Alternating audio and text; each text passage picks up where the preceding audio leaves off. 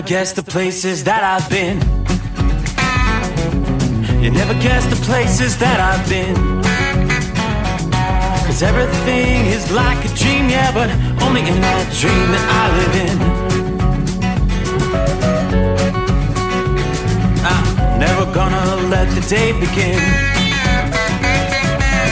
Never gonna let the day begin. 'Cause everything is like a dream, yeah, but only in that dream that I live in. Oh, don't wake me up before you go, and I'll just make this bed my home. Oh, darling, please just let me sleep. Give me my dreams.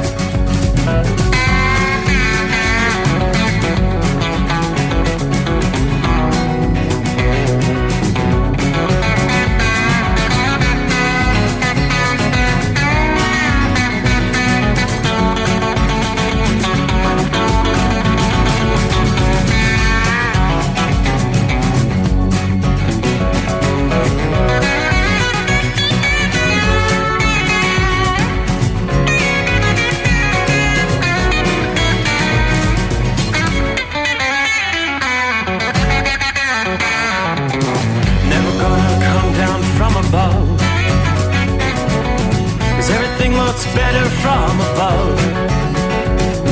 Nothing's ever as it seems, yeah, except in that world that I dream of. Never gonna lose the ones I love. Never gonna lose the ones I love. 'Cause everything is like a dream, yeah, but only in that world that I dream of. Oh, don't wake me up before you go, 'cause I can't face this day alone. Oh, darling, please just let me sleep. Give me my dreams. Give me my dreams. Give me my dreams.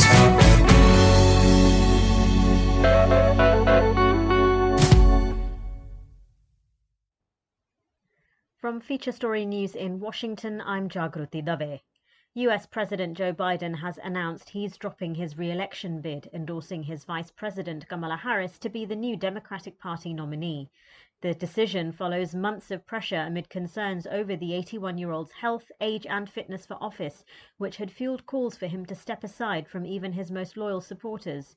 Biden will remain in post during the campaign, but the historic decision means whatever happens in November's election, the 46th President of the United States will not serve a second term from January. Benji Hire reports.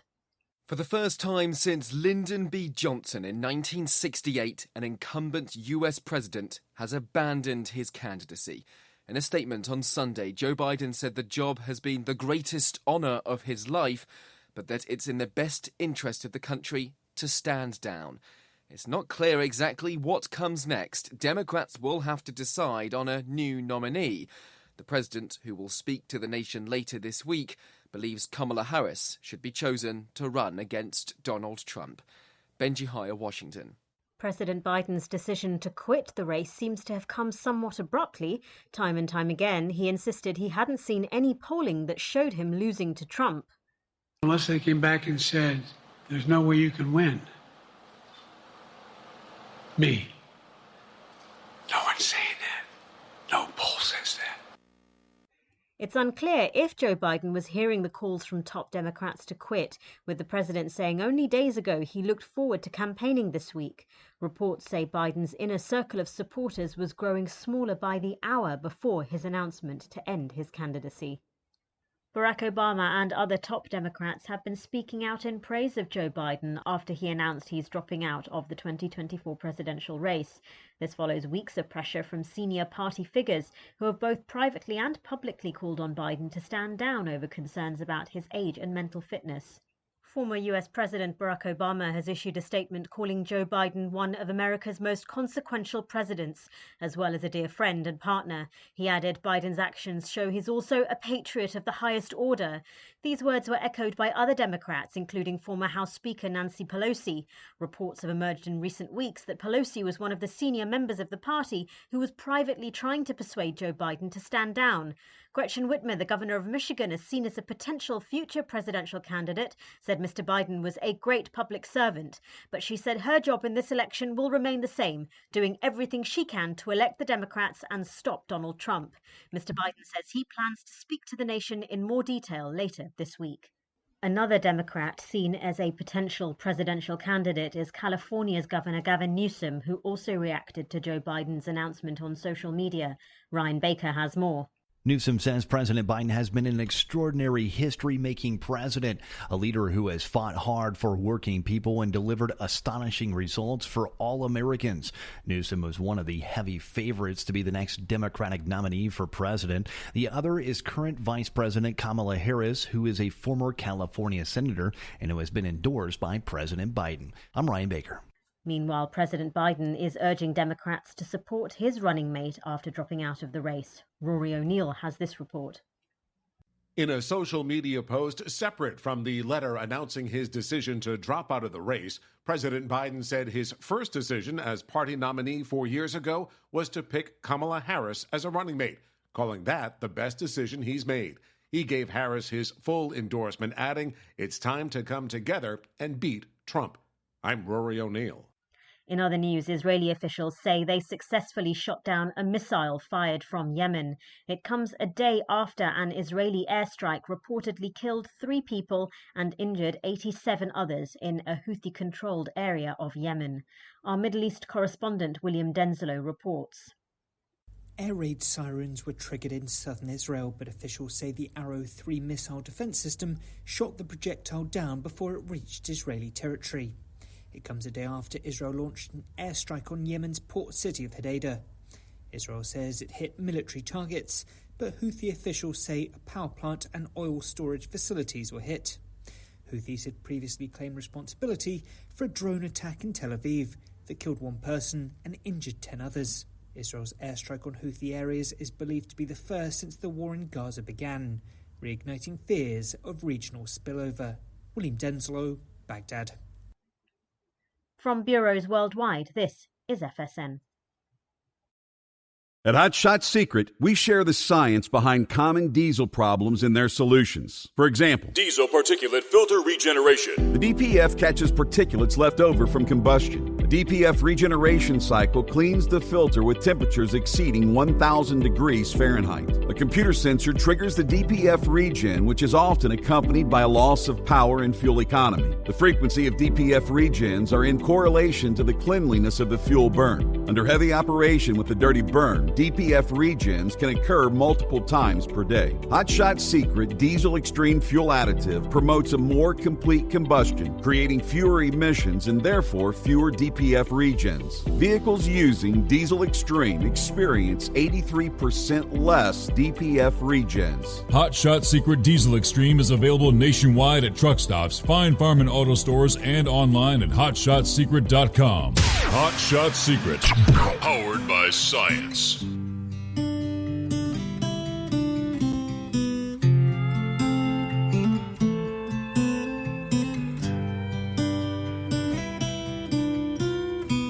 Another dark night on the interstate. Another 100 miles in the pouring rain. These are worth all the time I've spent away. Another dark night on the interstate. I'm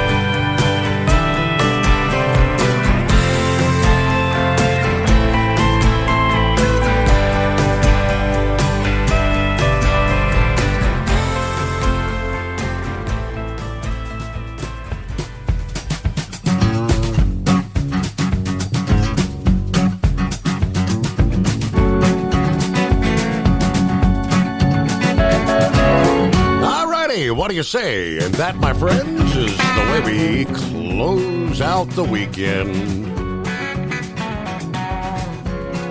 Another weekend done gone. Mighty quick, too. So we will turn the page on the calendar and roll into week number 4 for the month of July. You realize August is knocking on the door, summer flying by. We are in typically what would be the dog days of summer, though. It's been feeling that way out west. Some of that heat along the west coast again begins moving to the east for the week ahead. Who's going to get hot? It's summertime. But first things first, welcome aboard the Steve Summers Overnight Drive, live from the Hot Shot Secret Studios. A comfortable night, a typical summer-like night, 70 degrees outside the secret bunker with mostly cloudy skies at this hour. Had a gorgeous weekend. Humidity levels were way down, had plenty of sunshine, enjoying some of the outdoor festivals. Lots going on. Southern tier of the country, that'll be the focal point for days of potentially drenching rainfall. But it'll be much needed rainfall in parts of the southeast this week, according to forecasters with AccuWeather. The rain will be welcome for the non-vacationers, those without outdoor plans. It could end up being too much of a good thing. Some localized flooding, gusty winds, travel delays will all be possible this week as showers and thunderstorms move through a very moist flow.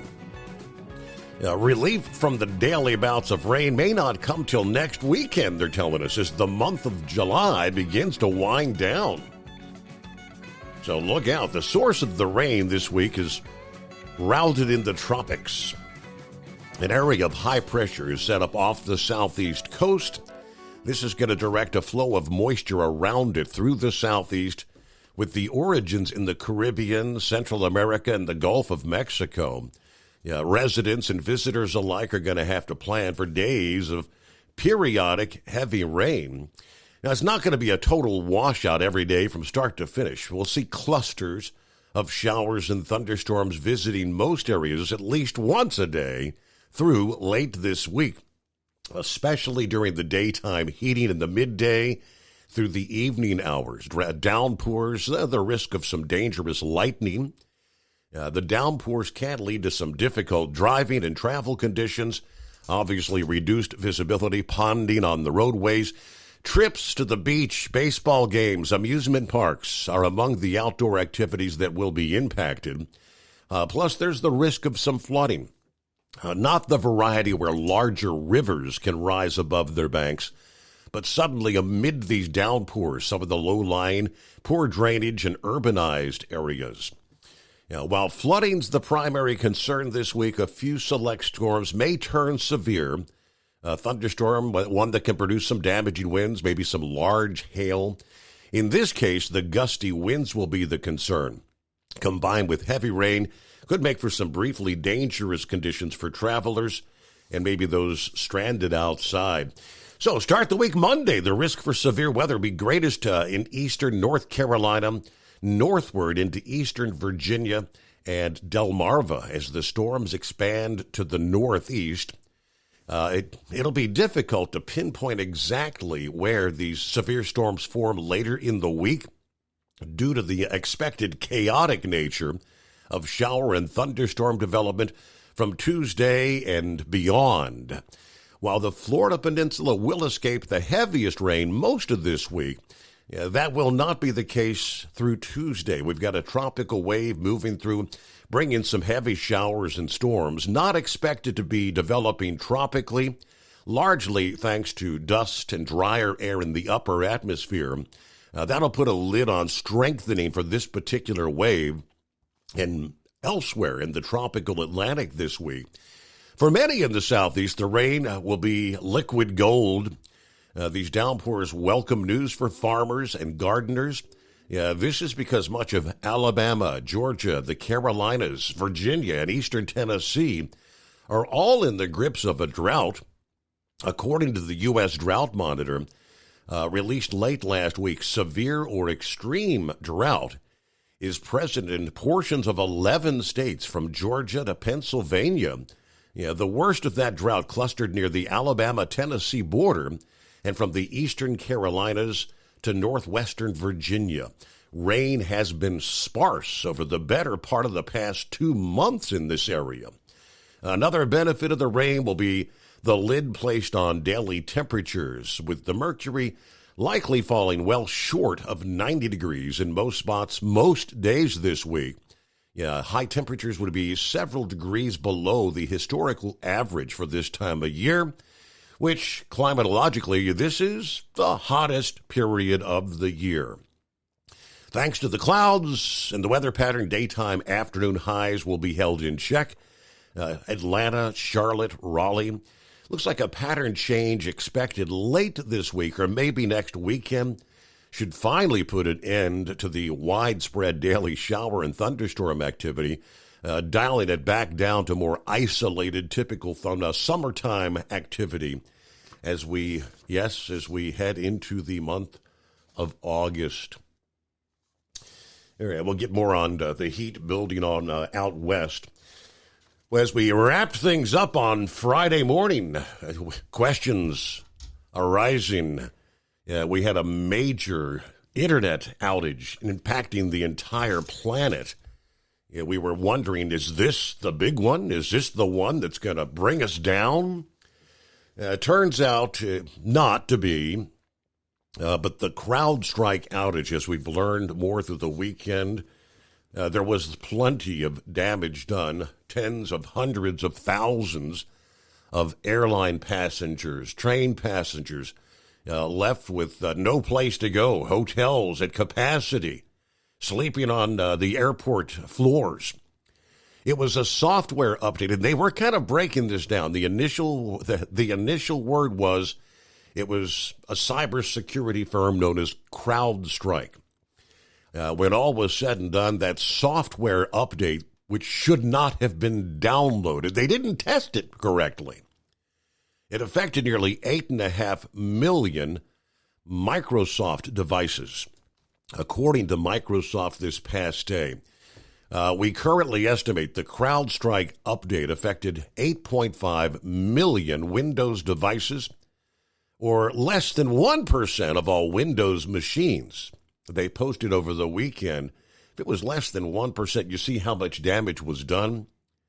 One of the largest operators in the industry when it comes to cybersecurity, which ultimately triggered system problems, grounding flights, forcing broadcasters off the air, customers without access to services, in some cases healthcare or banking.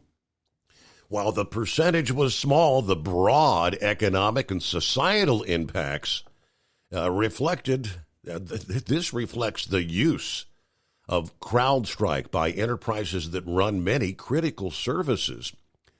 They have developed a solution that will help Microsoft's Azure infrastructure accelerate a fix, adding that they were working with Amazon Web Services and the Google Cloud platform, sharing information about the effects that Microsoft was dealing with.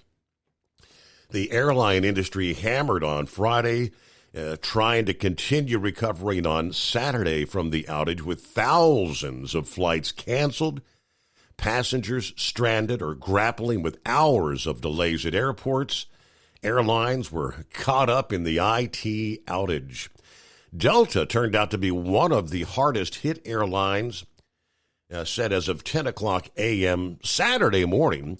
Already for Saturday, more than 600 flights had been canceled for that day. And, of course, with problems impacting the internet, CrowdStrike also said the criminals were trying to take advantage of that outlook or the outage for malicious gain. They said, issued a warning of a likely e-crime actor that could be targeting customers, especially in Latin America. their intelligence observing threat actors leveraging the event to distribute a malicious zip archive, as they called it. This marks the first known instance in which a threat actor has capitalized on the Falcon content to distribute malicious files. They were encouraging organizations ensure you are communicating with CrowdStrike representatives through official channels. It was kind of crazy to get the weekend underway as we wrapped things up there, and the sun was coming up in our area Friday morning. It was eerily reminiscent. I reflected back to September 11th of 2001 when the airlines had pretty much grounded all flights, as we all recall. And my resident is in a flight path where there's always air traffic, many of these flights coming in to the Cincinnati Northern Kentucky International Airport, right over the secret bunker.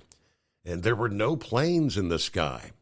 Nothing on Friday morning. All right, good to have you on board. We survived. Here we are. And what a difference another day can make as the forecast, the predictors there on Friday. Newsmax was the one that I had cited. They had kind of broke that Biden would indeed step aside, most likely on Sunday. There were numerous reports trying to debunk that on Friday and Saturday. But as we see, early this past afternoon, the official word comes down. We'll break it down. Hello, Philly Dan. It is that time again. Hope everybody had a great weekend. Wow, the plot is thickening with the Donald Trump attempted assassination. Doesn't look good. Who can Donald Trump trust? Yeah, that continues to unfold as well. We've got lots to cover this Monday morning. Hello to Rockpick. Good morning, Steve. Truck drivers, third shift workers, and wise old night owls. Currently at the Rochester International, cloud 73. Happy Monday, all you hardworking Americans. Thank you to Hot Shot Secret for bringing us After Midnight Talk Radio with Steve Summers on the overnight drive. Watch out for the other drivers. Stay safe and enjoy out there. Marianne is in the house. Good morning, Steve. Overnight family did some yard work over the weekend. We'll get to some of our other listening friends checking in on a Monday at 844-844-3388. As an independent trucker, you work hard to meet your goals. The Owner-Operator Independent Drivers Association has been helping small business truckers for over 50 years with benefits, services, information, and discounts. You work hard, but OOIDA works even harder to give you advantages that large fleets enjoy. And all of our programs support our representation on your behalf in Washington, D.C. Become a member at OOIDA.com, making a difference in the lives of truckers. Fuel filtration is a big deal. Poorly filtered diesel fuel can damage injection systems, reduce efficiency, and rob horsepower, among other things. By removing the water, air, and debris from fuel, fast fuel systems can triple the life of your injection system while restoring power, optimizing fuel economy, and more. Not sure what your truck needs? Give us a call at 636-433-5410 or learn more at fastride.com.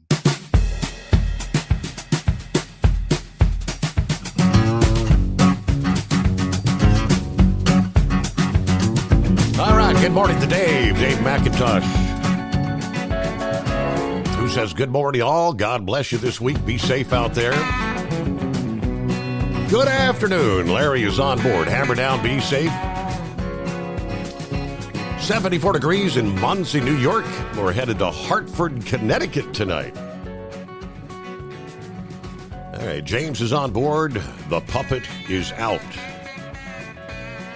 Marianne says, hooray, Biden's out. Kamala Harris is going to be crushed by Trump. Yeah, we don't want to get the cart ahead of the horse. All right, it's all about the money right now. Technically, Kamala's the only one that has access to that massive war chest, the millions of dollars. There's no guarantee she'll get the nomination come the convention. And we'll break that down. We'll explain. And there, I have one headline that really is the most telling when it comes to that. Who's been running the show anyway? Now, let me jump over. These were some of the brief headlines as word spread around the planet this past day. First, they say all 50 Democrat Party state chairs have thrown their weight behind Vice President Harris to be the new nominee. The chairs held a conference call this past day after President Biden announced he was stepping aside as the candidate. There was, quote, full support in backing Harris to be at the top of the ticket, according to one source.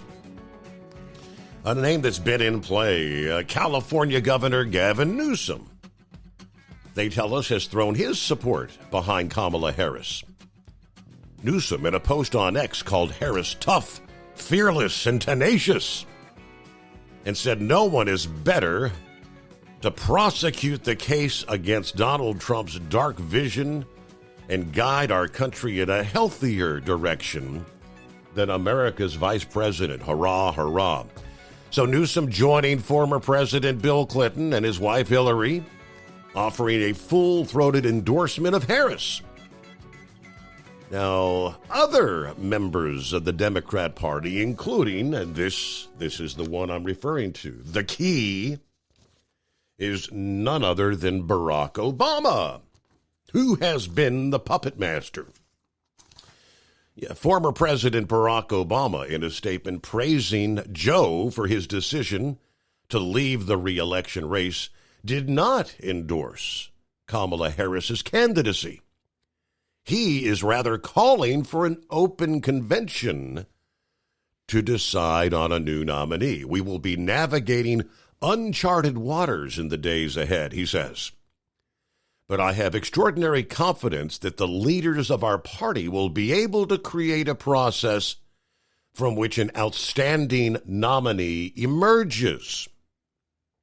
He added that Biden's vision of generous, prosperous, and united America that provides opportunity for everyone will be on full display at the Democrat convention next month. I expect every single one of us prepared to carry that message of hope and progress forward into November and beyond. So again, he did not endorse any successors to Biden, who he called one of America's most consequential presidents, a dear friend and partner to me. Today, we are also reminded that he's a patriot of the highest order. Now, last week, Obama reportedly told allies he didn't believe Biden could defeat Donald Trump come November.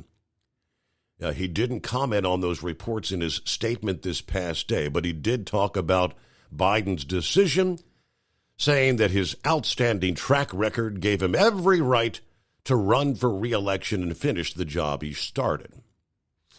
Just again, so Barack Obama calling for an open convention. It's not like they're unanimously behind Kamala Harris. The other issue that we had been following since the debate debacle between Biden and Trump was the fundraising had dried up. Many of these big high-dollar donors had been holding off, encouraging Joe to drop out of the race. As soon as word comes in, the latest figures I'm looking at, $46.7 million pour in for Kamala and the Democrats this past day in the first 8 hours following the Biden announcement. From Feature Story News in Washington, I'm Jagruti Dave. US President Joe Biden has announced he's dropping his re-election bid, endorsing his Vice President Kamala Harris to be the new Democratic Party nominee. The decision follows months of pressure amid concerns over the 81-year-old's health, age and fitness for office, which had fueled calls for him to step aside from even his most loyal supporters. Biden will remain in post during the campaign, Benji Hire reports. For the first time since Lyndon B. Johnson in 1968, an incumbent US president has abandoned his candidacy. In a statement on Sunday, Joe Biden said the job has been the greatest honor of his life, but that it's in the best interest of the country to stand down. It's not clear exactly what comes next. Democrats will have to decide on a new nominee. The president, who will speak to the nation later this week, believes Kamala Harris should be chosen to run against Donald Trump. Benji Hire, Washington. Barack Obama and other top Democrats have been speaking out in praise of Joe Biden after he announced he's dropping out of the 2024 presidential race. This follows weeks of pressure from senior party figures who have both privately and publicly called on Biden to stand down over concerns about his age and mental fitness. Former US President Barack Obama has issued a statement calling Joe Biden one of America's most consequential presidents, as well as a dear friend and partner. He added, Biden's actions show he's also a patriot of the highest order. These words were echoed by other Democrats, including former House Speaker Nancy Pelosi. Reports have emerged in recent weeks that Pelosi was one of the senior members of the party who was privately trying to persuade Joe Biden to stand down. Gretchen Whitmer, the governor of Michigan, is seen as a potential future presidential candidate, said Mr. Biden was a great public servant. But she said her job in this election will remain the same, doing everything she can to elect the Democrats and stop Donald Trump. Mr. Biden says he plans to speak to the nation in more detail later this week. In other news, Israeli officials say they successfully shot down a missile fired from Yemen. It comes a day after an Israeli airstrike reportedly killed 3 people and injured 87 others in a Houthi-controlled area of Yemen. Our Middle East correspondent William Denslow reports. Air raid sirens were triggered in southern Israel, but officials say the Arrow 3 missile defense system shot the projectile down before it reached Israeli territory. It comes a day after Israel launched an airstrike on Yemen's port city of Hodeidah. Israel says it hit military targets, but Houthi officials say a power plant and oil storage facilities were hit. Houthis had previously claimed responsibility for a drone attack in Tel Aviv that killed 1 person and injured 10 others. Israel's airstrike on Houthi areas is believed to be the first since the war in Gaza began, reigniting fears of regional spillover. William Denslow, Baghdad. From bureaus worldwide, this is FSN. Ultimate comfort on the road. That's the Bostrom difference, and why so many drivers are upgrading their seats to Bostrom seating.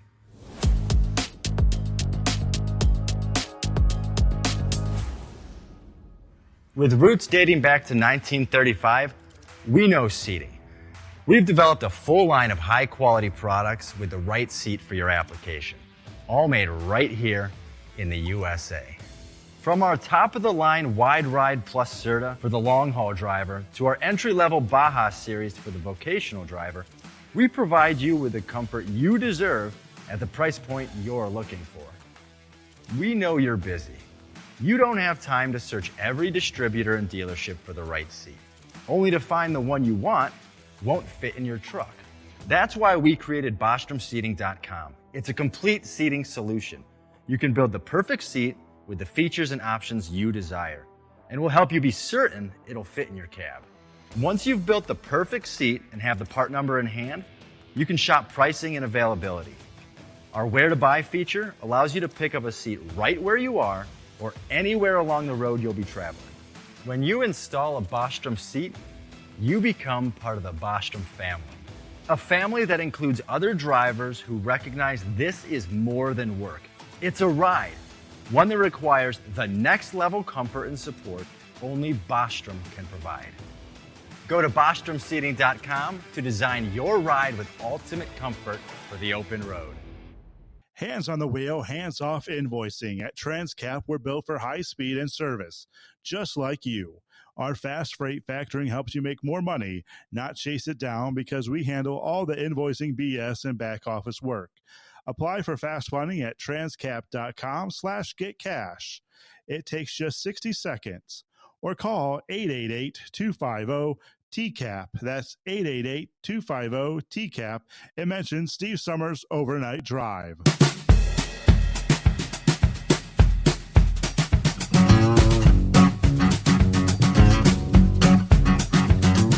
All right, we'll get to your calls on a Back to Work Monday at 844-844-3388. Trust you had a good weekend. Hello to Buckeye Boy, checking in from Grove City, Ohio. made it home from Blue Ridge, Georgia about 12:30 in the afternoon, quickly unloaded the pickup. I drove to my parking after stopping by the store to grab some groceries. Took off for Ohio. It's been a long day. I'm at the hotel and I'm going to be crashing shortly here. But I will listen into the podcast later today. I believe I mentioned after the presidential debate that the puppet strings had been cut and he'd be out of the race within 30 days. Now, well, at the moment, they're stuck with a dimwit who is absolutely less qualified than the puppet. And anyone who's against her running will be called a racist. Republicans can't think this is in the bag, though. The left has already proven what they can do to get their way, so they need to keep talking about the disastrous policies regardless of who they try to ram down the Democrat voters' throats. All right, have a great night. Everybody be careful out there. I would reiterate that. Yes, it's not necessarily in the bag, as they say.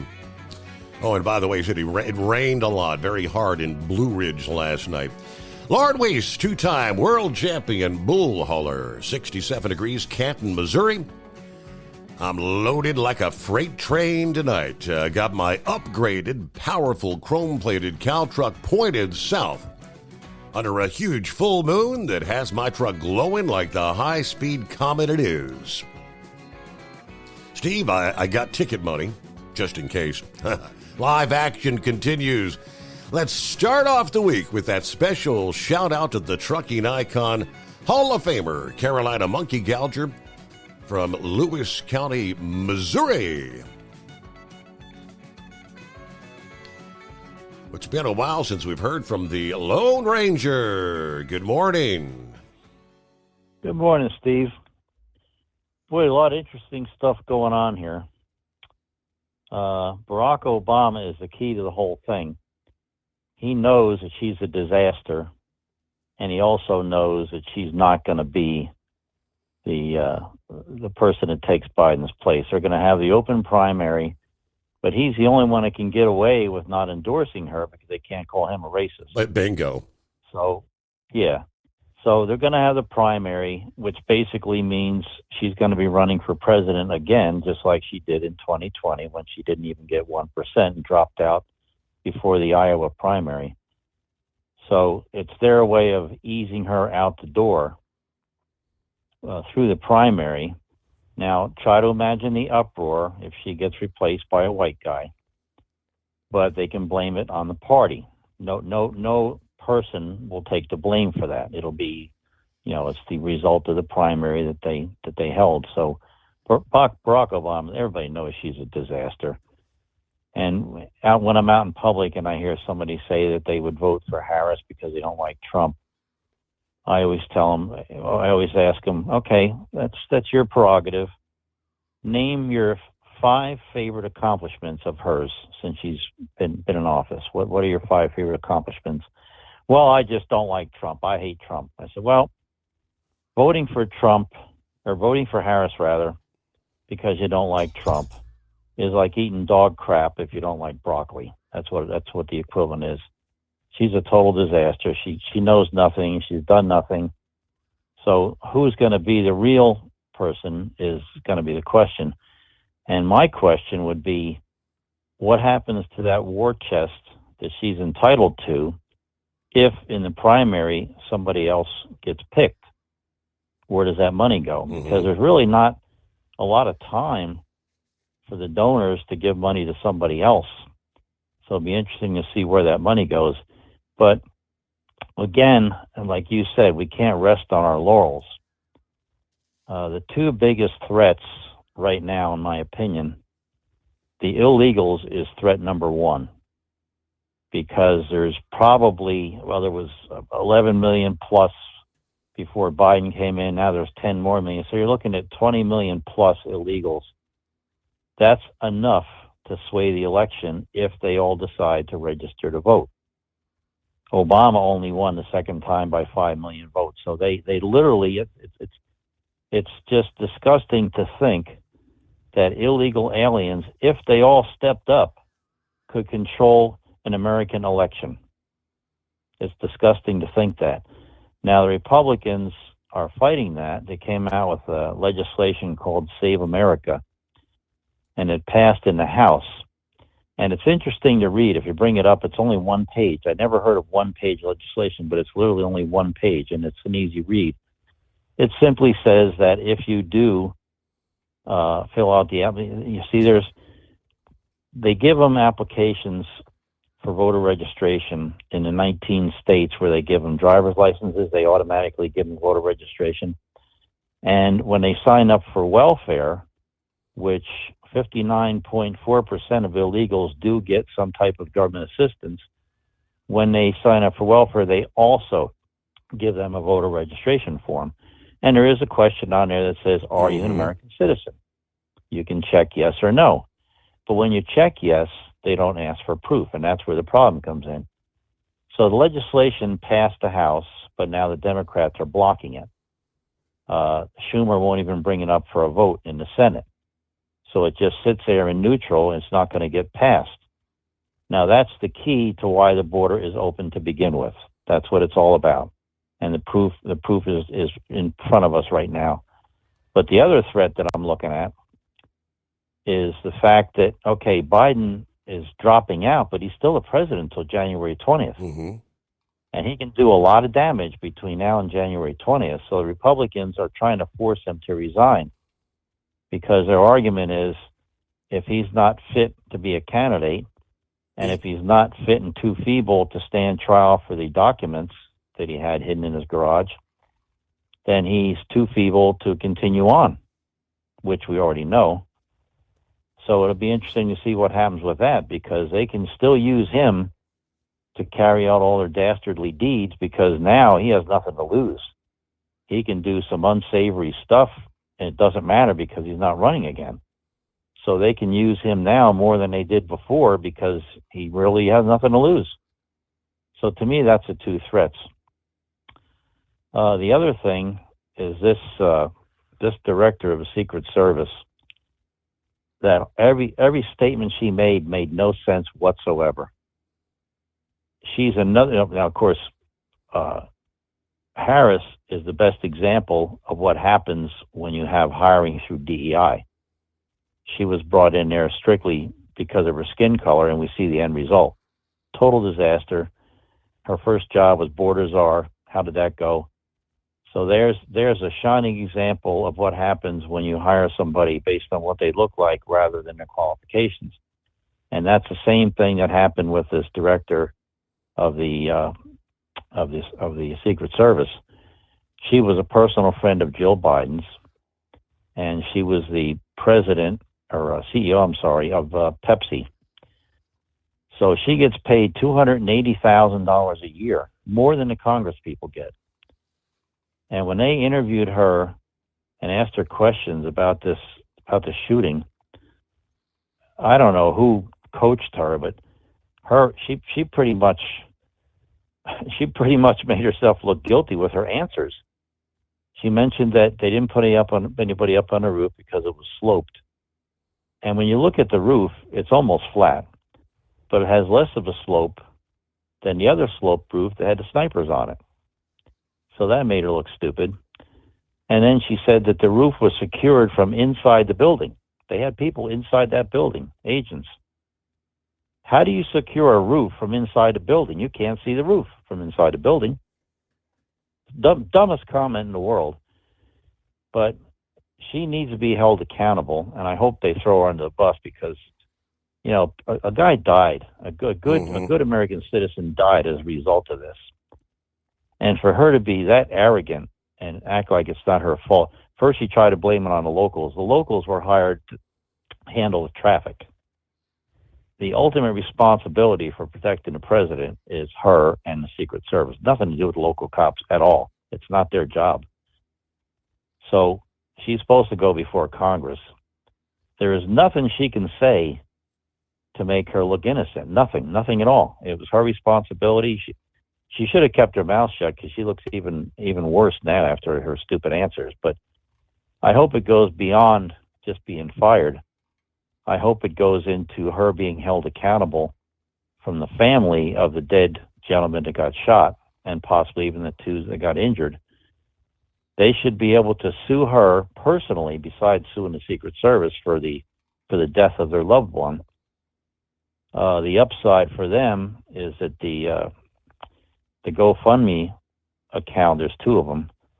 Last I heard, they're up around $6 or $7 million, which doesn't bring the loved one back, but will make their life a little more comfortable than without the loved one, without the money, and without the support. So we got some interesting stuff coming up here, but we can't get comfortable like we did in 2020. Let's not forget 2020 when we went to, November 2019, we went to bed, Donald Trump was ahead. And in the morning, when I woke up, Biden was ahead. So now the Democrats are desperate to do anything. They know they're in trouble. But these people are saying, oh, hurrah, hurrah, Trump's going to stomp her. We're going to win by a landslide. Let's not forget what happened in 2020. And let's not forget what happened to the red wave that was supposed to happen in 2022. Never happened. These Democrats are the sleaziest, low-life scumbags there ever was in history, and they will do anything. They would shoot their mother to win this election. So you got to watch what's going on, and then you got to watch how they use Biden between now and January 20th. He's really going to be their lapdog now because it doesn't matter. He has nothing to lose. So before we get too comfortable, I hope everybody's paying attention to what's really going on here. But a lot of interesting stuff. So that's about all I have. Talk to you later. All right. I hope everything's going well. Your cancer treatment's done. You said that the tumor is pretty much gone. Last check. I'm officially in remission as of June 27th. That was my checkup. And then a week after that, I get notice that they found a nodule on my thyroid gland. So the physician's assistant, who was my best friend through all this, I called her about it, and she said 90% of the time they're benign. She goes, I actually have one myself. So I went and got it checked out, and it was benign. So now I'm working on trying to get my strength back, because when you sit around for 3 months, your muscles shrink, and you're not active. So I'm working on getting my strength back now, and my hair is starting to grow back, but it looks ridiculous. I went from looking like I was just got out of a concentration camp. Then when it grew a little bit, I looked like a baby bird when I took my hat off. Now I'm moving into Billy Idol territory. It's getting a little bit spiked up. So yeah, I'm working my way back to having a head of hair, but at least I'm still here. So, all right, we'll talk to you later, Steve. Thank you for the update. There you go, Lone Ranger. Have a good morning. All right, Cookie is in the house. I'll be listening live till sleep finally comes my way. Now, all you truck drivers, keep awake, stay alert. Thanks for all you do, keeping this nation moving. Let's see here. Who else? There's Bill. Yeah, think what they can do with voting machines. There's always a question there, isn't there? Saddle up, nocturnal listeners. It is the midnight hour, the greatest day of the week. Somewhere deep beneath the earth crust, we're throwing the breakers, raising the FR3 antenna. The Stick Shed Eliminator power mic is on. Stay Bill, your lane or the overnight ride will run you over. 70 degrees in the far side of southwestern Hamilton County. The big guy is out, so snuggle up to whomever or whatever, crank up the volume. Let's get ready and get this party started. Or you can be like Big Ed. If you can't find 'em, grind 'em. Are you with me? Okay, Cripshot checks in this morning. Hello, Steve, listeners and truck drivers out there. Dennis joins us on a Monday. Meanwhile, all hell will break loose, including China making their move on Taiwan, World War III breaking out before the election. A lot of scary things that could happen around the world here, right? A lot can happen between now and November. It is 844-844-3388. Found it rather interesting. It was late last week, prior to this officially unfolding over the weekend. I saw some of the headlines indicating that supposedly before Joe made his announcement this past day that he had been asking his staff for the polling numbers in regards to Kamala. At the time, it was a poll from the Associated and AP NORC Center for Public Affairs poll that said about 6 in 10 Democrats believe Kamala Harris would do a good job.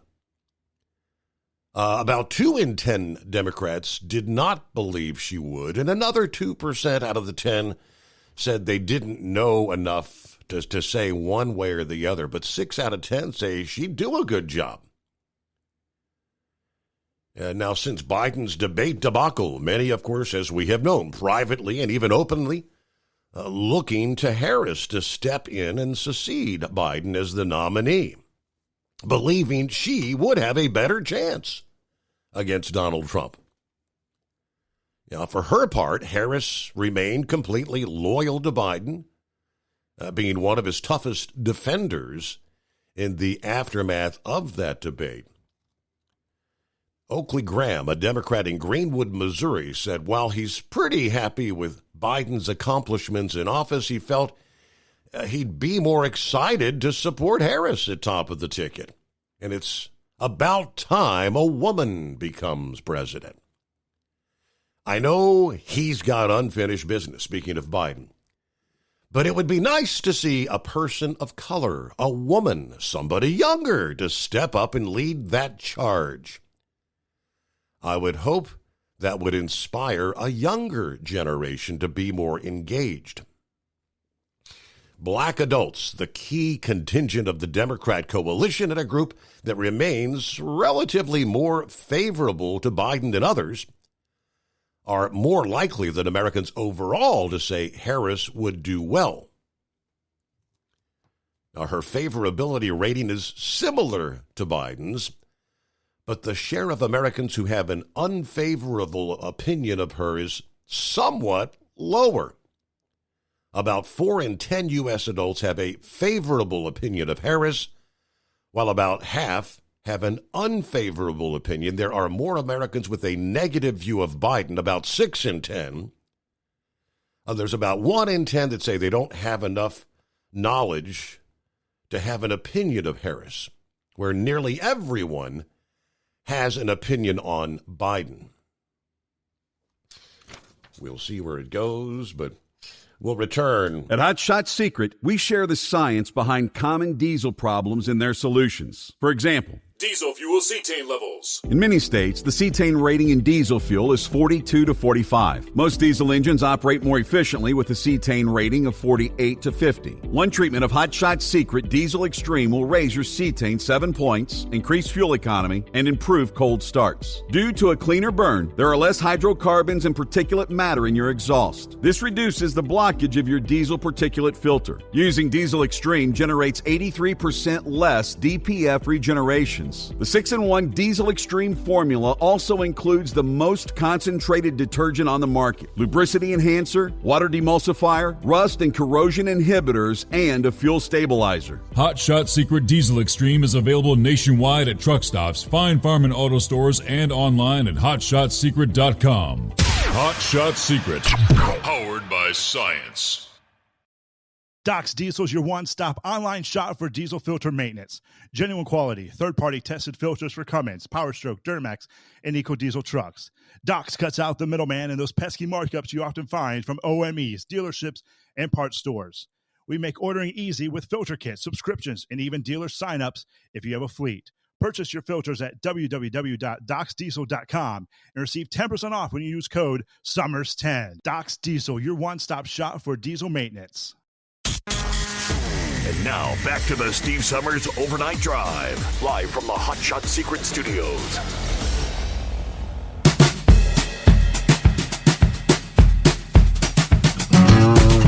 All right, we do have plenty to cover under industry headlines we'll get to. First things first, everybody questioning who will Kamala add to the ticket as her vice presidential candidate. According to this report, these are some of the top people being discussed, provided that they don't seek the nomination themselves, according to those familiar with internal policy discussions.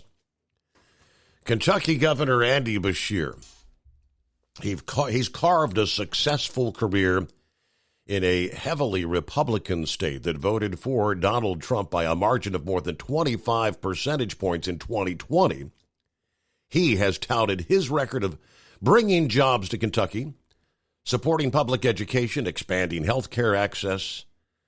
As governor, he has vetoed legislation banning abortions and gender-affirming care for transgender youth, although the vetoes were actually overridden by the Republican-dominated legislature there. Believe it or not, Transportation Secretary Pete Buttigieg built a strong fan base among Democrat voters during his 2020 primary run against Biden and Harris, winning the first-in-the-nation Iowa caucus. Seen as a polished defender of Biden policy, he later endorsed Biden and was picked to join the incoming administration, of course, with the DOT. Deep ties to the state of Michigan, the former South Bend, Indiana mayor. North Carolina Governor Roy Cooper, winning praise from Democrats for his strong focus on economic development, his ability to win relatively strong approval ratings in the politically competitive state that leans Republican and voted for Donald Trump in both 2016 and 2020. Senator Mark Kelly of Arizona is in the mix. Pennsylvania Governor Josh Shapiro supposedly in discussions. Illinois Governor J.B. Pritzker. If you want a lefty of the lefties, he's your guy. Pritzker has proven a major force in the party, tapping his own financial resources linked to Hyatt hotels to help Biden's campaign effort and stand up the Democrat National Convention in Chicago coming up next month. Michigan Governor Gretchen Whitmer in the mix. Whitmer has built a strong base in the closely contested state of Michigan, running on a platform of straight talk and kitchen table issues, attracting Biden's attention in 2020, being vetted as a possible running mate before he ultimately picked Harris. She was a top supporter of and outspokesperson for Biden's reelection bid. A Harris-Whitmer ticket would be the first all-women ticket for a U.S. political party. A potential bonus where reproductive rights are the top issue. Ultimate comfort on the road. That's the Bostrom difference, and why so many drivers are upgrading their seats to Bostrom seating.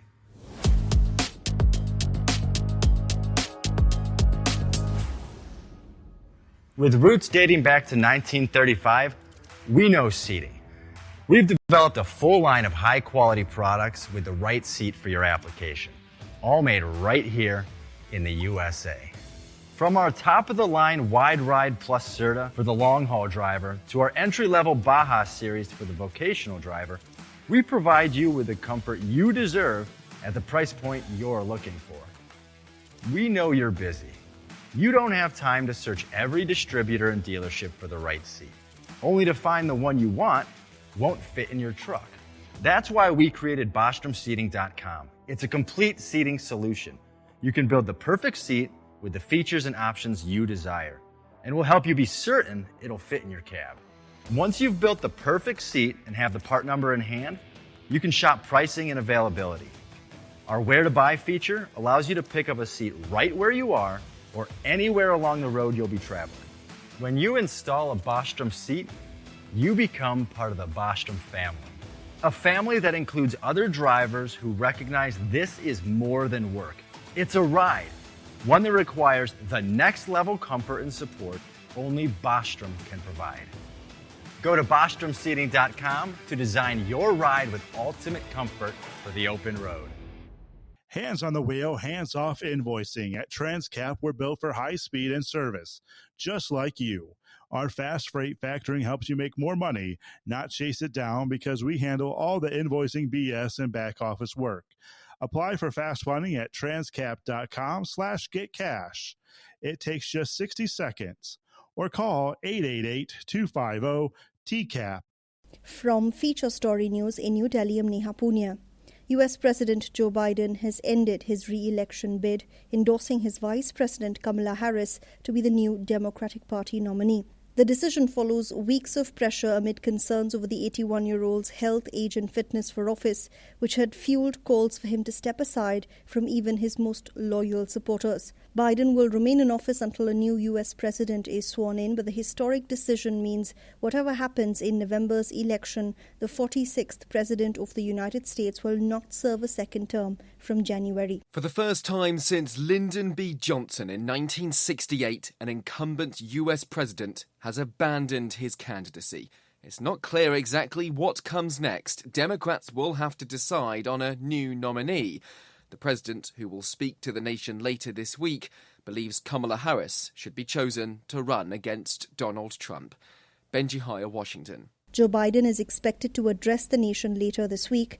In a statement, he said that the decision was made in the best interest of his party and the country. Nick Harper sent us this report from Joe Biden's home state of Delaware, where the president has been isolating since contracting COVID-19. That is unclear when that will be, also what format that would take. Would it be an Oval Office speech that is normally reserved for presidential matters as opposed to candidate matters, or would he choose a different location? Remember, he is the man from Scranton, Pennsylvania. He might decide to return to his hometown to make this very consequential speech to the nation. All of those are things that we're still waiting to find out. Democrats have been speaking out in praise of Joe Biden after he announced he's dropping out. This follows weeks of pressure from senior party figures who've both privately and publicly called on Biden to stand down over concerns about his age and mental fitness. Former US President Barack Obama has issued a statement calling Joe Biden one of America's most consequential presidents, as well as a dear friend and partner. He added Biden's actions show he's also a patriot of the highest order. These words were echoed by other Democrats, including former House Speaker Nancy Pelosi.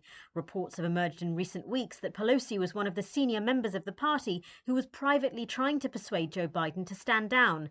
Gretchen Whitmer, the governor of Michigan, is seen as a potential future presidential candidate, said Mr. Biden was a great public servant.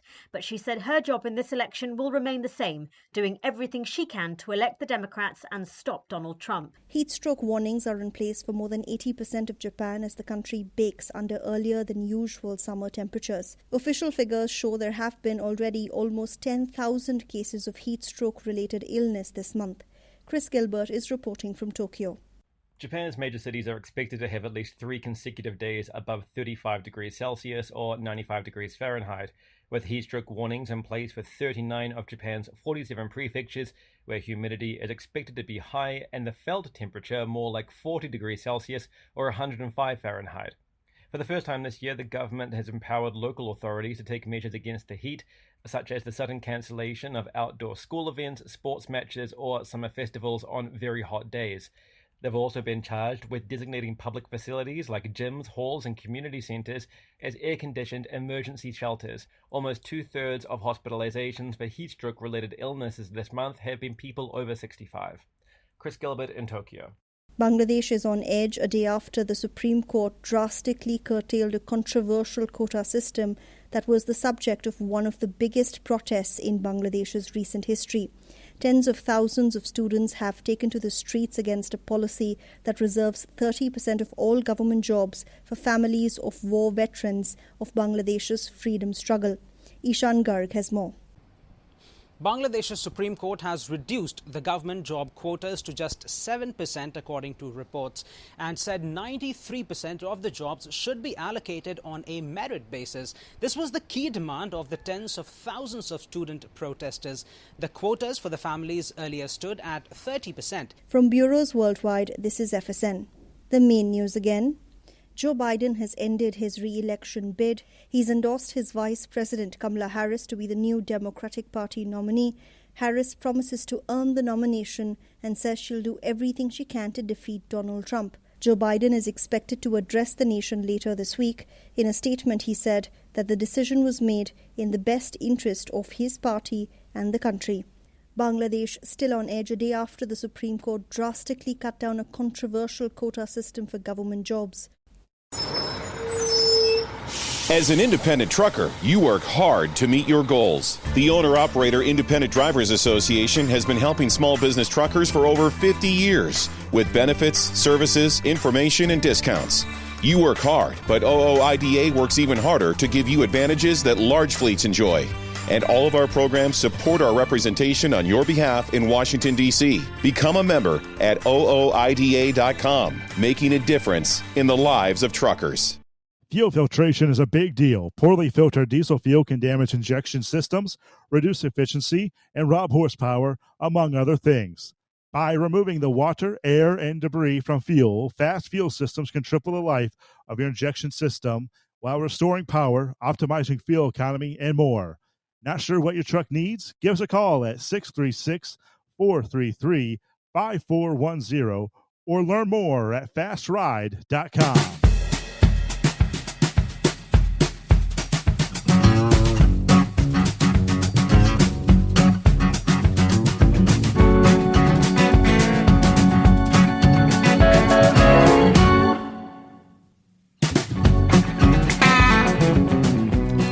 Welcome back. Welcome aboard as we close out the weekend, time zone to time zone. Here comes a Monday.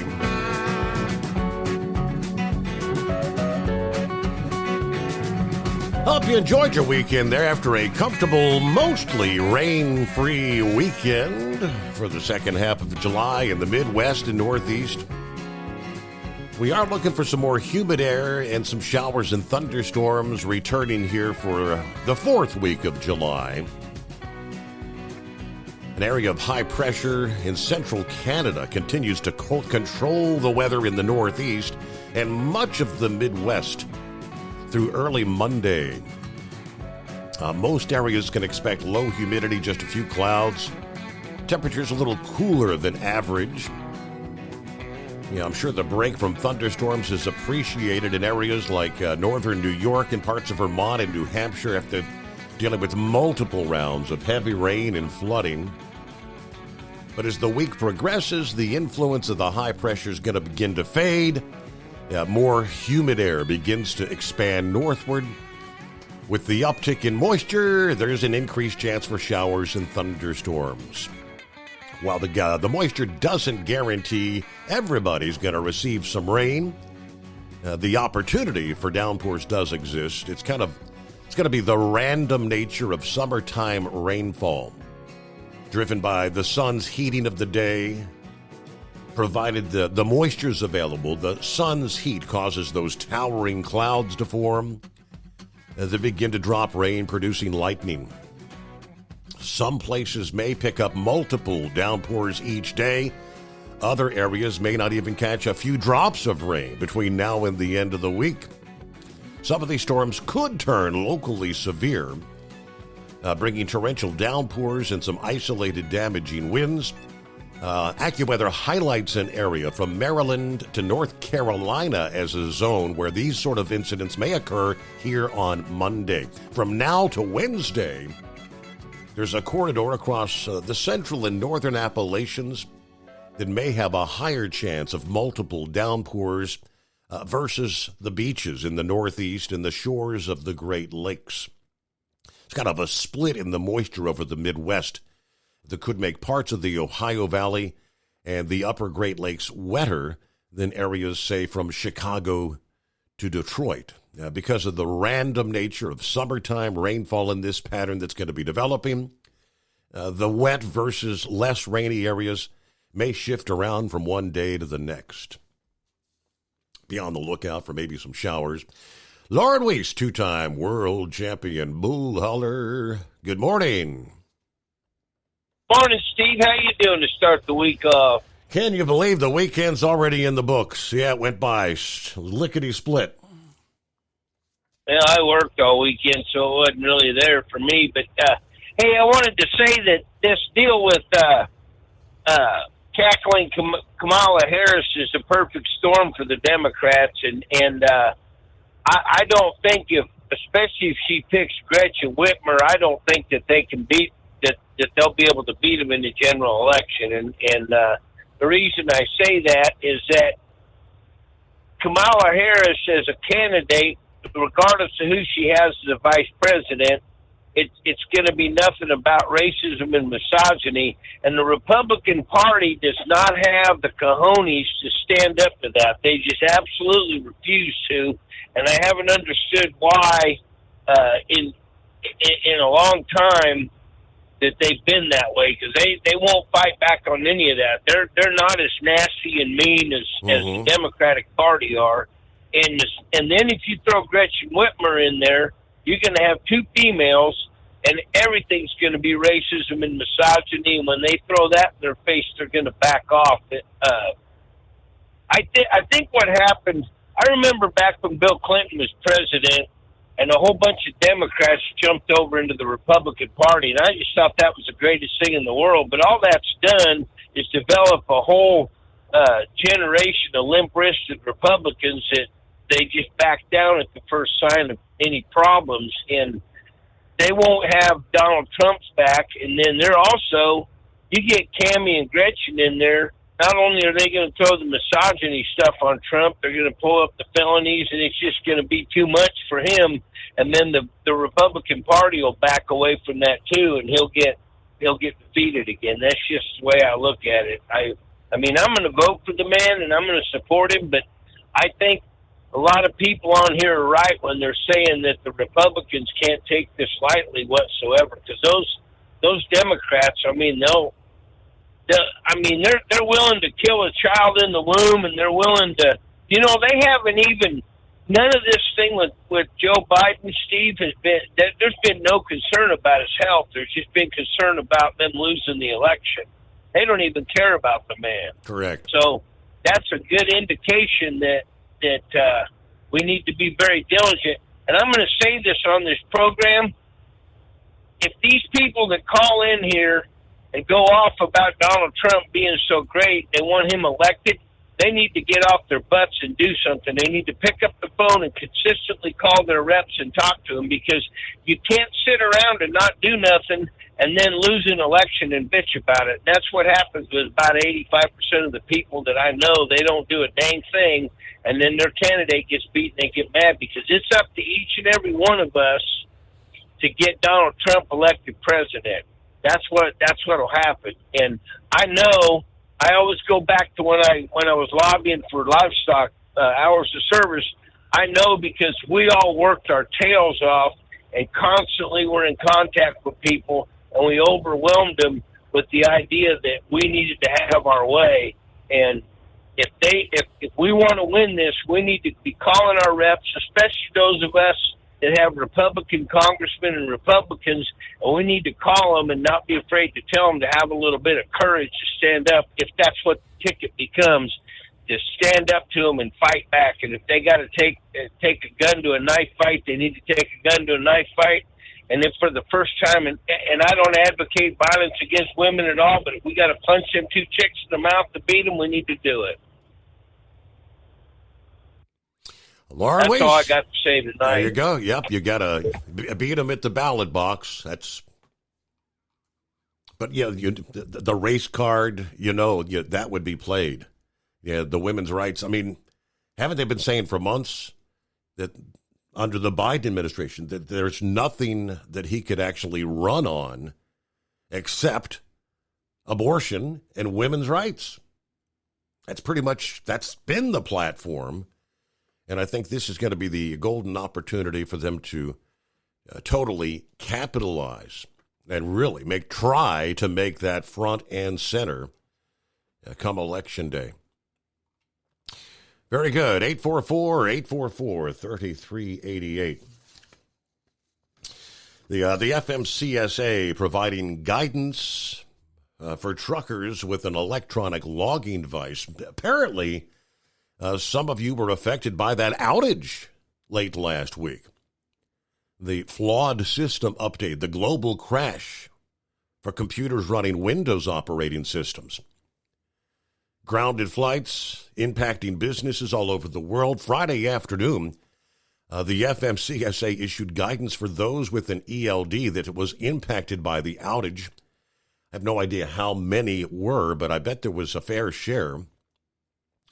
Are you experiencing a malfunction of your electronic logging device as a result of the recent Microsoft application outage? Give your ELD provider a call and remember to use paper logs in accordance with regulations if your device is not functioning properly. In general, when there's an ELD malfunction, the FMCSA issues the following guidance. Number one, if there's a malfunction, you must correct, repair, replace, or service the malfunctioning ELD within 8 days of discovering the condition, or a driver's notification to the motor carrier, whichever occurs first. And number two, ensure your driver complies with the regulations by requiring to maintain paper record of duty status if the malfunction hinders the accurate recording of the driver's hours of service data until the ELD is back in service. Note, a motor carrier can submit an ELD malfunction extension request to the FMCSA Division Administrator for the state of the carrier's principal place of business. That request must be made within 5 days after the driver notifies the carrier of the malfunction, must be signed by the carrier, and must include the information required by 49 CFR 395.34D2. I don't know how many drivers impacted by the major malfunction there early Friday morning. See what's happening with Pappy. What's going on a Monday? What's going on, Steve? I'm in the process of sending you another email. There. Should get it any second. Hey, man. Let me start with this. There is a lot of stuff coming out about this assassination attempt. Mm-hmm. And I mean, the whistleblowers. Steve, you said you hope some whistleblowers would come forward. They are. I very first night, Steve, that first night of the show, that Sunday night, I said I hope some Secret Service whistleblowers, this might induce them to come out, and maybe some other people. But a lot of stuff coming out, man. A lot of stuff too, Steve. I don't know. Hasn't been confirmed. It could just be a bunch of nonsense. Just I don't know. I mean, we're kind of have to wait. Unfortunately, I don't trust the FBI to tell us the truth. You know,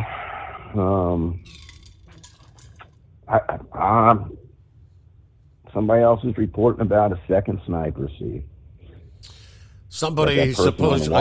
Remember, I mentioned the water tower. Now, if anybody were on that tower, I'm thinking that would have been possibly maybe the sniper. Because distance-wise, it looks like that was a whole lot further away than the snipers on the roof. Over 400 yards. Mm-hmm. There has been some analysis done by a reputable company. I don't know if you've seen them, the automated versions of Trump standing there and how he's turning his head and his movements, the angle of that round. If his head wouldn't have been turned the way it was, it would have ended up differently. I don't know if you've seen that. Yes, the back of his brain would have been blown out. Yes, sir. Remember the JFK assassination? I hope they, do a thorough case here. The JFK assassination, there was a motorcycle, Dallas, Fort Worth police officer I can't remember his name, Steve, sorry, but his microphone was stuck open on his motorcycle. As a result, they had a sound of the gunshots on recording back then. Back then, the type of recording device they use, it was like, all your radio traffic was recorded if an officer got on the radio and said something. His mic was stuck open and picked up the gunshots. So they brought in an expert and said they heard a fourth gunshot. I don't know if you remember this, part of the Warren Commission. And, that caused everybody to think, oh my goodness, we got us a conspiracy here, right? Mm-hmm. Well, years and years ago, after that, just not too long ago from where we are at right now, a few years back, there was a gentleman, big tech guy, put all this information in, and he went back and looked at that Warren Commission and said, listen, if the Warren Commission said there was a fourth shot, and according to all their the way they analyzed this, the way they did everything, they said that motorcycle driver had to be in this particular spot, right? And everybody just kind of accepted that. Well, he found some video evidence that showed that that motorcycle was not in the spot they thought he was.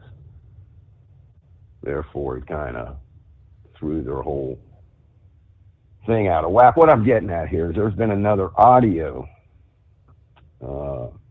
analysis done of Trump's deal on Saturday, a week ago.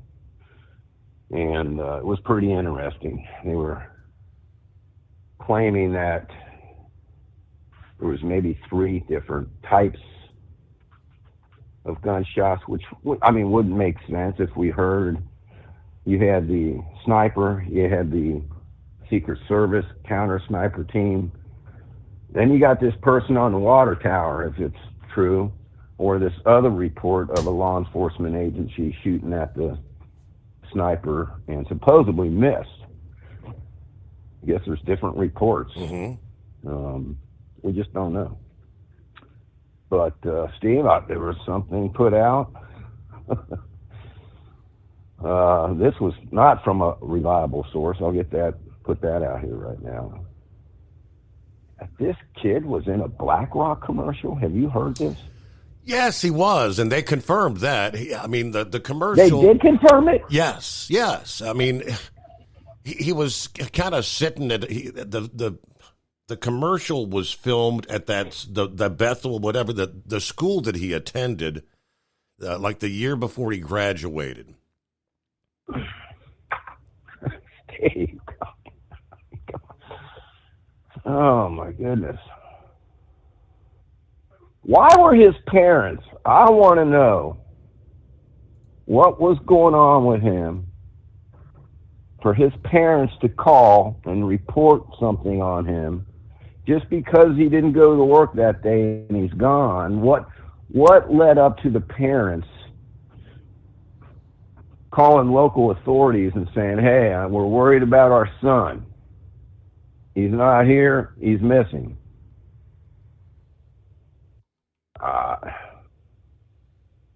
Did they notice the weapon missing out of the house? But apparently that shouldn't be too abnormal. Wasn't he on some kind of rifle team or something I was hearing? Or a part of a rifle club or a gun club? So I'd like to hear what the parents have to say, and I bet you the FBI is telling them to shut their mouths. You talk to us and nobody else. There was another report, can't confirm this, I don't know. Somebody sent me a text message of a screenshot of him, supposedly was just coming out saying he was trans or just in transition. Have you heard that? Now that I have not. Yeah, I don't know. Like I said, there's a lot of stuff coming out, but Steve, that blows my mind about the Blackwater deal. I mean, come on, man. Another thing that's funny is none of the CNN, MSNBC, even Fox, nobody was carrying his rallies. It was only on a podcast. If you were, like watching Stephen K. Bannon's podcast, they would carry it live. Newsmax. American News. One American, Network. I think. Yep. News, They would. Yes. Places like that would carry his rallies. Every rally he done, I would get a text message, right? Hey, you want to watch it? Click the link. But none of them were televised on any major networks. Why was this one? Things that just make you go, right? Yeah. All right, let's go on. Let's talk about this cyber attack deal here, Steve. Was this what they're saying it was? I'm not so sure. I just don't know. I'm not buying it, to be honest about it.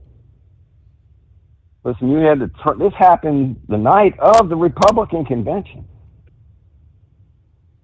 What, 6 hours? Less than 6 hours after the convention was over? Mm-hmm.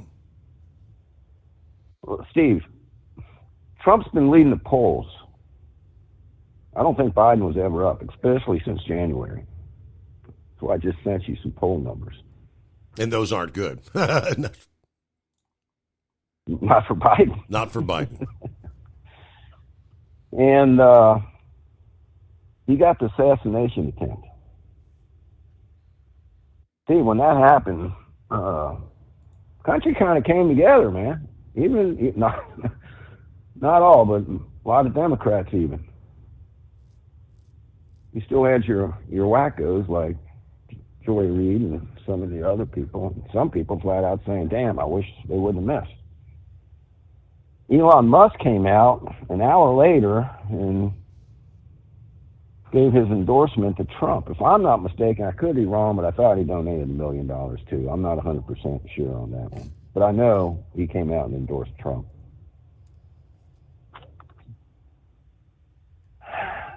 And then Republican convention. Steve, I was hearing from a lot of people, watching a lot of podcasts, and I was even flipping through, and they played a clip of CNN. They were covering it too, and in their commentary, Steve, even the CNN people were saying, "Man, this is electric. We haven't seen anything like this since Obama." There was something in the air there. Something happened. The Republican Party was united like they've never seen before. That divisiveness inside the party we'd seen, where the Democrats are right now. That's what the last several years, that's been the Democrat Party, especially with the first run for Trump. That's all disappeared. Everybody's 100% united behind Trump. There was a speaker that came out. Hey, got it. My son timers is kicking in. Can't remember who it was. But he came out and said something I should have wrote this down, man.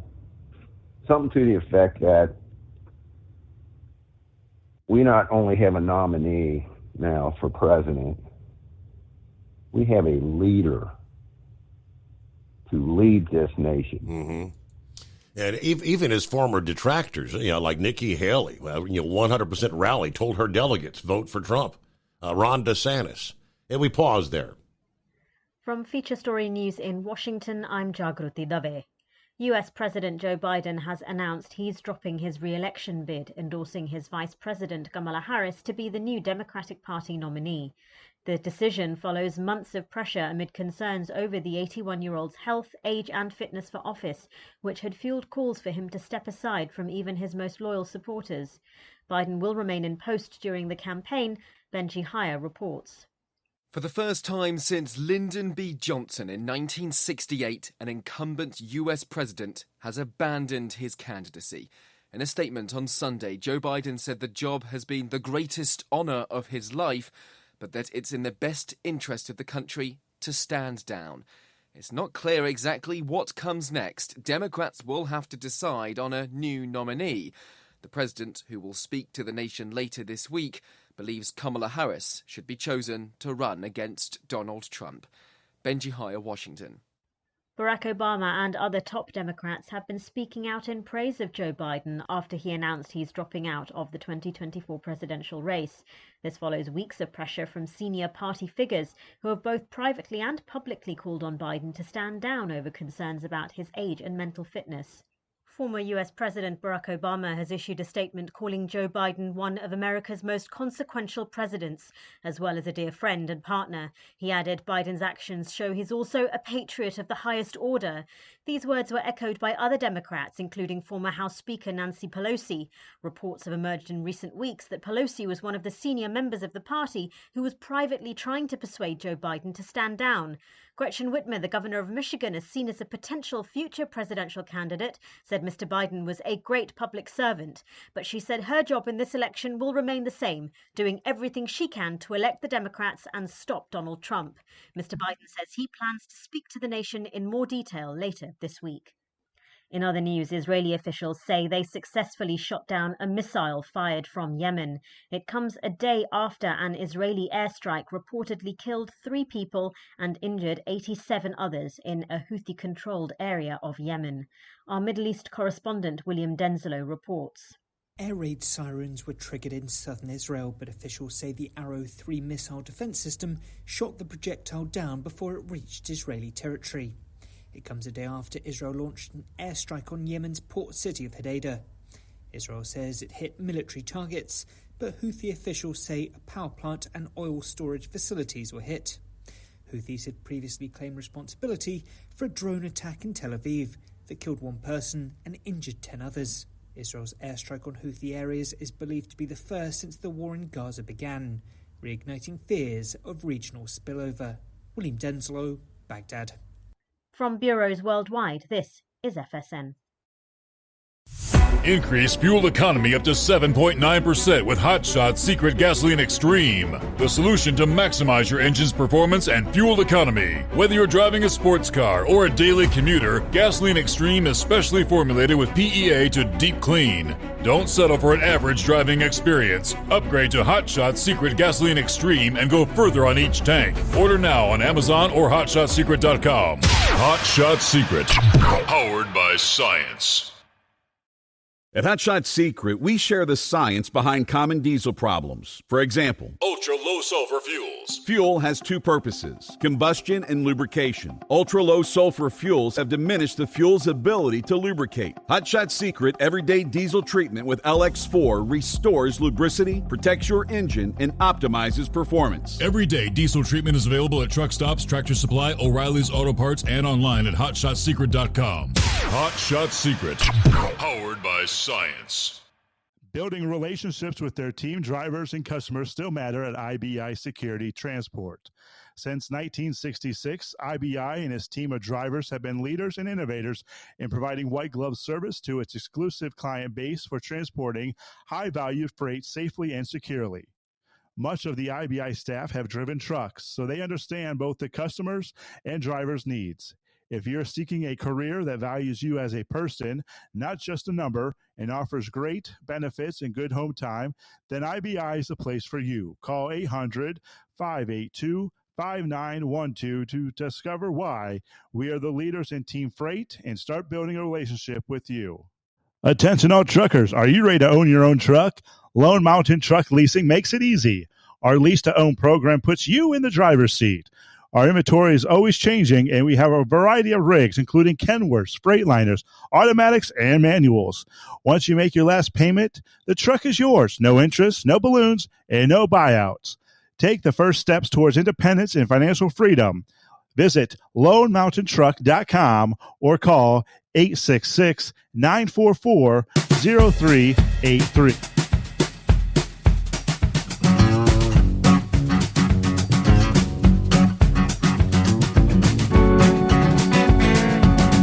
was asking about the BlackRock. Was the shooter in a BlackRock commercial? They had confirmed that several days ago. It was a 2022 ad for the asset manager known as BlackRock. The company confirmed that to The Hill last week. Filmed at Bethel Park High School during the time when crooks and other, they say, unpaid students appeared briefly alongside a real teacher. The company said they had removed the video from circulation while making all the video footage available to authorities. The ad was initially part of the campaign about BlackRock that focused on its management of retirement plans for public school teachers. Crooks, the shooter, graduated Bethel Park High School in 2022. And former classmates told reporters that he was bullied and often alone, all that stuff they go into. I'm not sure if there's any real significance to it or not. We do know that BlackRock leadership had done a whole lot to promote left ideology, the diversity, equity, inclusion, all those sort of things. Trying to force many companies that they dealt with to either push these ideas or they wouldn't work with them.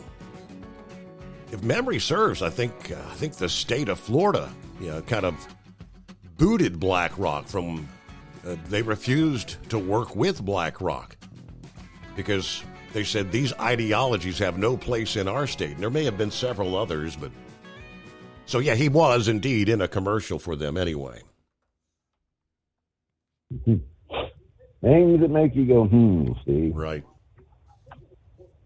Yeah, these states need to get together and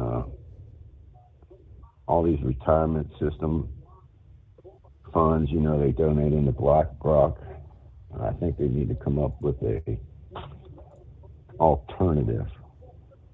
But man, I appreciate you holding me over, Steve. I got a couple more things. I'll get off here. But after the convention, man, the electricity, there was just something in the air, man. Steve, Trump was polling in Virginia. I just sent you that, man. He was up in Virginia. Are you kidding me? Something had to be done to stop the Big Mo. What's the Big Mo? Momentum.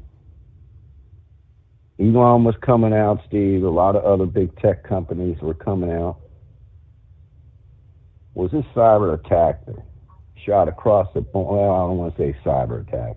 My opinion, maybe it was, but they're not calling it an attack. Right.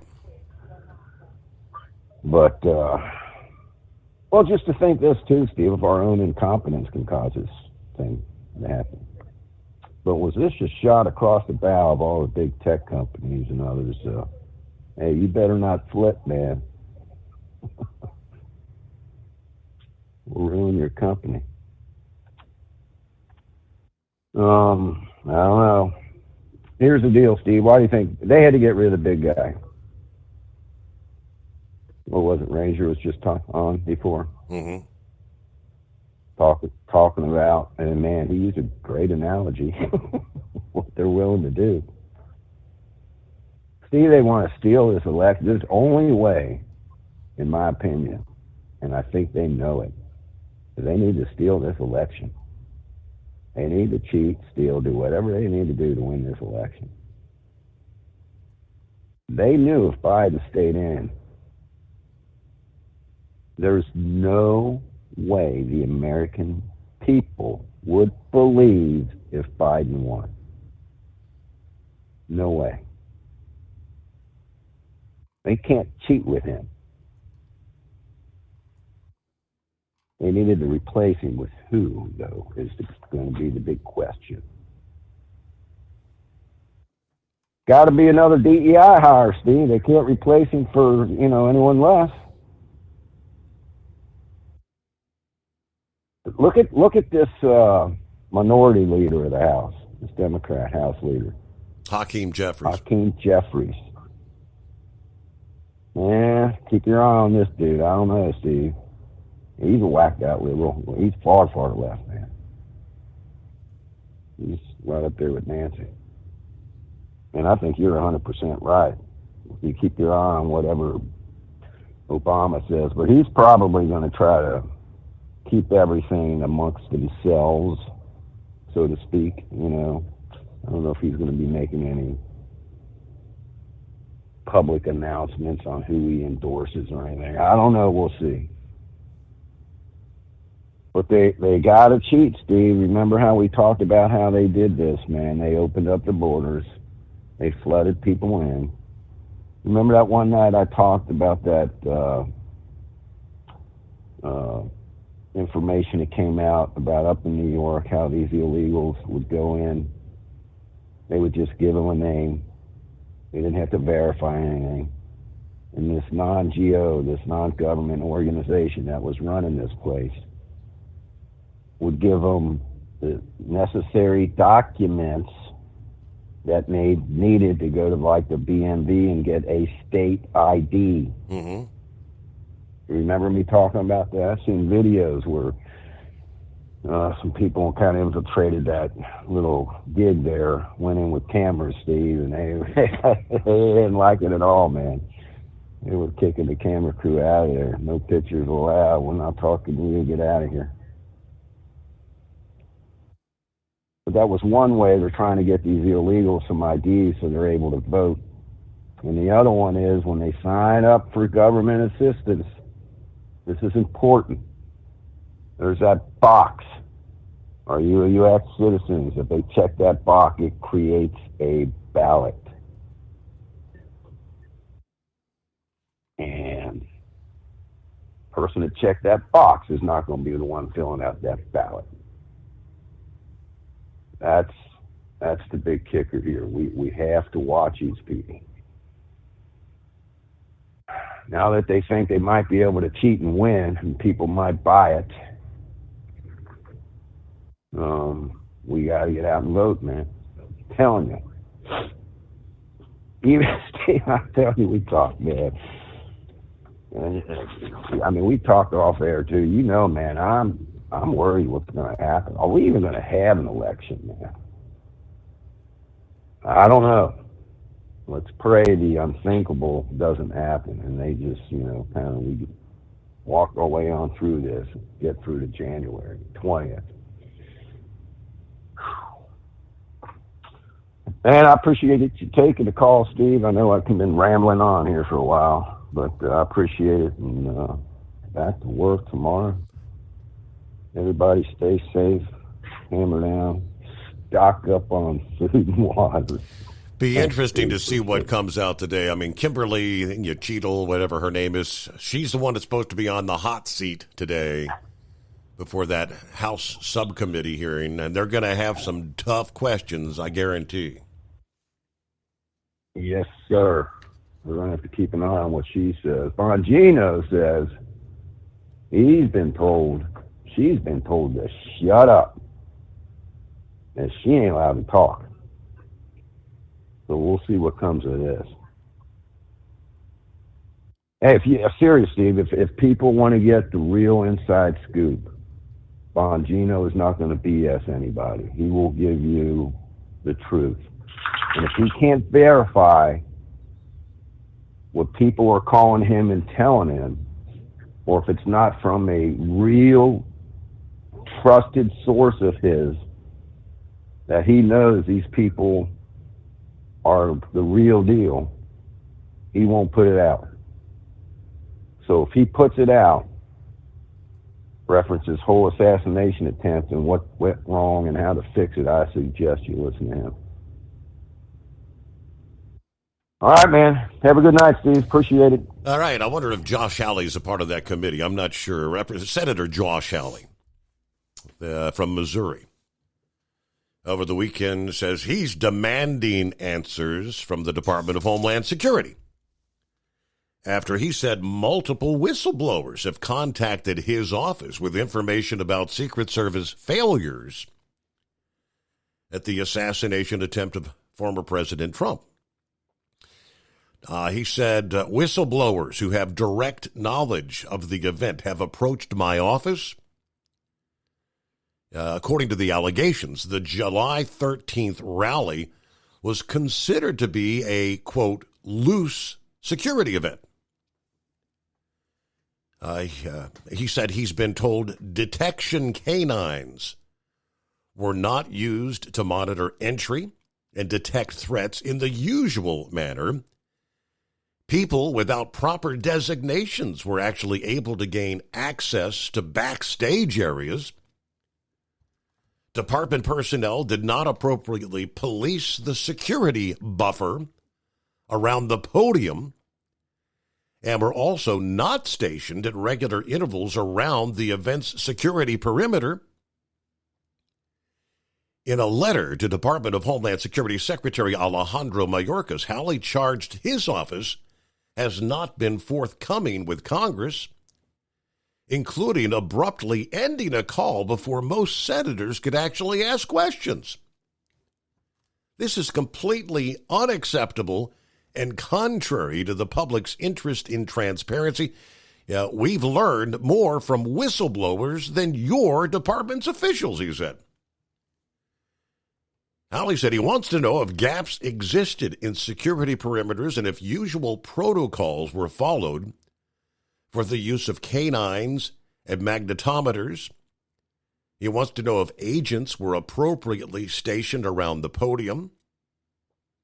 How long did agents physically spend on the ground surveying the site before the event? Did any paperwork obligations prevent a longer, more robust site survey? Yes, some of these questions undoubtedly will be asked of the Secret Service director, again, testifying on Capitol Hill today. All right, it's a Monday. Eagle got you coming up, after which clear lines at 844-844-3388, the Steve Summers Overnight Drive. At Hot Shot Secret, we share the science behind common diesel problems. For example, Turbocharger spool time. Turbochargers are designed to increase the efficiency and power of the diesel engine by forcing compressed air into the combustion chamber. Temperatures inside the turbo can reach upwards of 400 degrees. The oil meant to lubricate the bearings will burn, leaving behind a sticky residue called stiction. The turbo's ability to spool up quickly is hindered because the stiction-covered bearings can't spin properly. Hot Shot Secret Stiction Eliminator cleans the stiction from turbo bearings, reducing spool time, and builds maximum boost sooner in the RPM range. Stiction Eliminator is a synthetic cleaner plus nano-lubricant that contains no harmful solvents and is formulated to be left in the engine to safely dissolve stiction for thousands of miles. It works as you drive. Hot Shot Secret Stiction Eliminator, available at truck stops, Tractor Supply, O'Reilly's Auto Parts, and online at hotshotsecret.com. Hot Shot Secret, powered by science. If that sound gives you nightmares, there's a cheap and easy way to avoid engines not firing. Stable, America's #1 fuel stabilizer, ensures quick and easy starts after storage. Stable's proprietary formula keeps fuel fresh for 2 years, outperforming competitors. Pour Stable in your gas can or directly into the tank of your car, truck, hybrid, boat, ATV, motorcycle, or lawnmower to prevent fuel-related engine problems that cost time and money. When you store, start with Stable. Taxes for Truckers provides full-service accounting solutions for owner-operators. Taxes for Truckers is the driver's financial co-pilot. We help independent truckers keep their taxes, filings, and bookkeeping running smoothly so they can focus on the road ahead. Drivers who want their business to run as smooth as their truck choose to partner with Taxes for Truckers for their accounting and tax filing needs. Stop overpaying taxes. Call 888-TAX-4TRK to start paying less tax today. Attention, owner-operators and small fleets. Don't take chances with your future. Trust the trucking experts at 10-4 Truck Insurance for your insurance needs. Enjoy peace of mind knowing your livelihood is in safe hands. Protect your rig and your sanity. Give 10-4 Truck Insurance a call at 866-666-6856 or cruise over to 104ins.com.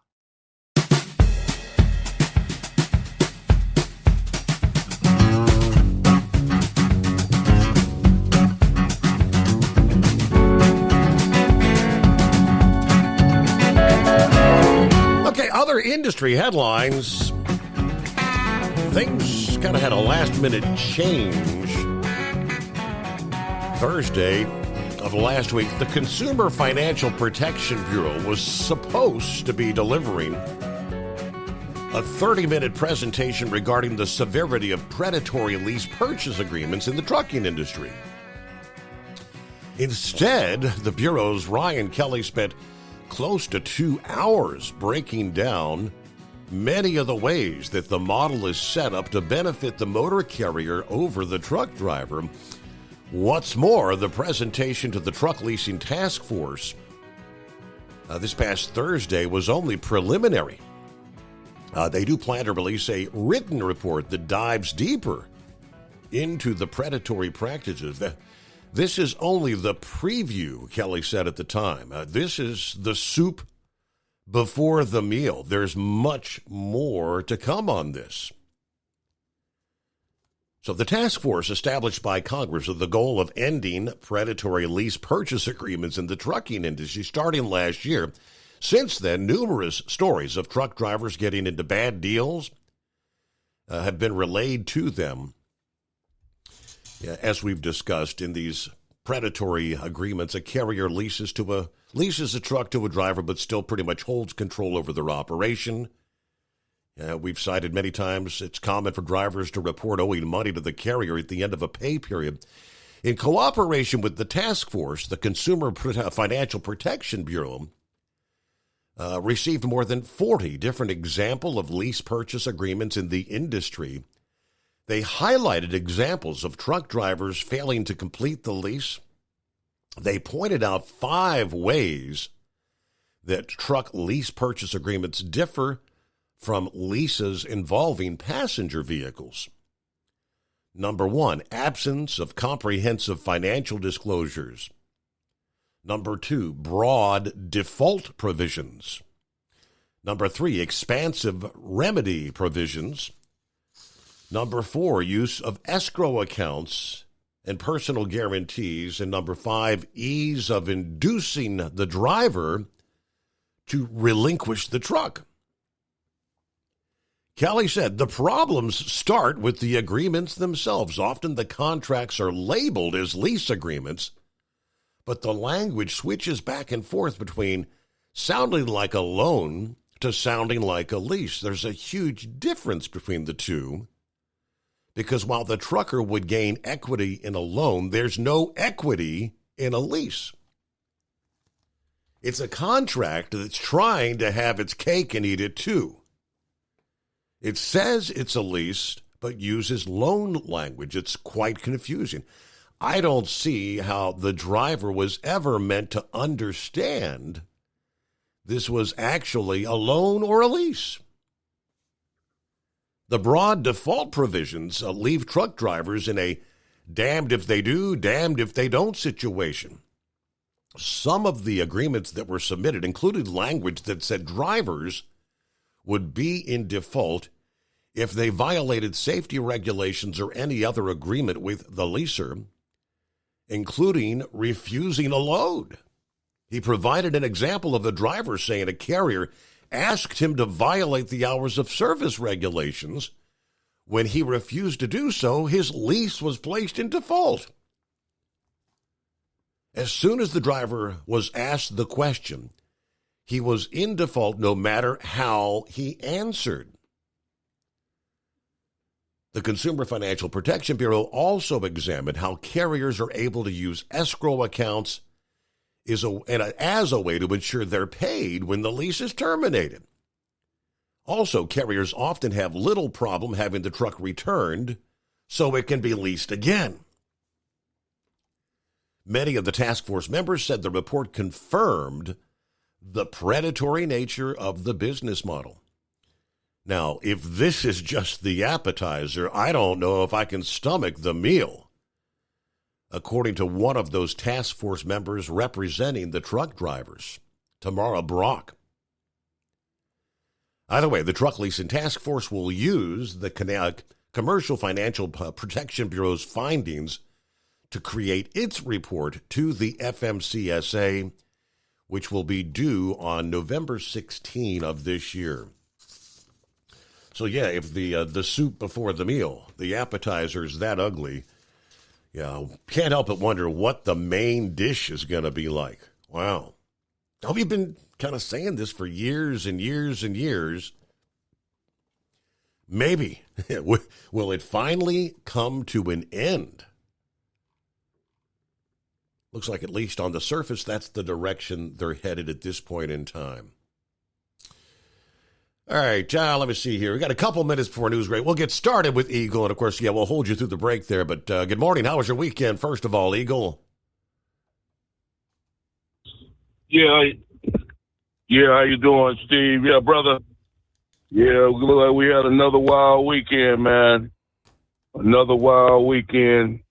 You know, I thought nothing could top Donald Trump last week, with this assassination deal. I got details.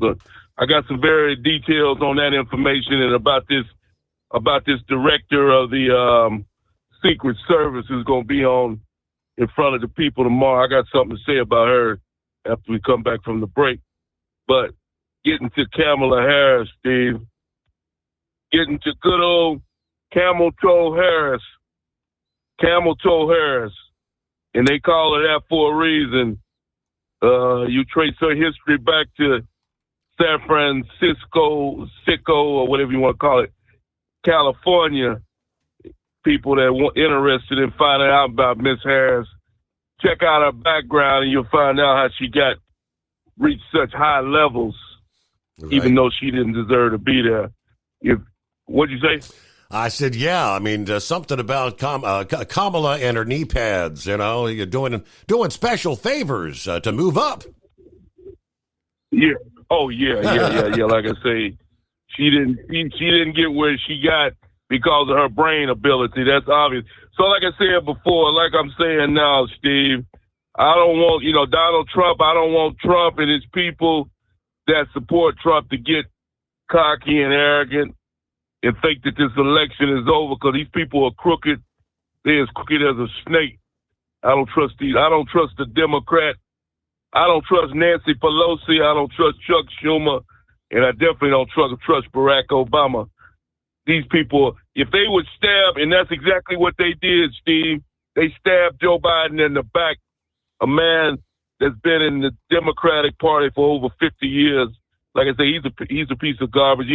He's not a good president. But if they turn their own back on a man like that, and for these people on TV, naturally CNN, this guy, Van Jones, let me tell you, this guy here is the biggest ass kisser I've ever seen in my life, Steve, when it comes to Joe Biden. He had the nerve to say that Joe Biden is a hero, that he's doing it for America. Joe Biden didn't make no decisions, Steve.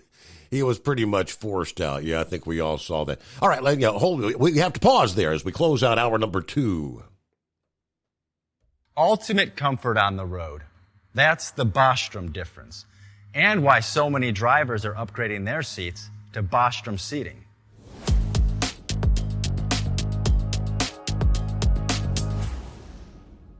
With roots dating back to 1935, we know seating. We've developed a full line of high-quality products with the right seat for your application, all made right here in the USA. From our top-of-the-line Wide Ride Plus Certa for the long-haul driver to our entry-level Baja series for the vocational driver, we provide you with the comfort you deserve at the price point you're looking for. We know you're busy. You don't have time to search every distributor and dealership for the right seat, only to find the one you want won't fit in your truck. That's why we created BostromSeating.com. It's a complete seating solution. You can build the perfect seat with the features and options you desire, and we'll help you be certain it'll fit in your cab. Once you've built the perfect seat and have the part number in hand, you can shop pricing and availability. Our Where to Buy feature allows you to pick up a seat right where you are or anywhere along the road you'll be traveling. When you install a Bostrom seat, you become part of the Bostrom family. A family that includes other drivers who recognize this is more than work. It's a ride, one that requires the next level comfort and support only Bostrom can provide. Go to BostromSeating.com to design your ride with ultimate comfort for the open road. Hands on the wheel, hands off invoicing. At Transcap, we're built for high speed and service, just like you. Our fast freight factoring helps you make more money, not chase it down, because we handle all the invoicing BS and back office work. Apply for fast funding at transcap.com/getcash. It takes just 60 seconds. Or call 888-250-TCAP. That's 888-250-TCAP and mention Steve Summers' Overnight Drive. From Feature Story News in New Delhi, I'm Neha Punia. US President Joe Biden has ended his re-election bid, endorsing his Vice President Kamala Harris to be the new Democratic Party nominee. The decision follows weeks of pressure amid concerns over the 81-year-old's health, age and fitness for office, which had fueled calls for him to step aside from even his most loyal supporters. Biden will remain in office until a new U.S. president is sworn in, but the historic decision means whatever happens in November's election, the 46th President of the United States will not serve a second term from January. For the first time since Lyndon B. Johnson in 1968, an incumbent U.S. president has abandoned his candidacy. It's not clear exactly what comes next. Democrats will have to decide on a new nominee. The president, who will speak to the nation later this week, believes Kamala Harris should be chosen to run against Donald Trump. Benji Hire, Washington. Joe Biden is expected to address the nation later this week. In a statement, he said that the decision was made in the best interest of his party and the country. Nick Harper sent us this report from Joe Biden's home state of Delaware, where the president has been isolating since contracting COVID-19. That is unclear when that will be, also what format that would take. Would it be an Oval Office speech that is normally reserved for presidential matters as opposed to candidate matters, or would he choose a different location? Remember, he is the man from Scranton, Pennsylvania. He might decide to return to his hometown to make this very consequential speech to the nation. All of those are things that we're still waiting to find out. Democrats have been speaking out in praise of Joe Biden after he announced he's dropping out. This follows weeks of pressure from senior party figures who've both privately and publicly called on Biden to stand down over concerns about his age and mental fitness. Former US President Barack Obama has issued a statement calling Joe Biden one of America's most consequential presidents, as well as a dear friend and partner. He added Biden's actions show he's also a patriot of the highest order. These words were echoed by other Democrats, including former House Speaker Nancy Pelosi. Reports have emerged in recent weeks that Pelosi was one of the senior members of the party who was privately trying to persuade Joe Biden to stand down. Gretchen Whitmer, the governor of Michigan, is seen as a potential future presidential candidate, said Mr. Biden was a great public servant. But she said her job in this election will remain the same, doing everything she can to elect the Democrats and stop Donald Trump. Heat stroke warnings are in place for more than 80% of Japan as the country bakes under earlier than usual summer temperatures. Official figures show there have been already almost 10,000 cases of heat stroke-related illness this month. Chris Gilbert is reporting from Tokyo. Japan's major cities are expected to have at least 3 consecutive days above 35 degrees Celsius or 95 degrees Fahrenheit, with heatstroke warnings in place for 39 of Japan's 47 prefectures, where humidity is expected to be high and the felt temperature more like 40 degrees Celsius or 105 Fahrenheit. For the first time this year, the government has empowered local authorities to take measures against the heat, such as the sudden cancellation of outdoor school events, sports matches, or summer festivals on very hot days. They've also been charged with designating public facilities like gyms, halls, and community centres as air-conditioned emergency shelters. Almost 2/3 of hospitalizations for heatstroke-related illnesses this month have been people over 65. Chris Gilbert in Tokyo. Bangladesh is on edge a day after the Supreme Court drastically curtailed a controversial quota system that was the subject of one of the biggest protests in Bangladesh's recent history. Tens of thousands of students have taken to the streets against a policy that reserves 30% of all government jobs for families of war veterans of Bangladesh's freedom struggle. Ishan Garg has more. Bangladesh's Supreme Court has reduced the government job quotas to just 7% according to reports, and said 93% of the jobs should be allocated on a merit basis. This was the key demand of the tens of thousands of student protesters. The quotas for the families earlier stood at 30%. From bureaus worldwide, this is FSN. The main news again.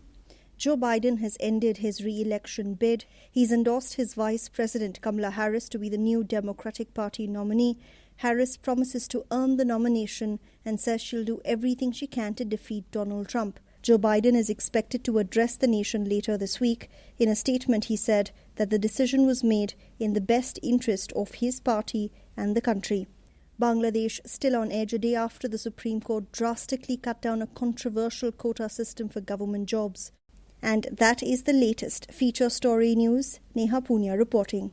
At Hot Shot Secret, we share the science behind common diesel problems and their solutions. For example, diesel particulate filter regeneration. The DPF catches particulates left over from combustion. The DPF regeneration cycle cleans the filter with temperatures exceeding 1,000 degrees Fahrenheit. A computer sensor triggers the DPF regen, which is often accompanied by a loss of power and fuel economy. The frequency of DPF regens are in correlation to the cleanliness of the fuel burn. Under heavy operation with the dirty burn, DPF regens can occur multiple times per day. Hot Shot Secret Diesel Extreme Fuel Additive promotes a more complete combustion, creating fewer emissions and therefore fewer DPF regens. Vehicles using Diesel Extreme experience 83% less DPF regens. Hot Shot Secret Diesel Extreme is available nationwide at truck stops, fine farm and auto stores, and online at hotshotsecret.com. Hot Shot Secret, powered by science.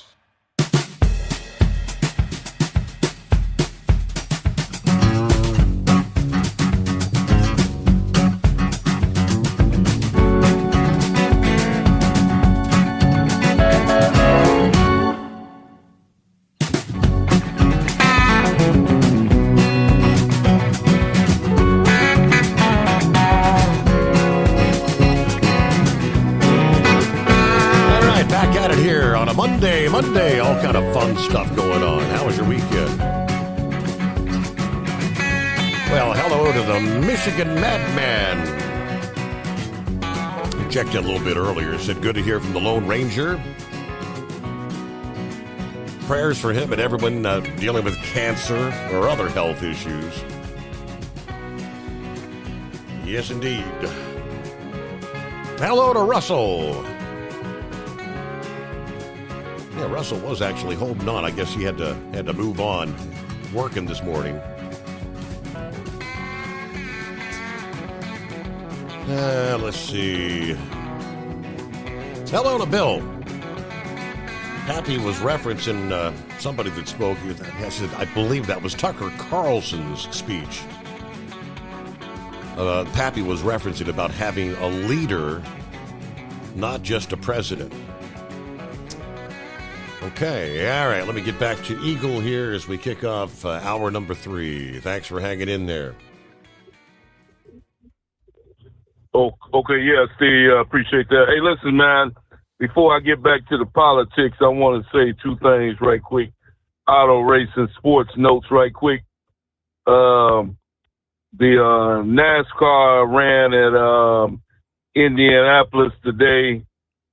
And Kyle Larson came out the winner in Indy today. I didn't get a chance to see the race. I'm going to have to look at the highlights maybe tomorrow morning after I wake up, but I didn't get the chance to see the race. Kyle Larson won the thing. Other note is about John Force. I talked to you a couple of weeks about him.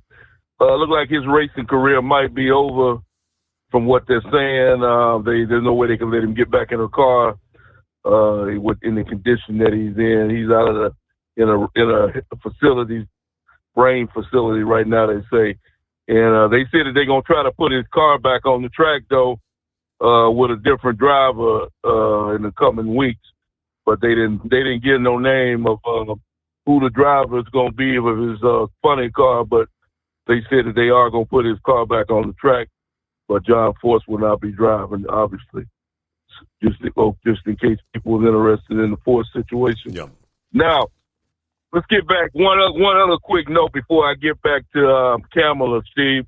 I wanted to ask you, that was one of the first questions I wanted to ask you is, well, I know you mainly sleep during the daytime, but I was going to see if you was going to the J.D. Vance rally that he's having tomorrow in Middletown. They said on Tuesday, J.D. Vance is supposed to have a rally. Did you hear about that in Ohio? I actually had not heard that. No, I mean, he's like you mentioned last week. He's from the Middletown area, so I'll have to check on that. Yeah. Check on that. He's supposed to be in Middletown, Ohio, tomorrow. They didn't say what time it is, but I think it's probably going to be in the afternoon, 2 or 3. From what I heard, I don't think Trump is going to be there. I think it's just JD is just going to be there. But you might want to check on that. But yeah, okay. Now, Steve, let's get back to Kamala right quick before I move on to this hearing that's going to take place with the Secret Service lady. Now, Joe Biden, Steve, he's not a hero, and he's not doing a damn thing for the United States of America like Van Jones and some other idiots on CNN are saying. You don't go from Friday night, Joe Biden saying a couple of days ago saying he ain't getting out, that he's staying in the damn race, to Sunday afternoon he's issuing a statement that he's out, and make me believe that he made the decision on his own. Not after I heard that Pelosi, Barack Obama, Schumer, and all the top Democrats had told him to get the hell out of the race, but yet they say it was his decision. If you're dumb enough to believe that, there's an ocean over there in Phoenix, Arizona you can buy. If you're dumb enough to believe that, it's a total joke. Joe Biden was forced out, Steve. He was given an ultimatum: you get the hell out, or we're gonna get you out. That's basically what they put it to him, and that's why you haven't seen Joe Biden's ugly face since they claim he got COVID. That's what they claim. But like I said, who knows what's going on with this guy? We'll see in a couple of days when he should. Like I said before, the whole thing wasn't done right. If you're gonna jump out of the race, if you've been in politics for over 50 years and you can't even show your face the day that you decide to get out, that shows me what all Joe Biden's about all right there. And like I said, I don't want to hear nobody talk about he's sick with the COVID. He couldn't go to a podium. Well, that's the reason why they have video cameras. They could have easily took a camera to his home over there in Delaware, and he could have filmed a 2 or 3 minute video saying, hey, I'm out of the race. My health is not good. I can't do this no more. But he couldn't even do that. So, like I say, it's obvious that Joe Biden was forced out. So he'll come on television, Steve. They say on Tuesday and Wednesday, and he'll swear up and down that he did it because he wanted. It was his decision, and nobody else told him to get out. That's what this idiot is gonna tell you. But I know it's a damn lie. And the other people, if you got a brain in your head, you should know it's a damn lie too. Now let's move on. Let's get back to this other deal, Kamala, Steve. Now, Kamala, she is not qualified to be president of America. There's a reason why they haven't invoked the 25th Amendment on Joe Biden. First of all, it wouldn't pass no way because you got these loser Democrats that wouldn't let it go through because they too much of they say they care about the country, but how can you care about the country when you won't even put the vote in to get Joe Biden out of the White House, even though the man is incapable of running the USA? Just because he's a Democrat and you're a Democrat don't mean you vote with the guy. Not when it comes to the safety of America, not when it comes to the man having his finger on the button that could destroy this whole damn world. You got to make the right decision at one point. So I have no respect for no loser Democrat that wouldn't invoke this deal on this guy, because it's obvious the guy has a brain, has difficulties, a memory difficulty. When you call your own damn vice president your worst enemy, Donald Trump, you got some serious problems, brother. Now, let's go back to that Kamala one more time, Steve. Like I heard a guy say on the radio today, the more Kamala opens her mouth up, the bigger the hole she digs. She just shows her stupidity. The Democrats, I'm gonna give them a word of advice, because I don't care about a Democrat either way. You know that. I'm gonna give them some advice. If they want any chance of Kamala Harris becoming the next president of America, they better keep her off of television, and they better keep her away from that microphone as much as possible, because every time she opens her mouth up, she's almost as bad as Joe Biden. everything she touched, she opens her mouth, she said something stupid. So it's the best, if they want her to be the next president of America, better keep her away from a microphone, because I promise you she going to say something stupid and just show people just how dumb she really is and how she really achieved that status. Like I said before, there's a reason why they didn't remove Joe Biden a long time ago, and it's because of look who you got in second place. We've been talking about this for years now, Steve. There's a reason why Kamala never became president. Now, let's move on to this lady, this individual, this Secret Service lady who should have been gone last week, and why she's even hasn't resigned or been terminated. We already know Mayorkas, because he's a loser, and you've seen what he's done on the U.S. border, brother, and that's absolutely nothing. 15 to 20 million people later, this idiot still say he's doing a good job and that there's no threat on the U.S., even though we got terrorists coming in day after day. We got drug dealers. We got people, all kind of people don't come across the border, but this man says that he's doing a good job. So just keep on believing that. But this woman here, Steve, this is one of the most epic failures in the history of the Secret Service, which almost resulted in Donald Trump losing his life a week and a half ago because of the stupidity of this woman. But guess what, Steve? I guarantee you, we're a couple of hours from this woman coming on your television on Monday, and I can guarantee you this woman is going to tell every lie that she can come up with. She's going to tell every lie that she can think of to make people believe that it was an accident, that things just didn't go the right way that day, that she did everything possible to protect Donald Trump when things are coming out day after day about how the lapse in security and the problem. And like I said before, Steve, like I told you last week, the ultimate disgrace about the whole deal was when you told me and other people told me that there were police officers inside of the building where the shooter was on top of them, laying on his stomach with a gun, getting ready to assassinate Donald Trump. That's the ultimate. That's the ultimate failure right there, Steve. For people to be inside of that building and a damn shooter is on top of them. That's totally ridiculous. She ought to show up tomorrow morning. Like I remember back in the old days, back in the 70s and 80s, the New Orleans Saints, they were the worst team in football. Fans used to wear groceries sack over their head when they went to a game. When she show up for court tomorrow, that's what she should have on her head, is a grocery bag with 2 coals punched in it, so you can't see her. She should be ashamed to show her face for what she did a week and a half ago, Steve. It's embarrassing, and she really doesn't deserve a hearing. If they had anybody with any kind of class about itself, Mayorkas, he would have been terminated a long time ago after the whole incident took place. It was that the safety of Donald Trump was definitely under demand. And one other quick note, Steve, about Kamala Harris for individuals out there, because I know you got some people that support him, such as Sun Dunce, and hopefully he'll call in tonight so I have something to laugh about. But anybody who thinks that Kamala Harris can get the job done as president, let me ask you a question, Steve. What is the biggest problem that we have in America right now that's facing America? What is the biggest problem that we've had over the last 3 years due to the lapse of Joe Biden? That is the security of the border of the United States of America, where 15 to 20 million people have arrived into the U.S. And guess who's in charge of the U.S. border? Well, guess what? None other than Kamala Harris. But yet she says that she wants to be the next president of America. So I say to American people, if you want another 15 to 20 million people to come into the U.S. over the next couple of years, then that's the person you need to vote for. And I thank you for taking my call tonight. Yeah, she has like that. That was her first job. You have one job. You're the border czar.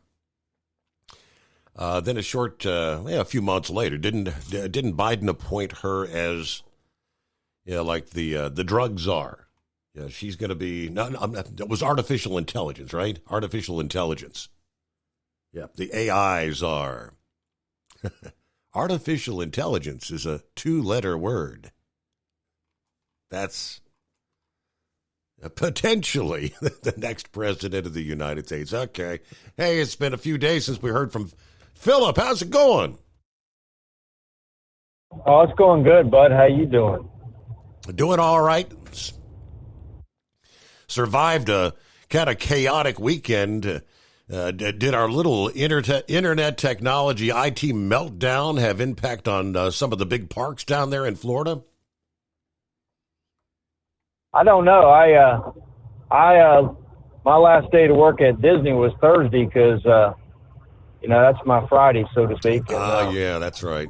And I guess it happened Friday, and I'm pretty sure I'll find out about it when I get down here this morning and find out what's going on. Sorry about last week, Bud, but I thought I'd take me a little break and be a listener instead of a caller. I know you don't mind. You do that from time to time, and you're more than welcome. We get a little concerned when we don't hear from our regulars for a few days. Yeah, I just thought I'd take a break from it. I know there was a lot going on. You had obviously the situation with President Trump out there in Pennsylvania, and then we had the RNC going and stuff. And I thought I would just sit back and listen to a lot of folks and give other folks a chance to call the show. Like we heard from Always Moving, we heard a lot from Carl. We heard from, I believe the guy's name was Woody. Give other folks a chance to call and talk to you and give you their opinion of what's going on, And, but this situation it's been a crazy week. You think about the election, what it was a couple of weeks ago, and what it's turned in now. We went from the situation in Pennsylvania, the RNC, then we had COVID with Joe Biden, and now we've had Joe Biden pull out and want to put Kamala Harris in there. Is it Kamala or Kamala? What is it, Steve? What is the proper pronunciation? I believe it's Kamala. Or is it Kamala? Kamala Harris? I never get it right. I think it's Kamala, if I'm not mistaken. Yeah. And I'm you know what? I'm good at butchering names as anybody else, and I'm sorry if I did. And but I don't think that the guys out here, and don't get me wrong, there's a lot of guys out here, a lot of folks that are, they're not into the election as much as a lot of y'all are out here, and I really think that the vote is going to be different this year. I'd be surprised if the vote is high as it was last time because of all the situations that happened, and it's even turning in that way. I don't think the voter turnout is going to be as high because a lot of people, Steve, to be quite frankly, they have given up. They have given up on this situation, on this race, because they think that now it's a shoe-in for Trump. And that's what I'm hearing where I live at. That's what a lot of people are saying. It's a shoe-in for Trump. As far as Kamala, she's going to have to figure out how to get these people. She's endorsed by Joe Biden, but she's not the Democratic nominee.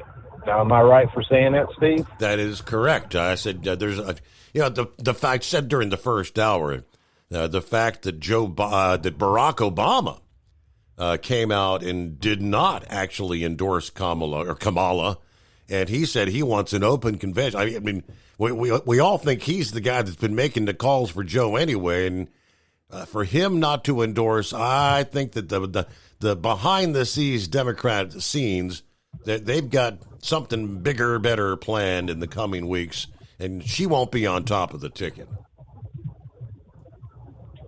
Well, I'm gonna state this, and I want everybody to understand what makes these elections go. I mean, sure, obviously, the voters are the ones that speak. But with these elections, it comes down to it, Steve, and it's like anything else in life. It comes down to the money end of the deal, right? Okay, so have you ever heard of a man? His name is John Morgan. He is a famous attorney. Do you know who he is? It does not ring a bell. Okay, John Morgan is one of the biggest attorneys in the United States. Most of his work is down here in Florida, and he's generally in the South, but he's all over the United States. Matter of fact, I'm passing one of his billboards right now on the side of I-4, and he's looking for big rigs, accidents. If anybody wants to have a problem, call him. He's one of those guys, okay? He contributes a lot to the Democratic cause.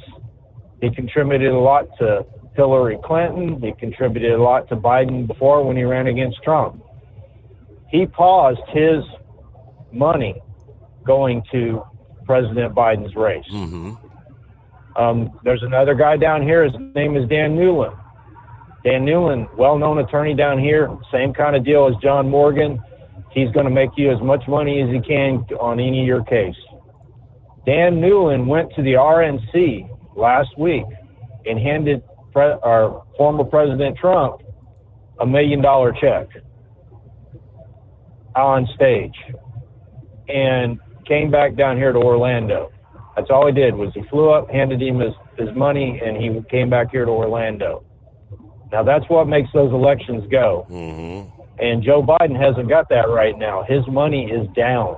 His money is down. When you have your constituents that are in your party that tell you, hey, dude, you need to get out, there's concern there. And this is the first time this has happened since 1968. Now, I was only a year old when Lyndon B. Johnson did that. I know nothing about it. I was a little baby. I didn't,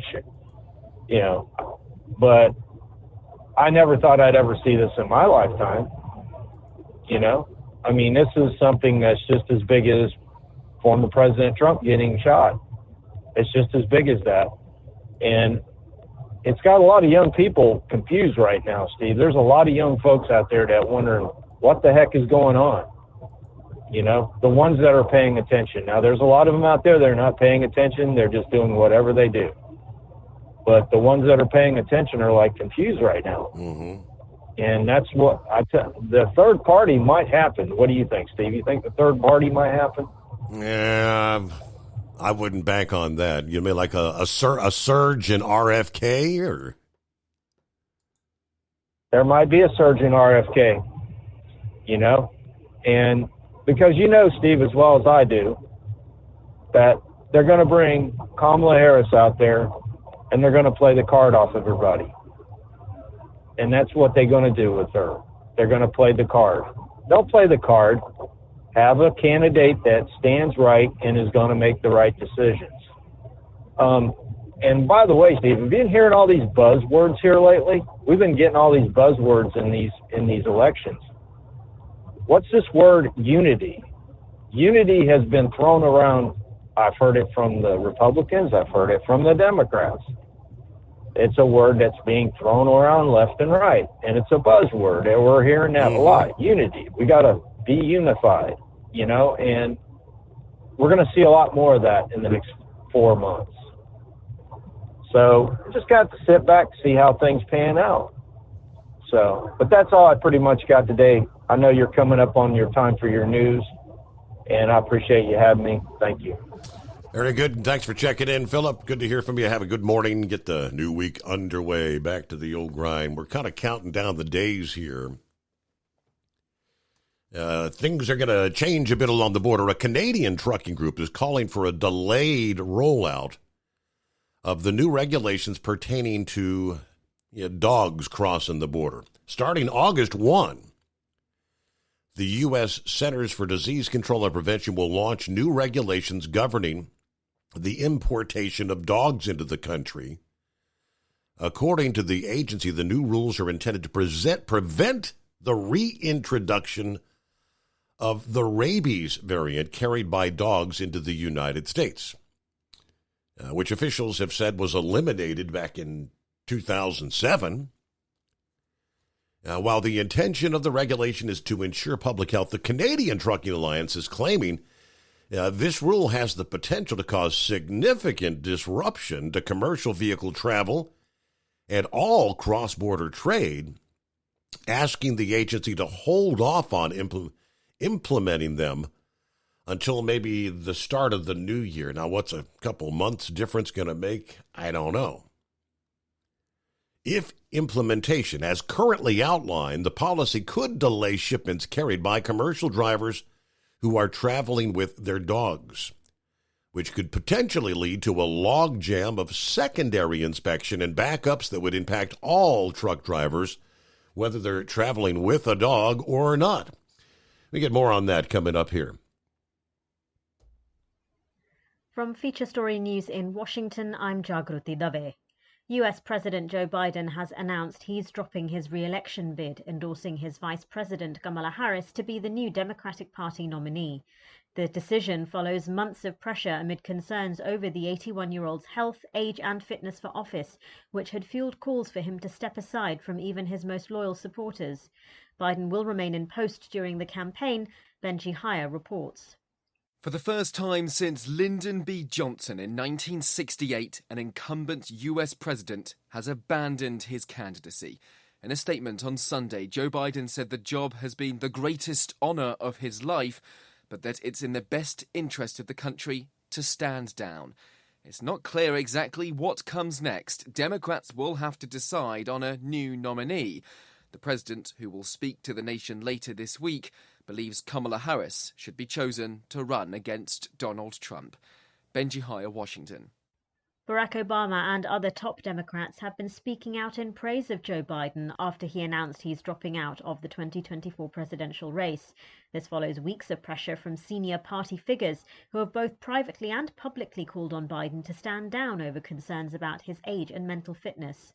Former US President Barack Obama has issued a statement calling Joe Biden one of America's most consequential presidents, as well as a dear friend and partner. He added, Biden's actions show he's also a patriot of the highest order. These words were echoed by other Democrats, including former House Speaker Nancy Pelosi. Reports have emerged in recent weeks that Pelosi was one of the senior members of the party who was privately trying to persuade Joe Biden to stand down. Gretchen Whitmer, the governor of Michigan, is seen as a potential future presidential candidate, said Mr. Biden was a great public servant. But she said her job in this election will remain the same, doing everything she can to elect the Democrats and stop Donald Trump. Mr. Biden says he plans to speak to the nation in more detail later this week. In other news, Israeli officials say they successfully shot down a missile fired from Yemen. It comes a day after an Israeli airstrike reportedly killed 3 people and injured 87 others in a Houthi-controlled area of Yemen. Our Middle East correspondent William Denslow reports. Air raid sirens were triggered in southern Israel, but officials say the Arrow 3 missile defense system shot the projectile down before it reached Israeli territory.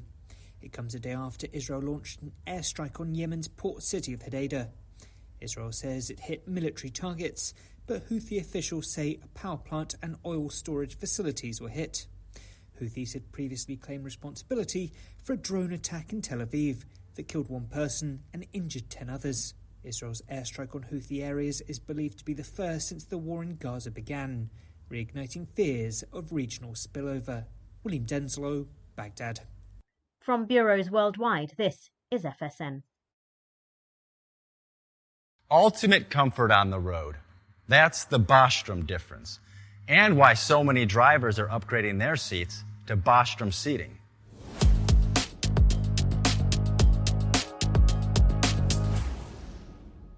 With roots dating back to 1935, we know seating.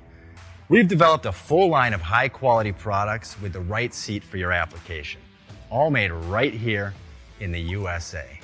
From our top-of-the-line Wide Ride Plus Certa for the long-haul driver to our entry-level Baja series for the vocational driver, we provide you with the comfort you deserve at the price point you're looking for.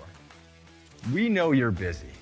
You don't have time to search every distributor and dealership for the right seat, only to find the one you want won't fit in your truck. That's why we created BostromSeating.com. It's a complete seating solution. You can build the perfect seat with the features and options you desire, and we'll help you be certain it'll fit in your cab. Once you've built the perfect seat and have the part number in hand, you can shop pricing and availability. Our Where to Buy feature allows you to pick up a seat right where you are or anywhere along the road you'll be traveling. When you install a Bostrom seat, you become part of the Bostrom family.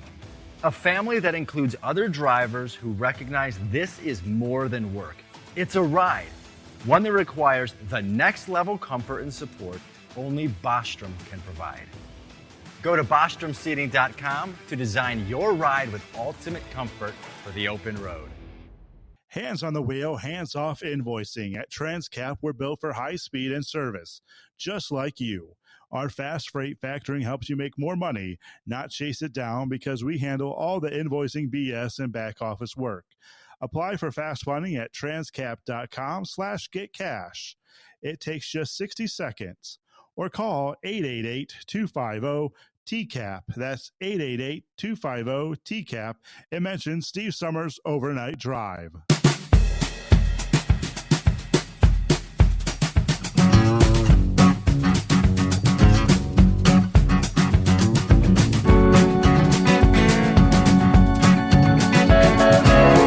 At it here. Let me see. So, Eagle mentioned J.D. Vance.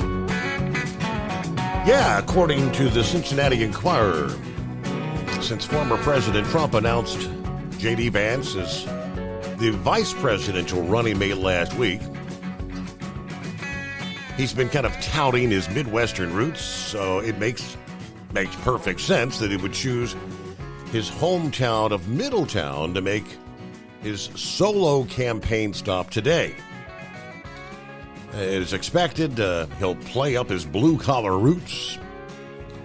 The rally will now serve as his first campaign event for the Trump ticket since Joe Biden dropped out of the race yesterday. President Trump and I are ready to save America. JD already voiced his opinion on social media. Whoever's at the top of the Democrat ticket, he echoed Republicans' attempts to incorporate Harris into their existing criticism of the Biden administration on immigration and inflation, saying that she's been with the president every step of the way. Separately, he said if Joe Biden ends his re-election campaign, how can he justify remaining president? Not running for re-election is a clear admission that Trump was right all along about Biden not being mentally fit enough to serve as commander-in-chief. There is no middle ground here. All right, even before Biden dropped out, Middletown made sense as the choice for his first solo rally. He grew up there. He graduated from Middletown High School in 2003. During his speech at the RNC last week, he mentioned Middletown several times. And I promise you one more thing, he said. The people of Middletown, Ohio, and all the forgotten communities in Michigan, Wisconsin, Ohio, Pennsylvania, and every corner of our nation, I promise you this, I will never forget where I came from. All right, so he returns to Ohio after hitting the campaign trail Saturday, appearing with Trump in Grand Rapids, Michigan. This campaign stop makes sense, according to the Hamilton County Republican Party chair. It's how he became who he is. All right, and I have no idea what time that his speech is going to be taking place. All right, so if I could find out timing-wise. Yeah, they did not mention that in the story. It is 844-844-3388. Well, let's see what Brain Dead has on his mind this Monday. Steve, you got to go in. I got a 2 o'clock start time over here at the yard, 2-stop in Paducah. First night back on this extra board bid, and it's kind of been a while, so, get a little rust and dust off of me. How was your weekend, buddy? Short. So, in other words, beer and pool time, right? No, we did go out to they had a little art and craft festival there at the winery over the weekend. Went out there for a few hours there Saturday afternoon. So you're admitting now that you're changing your Skullbuster beer for wine. Okay, we're going to have to figure out how to deduct some points off of you now. No, they've got a beer booth, you big dummy. Well, wine is for snobs. Come on, Steve. What are we going? Steve, what are we going to do with you? I mean, do we need Pup to send down there about a 96-pack of Skullbusters for you? Oh, wait a minute, never mind. He's one of them LTL drivers. He could afford all that. So, Well, Steve, I got some updates for silly season as it's being called. So, wow, where do we start here? Front Row Motorsports, has a third charter and a third open seat. Now, the rumors are flying around that Christian Eccles is Christian Eccles, Sam Mayer, and Zane Smith. Now, the big rumor is that Sam Mayer is taking that seat. However, Cole Custer is taking the Cup seat for the Haas factory team, and I'll get the other part of that in a minute. So one of the other names that's being kicked around is Riley Herbert. I think I said that name wrong too. Talking about butchering names again. Is going to do the third car for 2311 Racing, but now, me personally, I would like to see Corey Heim there. Corey Heim is tearing up the truck series this year. He is phenomenal. But, like most people that bounce from truck to cup, they burn out, they become no good, and then they have to go back. Their just career's just over with. Now, Harrison Burton is also in need of a ride. Now, he would be a good fit over 2311. Because remember, 2311 is starting that third team up along with Front Row Motorsports. And the one thing that every team needs is sponsorship. This guy brings in a lot of money with him. He is going to be one of the most desirable drivers there is. Now, speaking of Cole Custer, Cole Custer is going to the Cup Series, Haas factory team next year. So, did you hear that Friday a crane collapsed over at Auto Club Speedway? I did not catch that, no. Now, of course, you remember that NASCAR sold off a good chunk of Auto Club Speedway for warehouse and other development. Well, they had a crane that collapsed. I'm thinking it's the racing gods out there because NASCAR did fairly well out there. And remember, they have that stadium race that they took from the Busch Clash. But they've been looking around. Remember the rumors about Dodger Stadium and then also running the streets of Long Beach. So maybe it's the racing gods telling them that NASCAR really has effed up, so to speak. Of course, the controversial finish tonight with Kyle Larson and all of that. I guess you've already heard about that, correct? Yeah, I mean, how many green-white checkers were we going to do? And it looks to me like on that last one, they knew that they weren't going to get it in. They just waited for everybody to hit that white flag so they could end it there under caution, which they did, of course. So correct, and they're the buzz around is that they didn't want another Nashville finish. Remember, Nashville was 5 overtimes, so they didn't want a Nashville finish. The drivers were running low on fuel.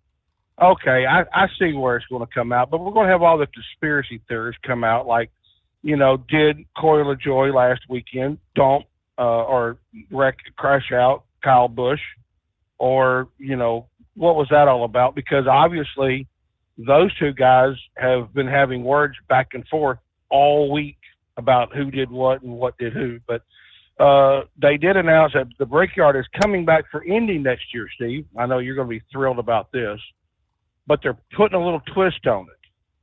Now, remember when they had the road course at Indy? Remember that? Mm-hmm. Well, they saw how dismal it was and how bad it, just sucked. I'm going to put it bluntly. But they're coming back in Indy for next year, but they're going to run part of it as an oval and then part of it as a road course, alternating it back and forth. Me personally, leave it alone. It's an oval, leave it alone. It's tradition, leave it alone. But now, Steve, I want to pick your brain for a minute, Steve, because I've been meaning to ask you this. Now, you know the Chicago road course, right? Correct. Now, you know next year is the last year of the 3-year deal for the Chicago race up there. What are your thoughts about it coming back, say, in 26, 27, and 28, et cetera? Did they make any money on it? They said that from the figures that I've heard, the city made $100 million off of the race. And NASCAR helped out with the police and the security. So I say leave it. It is a good draw for the city. It is a good draw, period, because you do have people like myself who love the road courses. And this is also a stretch from what the traditional road course is, because you know the traditional road courses, Circuit of the Americas, Sonoma, Watkins Glen, etc. This is a break from that. This is like watching an F1 race or an Indy race. So, what are your thoughts, Steve-O? I don't know. I just feel like a lot of people think a little too dangerous to go to Chicago. I know it's a big city, and I know they got security and all, but yeah, you couldn't pay me to go up there and watch it. True, but they also had, they said they had, 100,000 fans up there, which was about what they had at Indy this weekend. They had about 100,000 people, they said, in a track that seats 250,000. So, I mean, I like the road course. I really do. And the street course does change the pace a little bit. But buddy, I got to get in here and go do that nasty Florida word to Paducah, Kentucky, go do 2 stops. And you have a good morning. All right, off to work we go. It is a Monday. All right, let me see here. According to the WHIO, I believe it is, J.D. Vance will be speaking at Middletown High School 1:30 this afternoon. Doors will open at 10:30 this morning. All right, so they're already getting set up for that. J.D. Vance, 1:30 Middletown High School today. So obviously in a high school kind of setting, that's going to be definitely a limited amount of seating available.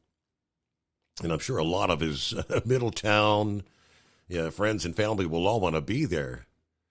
See what he has to say.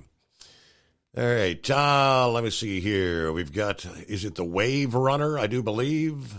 Hi there. Good evening, Steve. First time that I called in, and I've always enjoyed the show. You guys seem to have some really wise people call in on topics and make some sharp points, like Eagle and Granddaddy, I think it is. You know, they always come up with some stuff that it surprises me that, you know, you get quality people making quality statements. However, last time that you had a show on, you had this one fellow that I don't know where he came from, that was talking about the computer outage. And the computer outage, the way that he spoke about it, gives people like me, so those who are in the business, great angst, if not anger, because he was saying that the outage affected all computers. No, it only affected the garbage of Microsoft and Microsoft Windows. That was it. Because when he mentioned Oracle has 3 operating systems. One is Solaris, another one is Linux, and third, for who knows for what stupid reason, Oracle uses Microsoft. Microsoft is part of the service that they provide. And when he was talking about the phones being out, the iPhones, well, it might have been because there was a switch on that phone's connection going out, in or out. That was also a Microsoft based system. And the whole thing about it is that you got to keep this all in perspective. Since April 5th of 1975, it has never had a robust, reliable, interoperable system of any kind.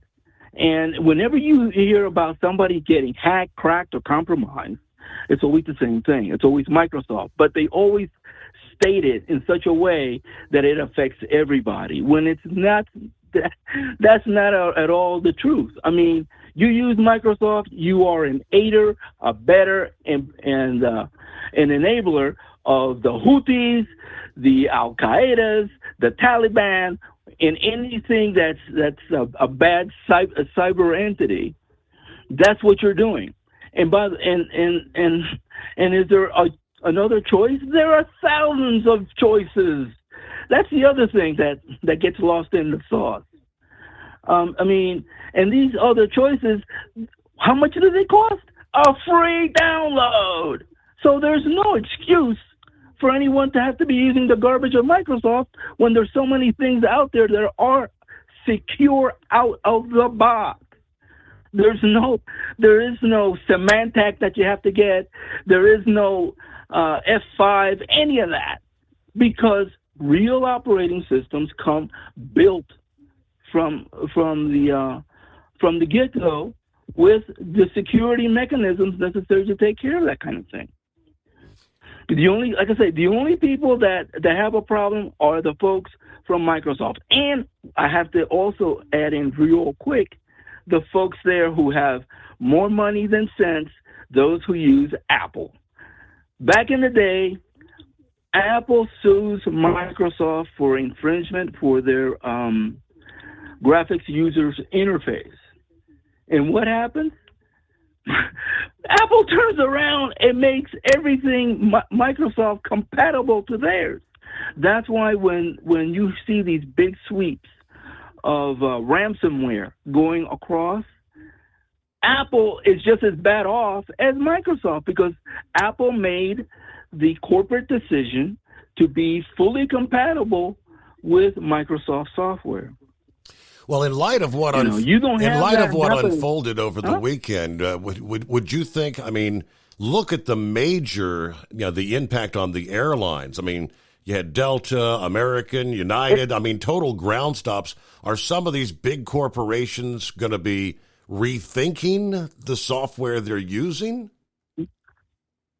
No, sir. That is the saddest part. When I go into a corporate setting, and I ask them, do you want to, again, be the 6 o'clock news as to how not to run a business?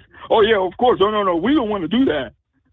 But yet they double down, quadruple down on using the garbage of Microsoft. And by the way, again, I have to repeat the date. April 5th of 1975 is when they started. We're now in 2024 going on 25, which basically means we're going into 50 years worth of using this stupidity garbage. Okay. And it's like, how do you accept something that you've known before you were born that it wasn't working? Why do you keep using it? Yeah.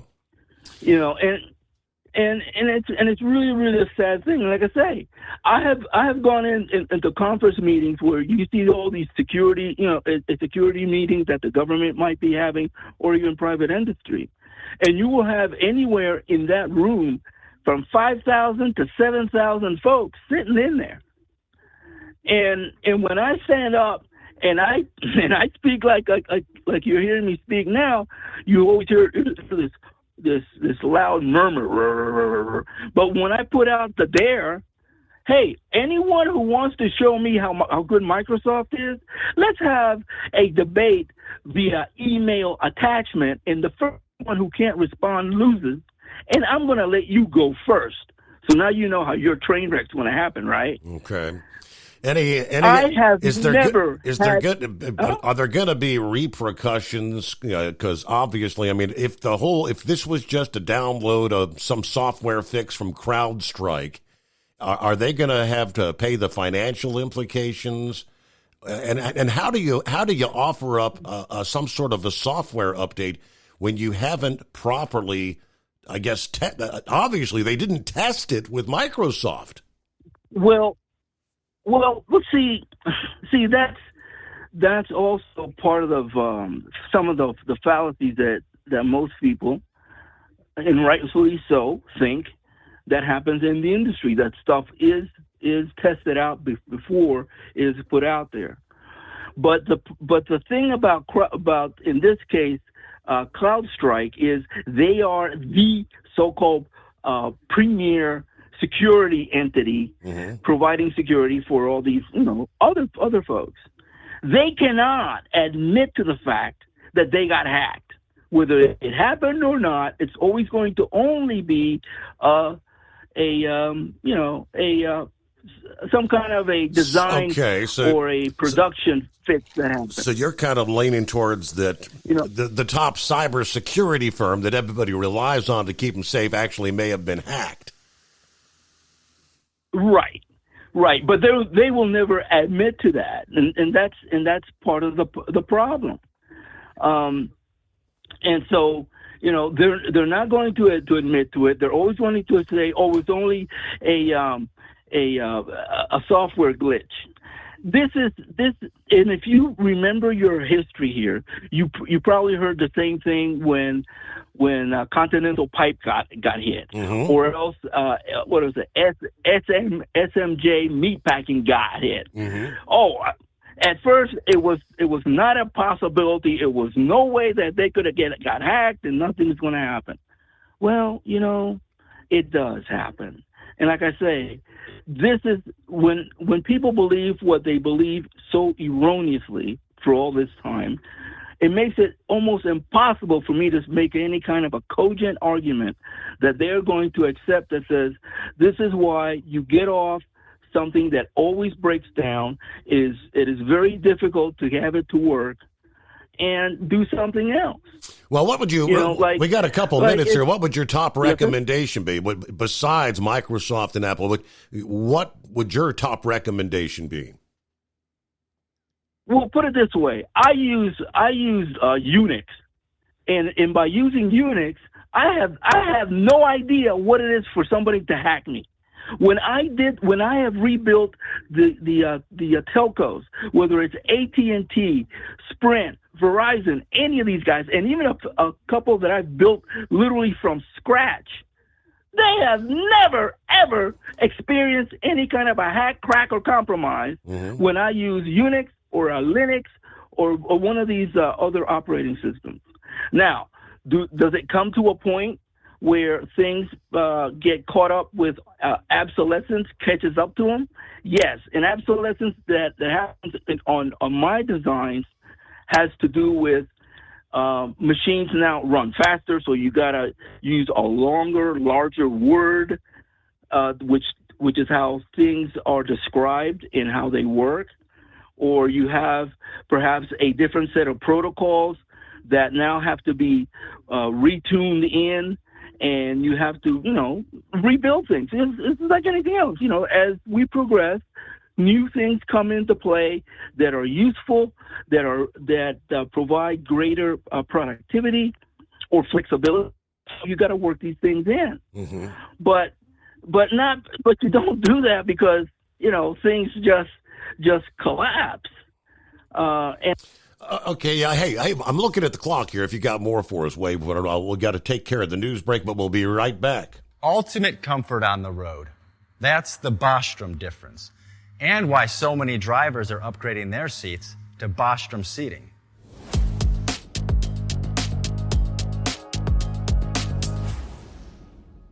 With roots dating back to 1935, we know seating. We've developed a full line of high-quality products with the right seat for your application, all made right here in the USA. From our top-of-the-line Wide Ride Plus Certa for the long-haul driver to our entry-level Baja series for the vocational driver, we provide you with the comfort you deserve at the price point you're looking for. We know you're busy. You don't have time to search every distributor and dealership for the right seat, only to find the one you want won't fit in your truck.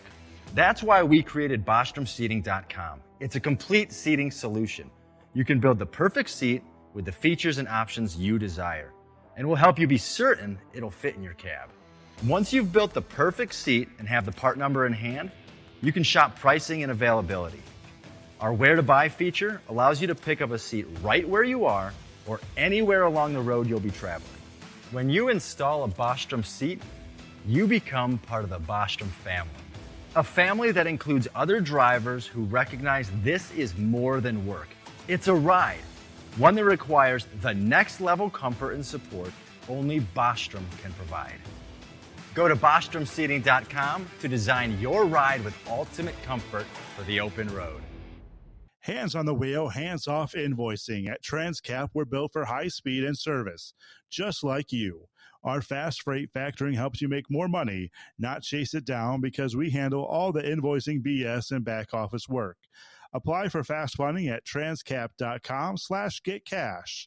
It takes just 60 seconds. Or call 888-250-TCAP. That's 888-250-TCAP. And mention Steve Summers' Overnight Drive. From Feature Story News in New Delhi, I'm Neha Punia. US President Joe Biden has ended his re-election bid, endorsing his Vice President Kamala Harris to be the new Democratic Party nominee. The decision follows weeks of pressure amid concerns over the 81-year-old's health, age and fitness for office, which had fueled calls for him to step aside from even his most loyal supporters. Biden will remain in office until a new U.S. president is sworn in, but the historic decision means whatever happens in November's election, the 46th President of the United States will not serve a second term from January. For the first time since Lyndon B. Johnson in 1968, an incumbent U.S. president has abandoned his candidacy. It's not clear exactly what comes next. Democrats will have to decide on a new nominee. The president, who will speak to the nation later this week, believes Kamala Harris should be chosen to run against Donald Trump. Benji Hire, Washington. Joe Biden is expected to address the nation later this week. In a statement, he said that the decision was made in the best interest of his party and the country. Nick Harper sent us this report from Joe Biden's home state of Delaware, where the president has been isolating since contracting COVID-19. That is unclear when that will be, also what format that would take. Would it be an Oval Office speech that is normally reserved for presidential matters as opposed to candidate matters, or would he choose a different location? Remember, he is the man from Scranton, Pennsylvania. He might decide to return to his hometown to make this very consequential speech to the nation. All of those are things that we're still waiting to find out. Democrats have been speaking out in praise of Joe Biden after he announced he's dropping out. This follows weeks of pressure from senior party figures who've both privately and publicly called on Biden to stand down over concerns about his age and mental fitness. Former US President Barack Obama has issued a statement calling Joe Biden one of America's most consequential presidents, as well as a dear friend and partner. He added Biden's actions show he's also a patriot of the highest order. These words were echoed by other Democrats, including former House Speaker Nancy Pelosi. Reports have emerged in recent weeks that Pelosi was one of the senior members of the party who was privately trying to persuade Joe Biden to stand down. Gretchen Whitmer, the governor of Michigan, is seen as a potential future presidential candidate, said Mr. Biden was a great public servant. But she said her job in this election will remain the same, doing everything she can to elect the Democrats and stop Donald Trump. Heat stroke warnings are in place for more than 80% of Japan as the country bakes under earlier than usual summer temperatures. Official figures show there have been already almost 10,000 cases of heat stroke-related illness this month.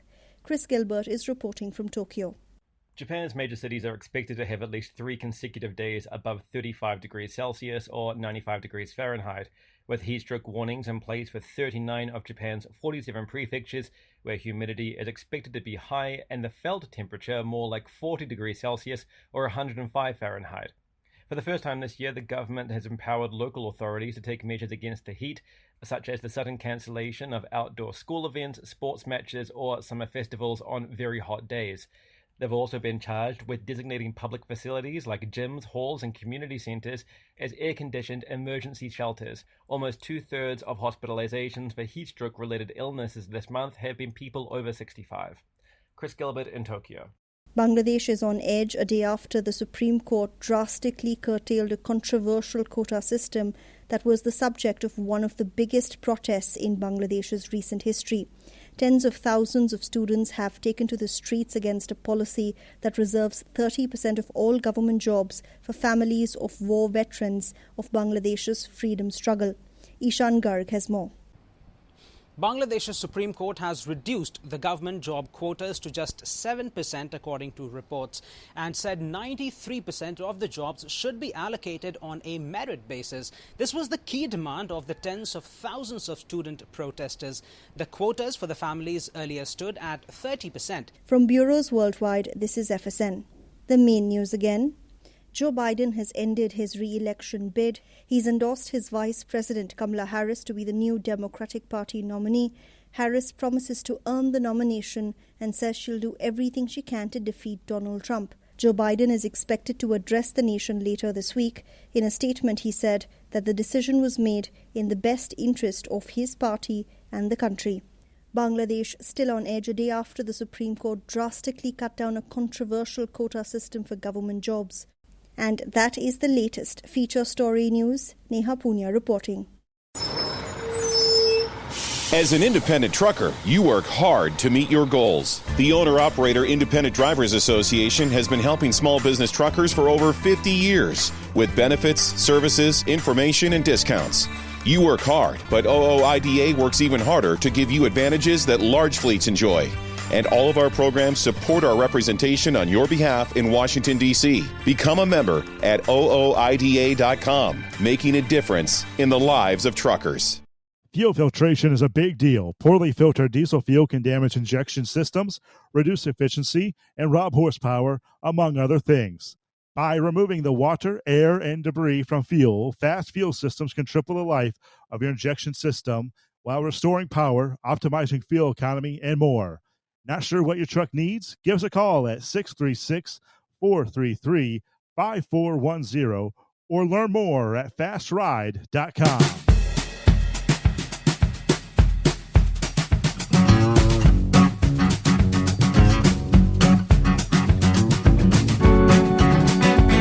All right, thank you much. Welcome back as we cross over the midnight hour on the West Coast. Welcome into a Monday. We turn the page on the calendar where we at 22nd day of July. Summertime is flying by. As we left off with Wave Runner there. Yeah, going back, early Friday morning, it was very early on. We were just a matter of hours. I think the whole outage thing started somewhere about 2 o'clock in the morning Eastern. And then it was kind of like the ripple effect. More and more systems were going down. And I remember Sylvester's call. And I think what he was referencing is very similar. I have a neighbor that works with online banking. And I think most of what his work is from here in Ohio, working with banks and whatnot on the West Coast. So I didn't want to wake him up, but I sent him a text message about 5:30 Eastern time, shortly after the show ended. I said, Jim, get ready for an exciting day. Major IT outage affecting things all over the world. And he sends me a message about 8 o'clock Eastern time, which is 5 o'clock on the West Coast. And he said, and the folks on the West Coast are just waking up to realize it. And he came over and we chatted at the fence about midday. And he was saying, the company he's employed by, their systems were operating. But apparently the systems, the banks that they connect to on the West Coast, their systems could not connect to their systems because they were on Microsoft. So what appeared to be many other things, which we ultimately know now, turned out to be it only affected Microsoft platforms, but he ended up not being able to work that day. I know a lot of people, a number of people that had reported to work and had to go home. You can't do anything. Computers are down. But I guess there's a lot of companies where some systems were working, but they could not connect ultimately with Microsoft. Thanks for hanging in there, Wave Runner. Real quick, I just want to let you know I've got your name and your phone number down here. We're going to get you a $60 coupon code to try Hot Shot Secret products for being a first-time caller. Well, thank you, good sir. Thank you.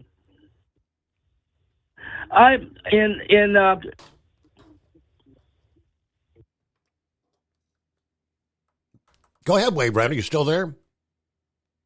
Oh, yes, sir, I am. I just wanted to finish the thought that you asked me. Mm-hmm. What operating systems can you use? You can use a whole lot of them. I personally use Unix, specifically Solaris.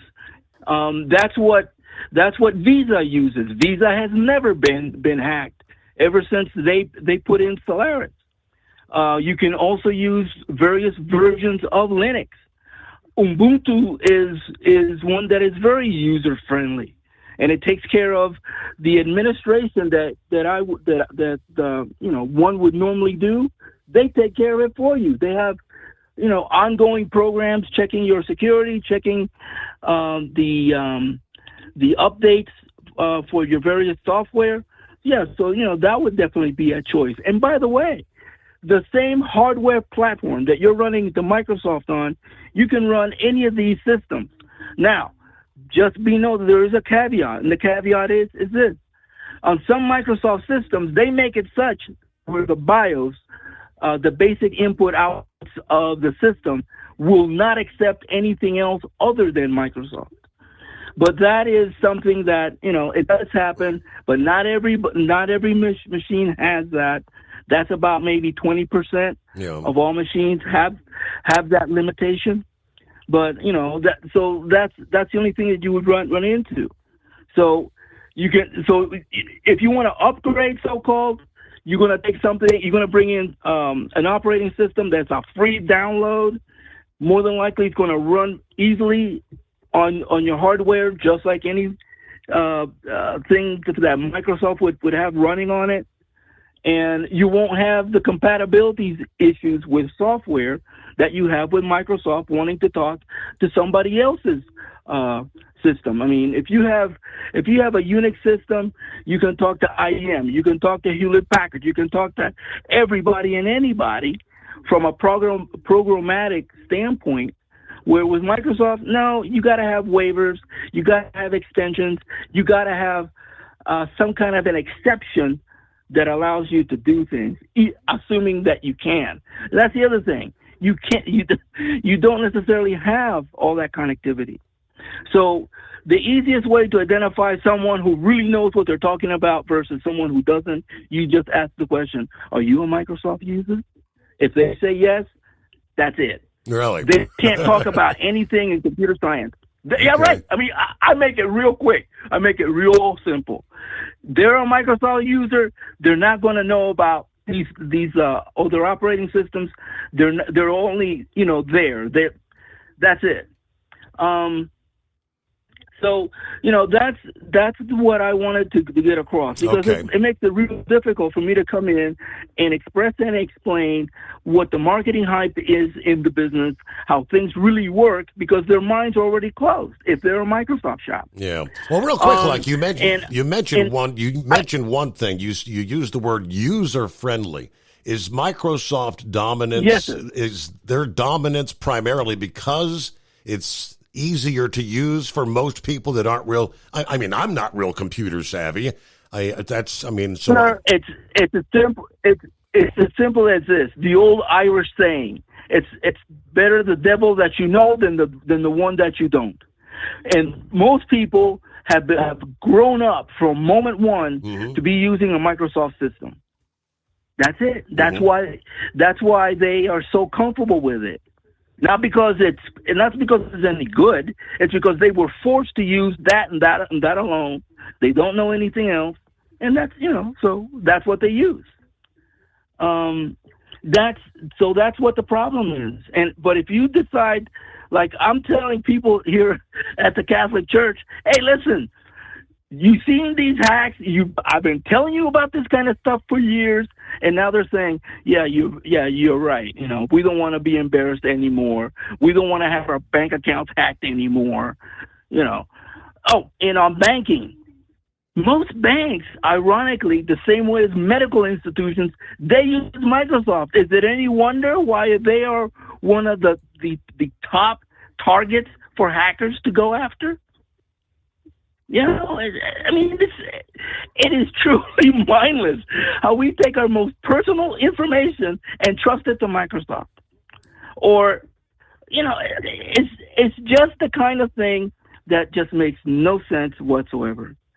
And for me, it's true lunacy. But then again, I am an enterprise architect. I've been doing this for 40 years. I've been seeing the horrors that happen all this time. And so, I try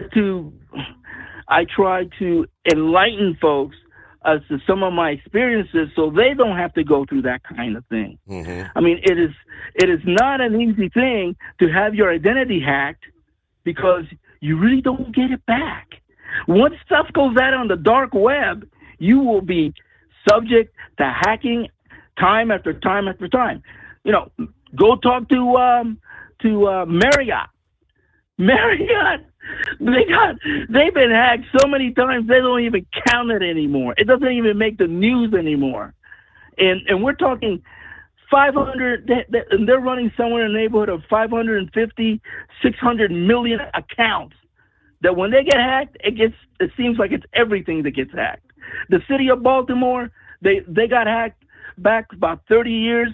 The hacker said, I want $50,000. They told the hacker to go pound sand.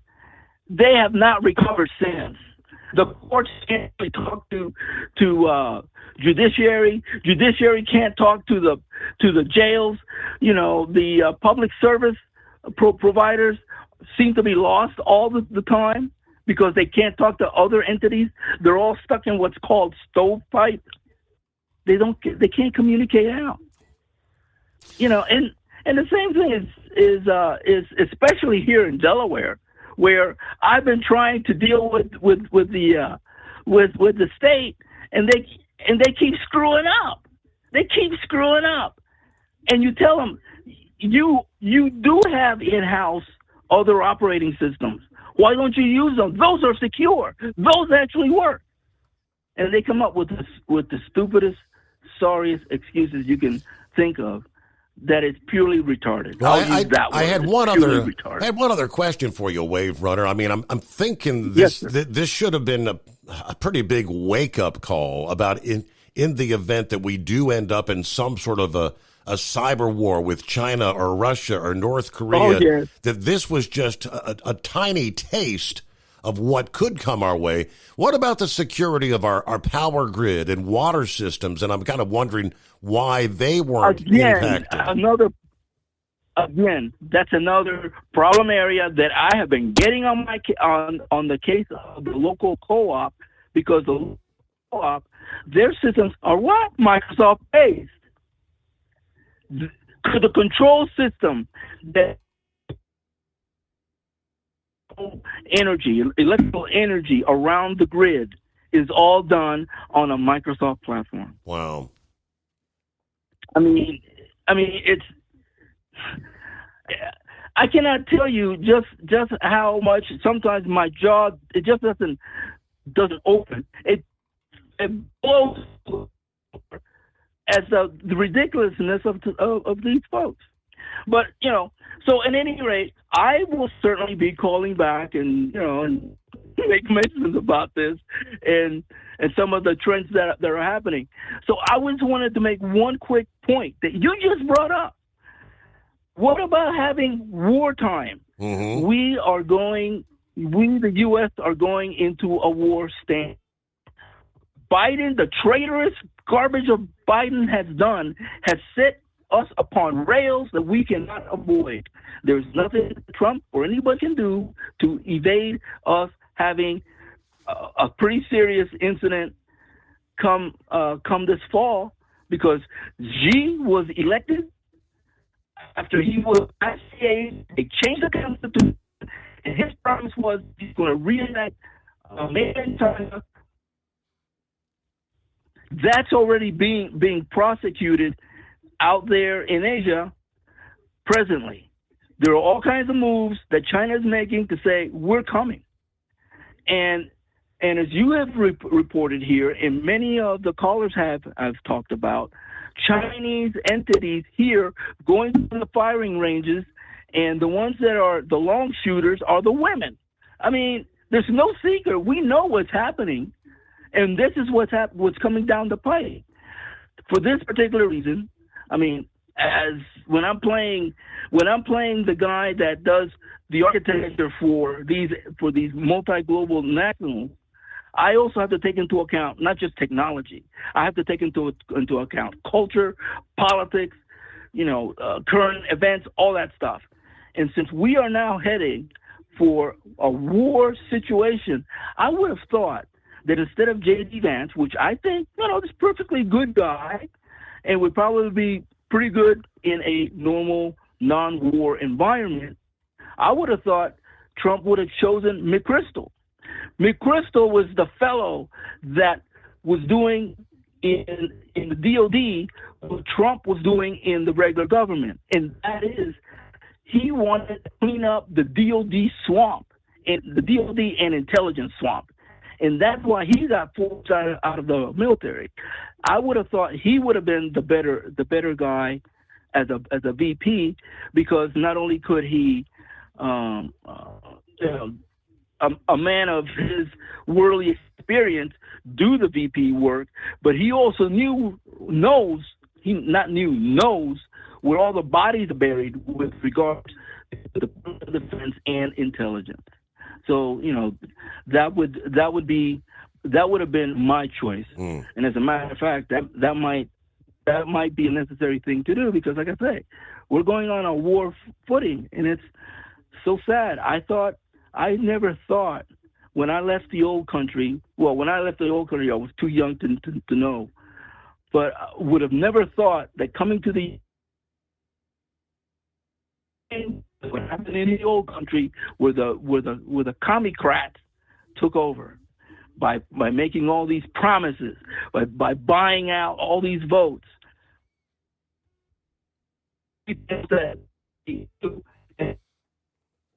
And we're losing connection with Wave Runner. Hey, was that intentional? Somebody's sabotaging my phone. Wave Runner, good to hear from you. A very, very interesting call. I do believe, really, it's all about ease of use, consumer friendly, user friendly. When you sit down at the computer keyboard, you want everything to flow easily.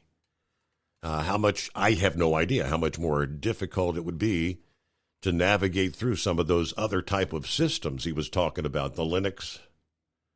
And I don't know, is that the wake-up call? But I think, as we've been saying and so many others been saying, when that time comes and China decides to make their move on Taiwan, and if we're going to get involved, and undoubtedly we would get involved if Donald Trump were in office. I kind of wonder if Joe actually did maintain that position, how far we would go to try to defend them. I mean, they're telling us we would. I don't know. But you can be assured that they're staging and preparing to make life miserable in this country when it comes to the likes supply chain, water, electricity. If the American people are miserable, we won't be behind the leadership and what they're doing. We'll be throwing our hands up and saying, what do we care? Leave them alone. It's China. Screw them. We want our lives back. Can you see that coming down the pike? As an independent trucker, you work hard to meet your goals. The Owner-Operator Independent Drivers Association has been helping small business truckers for over 50 years with benefits, services, information, and discounts. You work hard, but OOIDA works even harder to give you advantages that large fleets enjoy. And all of our programs support our representation on your behalf in Washington, D.C. Become a member at ooida.com, making a difference in the lives of truckers. Fuel filtration is a big deal. Poorly filtered diesel fuel can damage injection systems, reduce efficiency, and rob horsepower, among other things. By removing the water, air, and debris from fuel, fast fuel systems can triple the life of your injection system while restoring power, optimizing fuel economy, and more. Not sure what your truck needs? Give us a call at 636-433-5410 or learn more at fastride.com.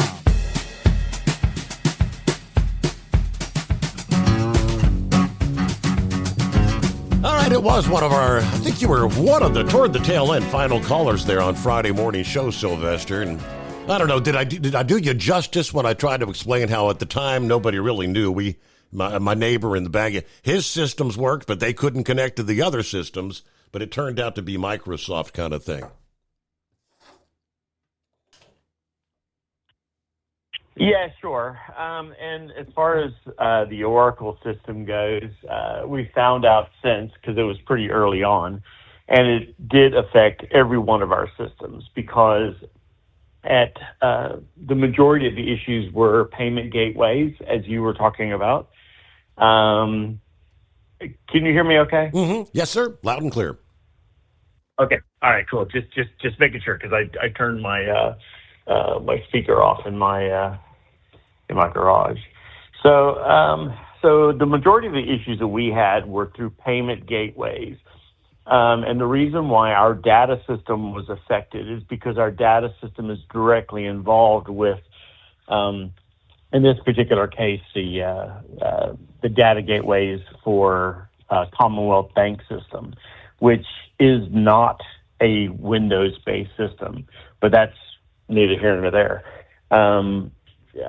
In our case, all of our point of sales went down, and they are not, again, Windows-based systems. I find it interesting, and look, clearly, he's got experience that I don't, which is great, but I can tell you what our IT people are telling us. And as far as my big, bad, evil Microsoft, look, and I get that. Look, I remember when Windows 3 came out, and it was going to break the 64K, the 640K barrier and all this kind of thing, and then it was, of course, a great big disappointment. And I remember, when Windows 3.1 and 3.11 came out, and Windows for work groups and all this other stuff. They have one thing that Unix, Linux, all of them don't have, and that is fantastic marketing. One thing is for sure, you're not going to get, not so much recently, but even 5 years ago, a system with, I think it's part of Ubuntu on it, and have software on it that you're going to want, Steve. For people that are into infrastructure and certain games and things like that, and there are certain, you get a good enough computer that's able to emulate Microsoft games. There's a bit of a reduction in how your performance, but not a massive amount. The thing is, though, is like, for example, my own personal experience. I do video editing and photographic editing, and I do, if you remember the website that we did with the charity and things like that. So I program in PHP, SQL, and of course, high-level stuff like HTML. But the thing is you got to go where the money is if you're going to do it professionally, and you're going to have to go if you want to actually make money doing it. You have to go where people want you, and the majority of computers sold today do not have Linux, do not have. I mean, who was it?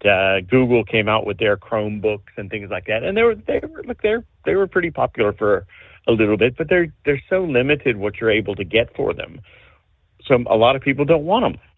You know, I use the Adobe stuff. That's what I use for my editing and my and things like that. But look, I get what he's saying, but when I made the phone call, if you remember and you do, because you were able to. Everything was it was breaking news at the time. But I don't know if you got time, hang in there. But we got to get our news break. From Feature Story News in Washington, I'm Jagruti Dave. US President Joe Biden has announced he's dropping his re-election bid, endorsing his Vice President Kamala Harris to be the new Democratic Party nominee. The decision follows months of pressure amid concerns over the 81-year-old's health, age and fitness for office, which had fueled calls for him to step aside from even his most loyal supporters. Biden will remain in post during the campaign, Benji Hire reports. For the first time since Lyndon B. Johnson in 1968, an incumbent US president has abandoned his candidacy. In a statement on Sunday, Joe Biden said the job has been the greatest honour of his life, but that it's in the best interest of the country to stand down. It's not clear exactly what comes next. Democrats will have to decide on a new nominee. The president, who will speak to the nation later this week, believes Kamala Harris should be chosen to run against Donald Trump. Benji Hire, Washington. Barack Obama and other top Democrats have been speaking out in praise of Joe Biden after he announced he's dropping out of the 2024 presidential race. This follows weeks of pressure from senior party figures who have both privately and publicly called on Biden to stand down over concerns about his age and mental fitness. Former US President Barack Obama has issued a statement calling Joe Biden one of America's most consequential presidents, as well as a dear friend and partner. He added, Biden's actions show he's also a patriot of the highest order. These words were echoed by other Democrats, including former House Speaker Nancy Pelosi. Reports have emerged in recent weeks that Pelosi was one of the senior members of the party who was privately trying to persuade Joe Biden to stand down. Gretchen Whitmer, the governor of Michigan, is seen as a potential future presidential candidate, said Mr. Biden was a great public servant, but she said her job in this election will remain the same, doing everything she can to elect the Democrats and stop Donald Trump. Mr. Biden says he plans to speak to the nation in more detail later this week. In other news, Israeli officials say they successfully shot down a missile fired from Yemen. It comes a day after an Israeli airstrike reportedly killed 3 people and injured 87 others in a Houthi-controlled area of Yemen. Our Middle East correspondent William Denzelo reports. Air raid sirens were triggered in southern Israel, but officials say the Arrow 3 missile defense system shot the projectile down before it reached Israeli territory. It comes a day after Israel launched an airstrike on Yemen's port city of Hodeidah. Israel says it hit military targets, but Houthi officials say a power plant and oil storage facilities were hit. Houthis had previously claimed responsibility for a drone attack in Tel Aviv that killed 1 person and injured 10 others. Israel's airstrike on Houthi areas is believed to be the first since the war in Gaza began. Increase fuel economy up to 7.9% with Hot Shot Secret Gasoline Extreme. The solution to maximize your engine's performance and fuel economy. Whether you're driving a sports car or a daily commuter, Gasoline Extreme is specially formulated with PEA to deep clean. Don't settle for an average driving experience. Upgrade to Hot Shot Secret Gasoline Extreme and go further on each tank. Order now on Amazon or HotShotSecret.com. Hot Shot Secret. Powered by science. At Hot Shot Secret, we share the science behind common diesel problems. For example, ultra-low sulfur fuels. Fuel has 2 purposes, combustion and lubrication. Ultra-low sulfur fuels have diminished the fuel's ability to lubricate. Hot Shot Secret Everyday Diesel Treatment with LX4 restores lubricity, protects your engine, and optimizes performance. Everyday Diesel Treatment is available at truck stops, Tractor Supply, O'Reilly's Auto Parts, and online at HotShotSecret.com. Hot Shot Secret. Powered by science. Building relationships with their team, drivers, and customers still matter at IBI Security Transport. Since 1966, IBI and its team of drivers have been leaders and innovators in providing white glove service to its exclusive client base for transporting high-value freight safely and securely. Much of the IBI staff have driven trucks, so they understand both the customers' and drivers' needs. If you're seeking a career that values you as a person, not just a number, and offers great benefits and good home time, then IBI is the place for you. Call 800-582-5912 to discover why we are the leaders in team freight and start building a relationship with you. Attention all truckers, are you ready to own your own truck? Lone Mountain Truck Leasing makes it easy. Our lease-to-own program puts you in the driver's seat. Our inventory is always changing, and we have a variety of rigs, including Kenworths, Freightliners, automatics, and manuals. Once you make your last payment, the truck is yours. No interest, no balloons, and no buyouts. Take the first steps towards independence and financial freedom. Visit LoneMountainTruck.com or call 866-944-0383 to apply today.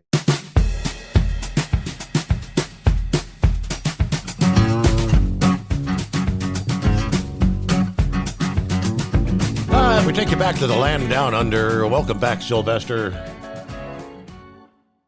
What's up, brother? All right. So, look, so if I had my way, I wouldn't be giving Microsoft any of my money. Look, I don't like what Bill Gates has done. I don't like him as a human being. Mm-hmm. But I also have to tell you, I got to do and use what I have to be able to get the job done. And the multi-billion-dollar company I work for feels the same way. What would it cost them to move to and train, don't get me wrong, and to train people to use different systems and that? It's never going to happen. Never. I mean, if it does happen, it's going to be something that they do over, a 5, 10 plus year period. So when you went on break, right? I went and looked at my work chat just to see what I'm in for tomorrow because of the mess that we had. And we've got a meeting on Wednesday to discuss how we're going to deal with this in the future. So I can assure you there will be nobody at our level talking about going to Linux or going to Unix or going to any other system because it's way outside of our decision making. Mm-hmm. So, and I will tell you, the majority of the people that I work with struggle with Microsoft Word, much less any of the infrastructure stuff. When this happened, and all of our computers got the blue screen of death, and I'm thinking, oh, there's been an infrastructure strike. Right. That's my first thought, because we were getting customers in saying, hey, I've got at my business, we've sent everybody home because none of our systems are working. So any of the cloud-based systems crashed as far as in Microsoft. But my former brother-in-law, who I'm still very close with, his systems weren't affected at all. And they're all Microsoft cloud-based systems. So the operating system is Microsoft-based. And none of it was affected. He and I had a long chat about this, almost a 3-hour talk about this yesterday. So to believe, actually my external speaker just shut off. If we are to believe that the rest of the world is going to go to another system, everybody else is suddenly you got way far away. You're way far away. Yeah, sorry, no. If my external speaker turned on, let me turn it back off. Go back to where it was.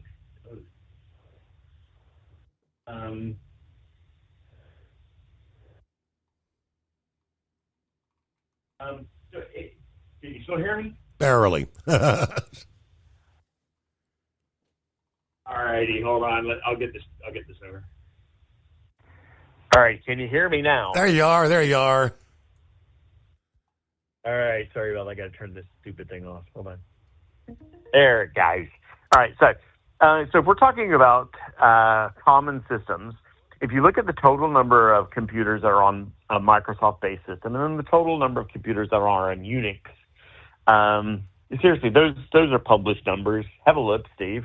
If you had 1 billion computers that were running your operating system, and you had, 40, 50,000 computers running the other system, which do you think has more power, more users, and all that? Of course, it's going to be the billion computers. Well, that's the difference between Unix and Microsoft. Now, is it an unnecessary or unfortunate thing? Sure. But you know what? To walk around telling everybody that they're stupid because they use Unix, the average Joe has no clue what you're even talking about. I'm a bit of a nerd, so I do. Right. Remember High Tech? Yeah. Didn't High Tech try to put you onto onto Linux? Yeah. So do you remember that version? That's a long time ago, I realize. But do you remember trying to use that system? Not really. No. Yeah. So no, it didn't go very well. I remember what happened. It didn't last very long, or he really didn't know what he was doing, but that's another story. And now he's probably heard me. But anyway, back to what I was saying. We are in agreement of this, though. Our systems are vulnerable. And in this particular case, it's not just that it was a Windows system that it was affected. It was a single point of failure. That's where the issue was. And the whole point behind ARPANET, which was the predecessor of the internet, was to have a network, a web, basically, of servers and computers that would be able to communicate with each other. So the whole point behind it was that interoperability and protecting from attacks and things like that, that's gone. Because of the systems like this one, was basically the only one that was being relied on to provide this broad protection. It just, like I said, single point of failure.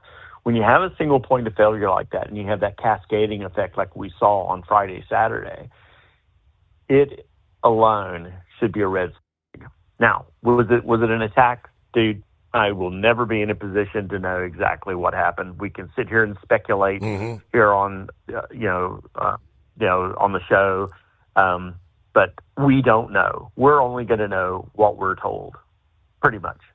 So, but what it comes down to is this: what are you doing to make sure that it doesn't affect you? Or if it does affect you, how can you mitigate those effects to the best of your ability? How long have we been talking about preparing for things like this, Steve? 20 years now? Plus. Is it getting close to that at least? Yep. Yeah. So I remember one time you asked me, I said, Sylvester, are you a prepper? You know what, dude? If you're not preparing for this kind of crap, that's where you do have control. You have no control over what your bank uses as far as their operating system, et cetera. You have no control over what airline uses as far as their operating system goes, but you have absolute control over how you're able to deal with those problems. Are you able to remember the movie Planes, Trains, and Automobiles? Little things that would go wrong that you'd have to they had to deal with along the way. So they originally were on an airplane, but then they couldn't fly because of the weather, et cetera. That's what you got to do. How are you going to get the things you need in your life when all the poop hits the fan? So we can sit there and criticize Microsoft all day. That's all well and good. But for the majority of people out there, all you need is an Android phone or a iPhone and internet connection. And when it goes down, not much you can do about it except for just keep living your life. All right, brother. Look, I've taken up too much of the airwaves. Look. But before you go, dude, I love your show, and I so appreciate your show. It's refreshing that people can still get on here, even the people that don't agree with us, and though sometimes you just got to scratch your head and wonder why you believe this. But that's another story. All right, one final question. Show, brother. One final question.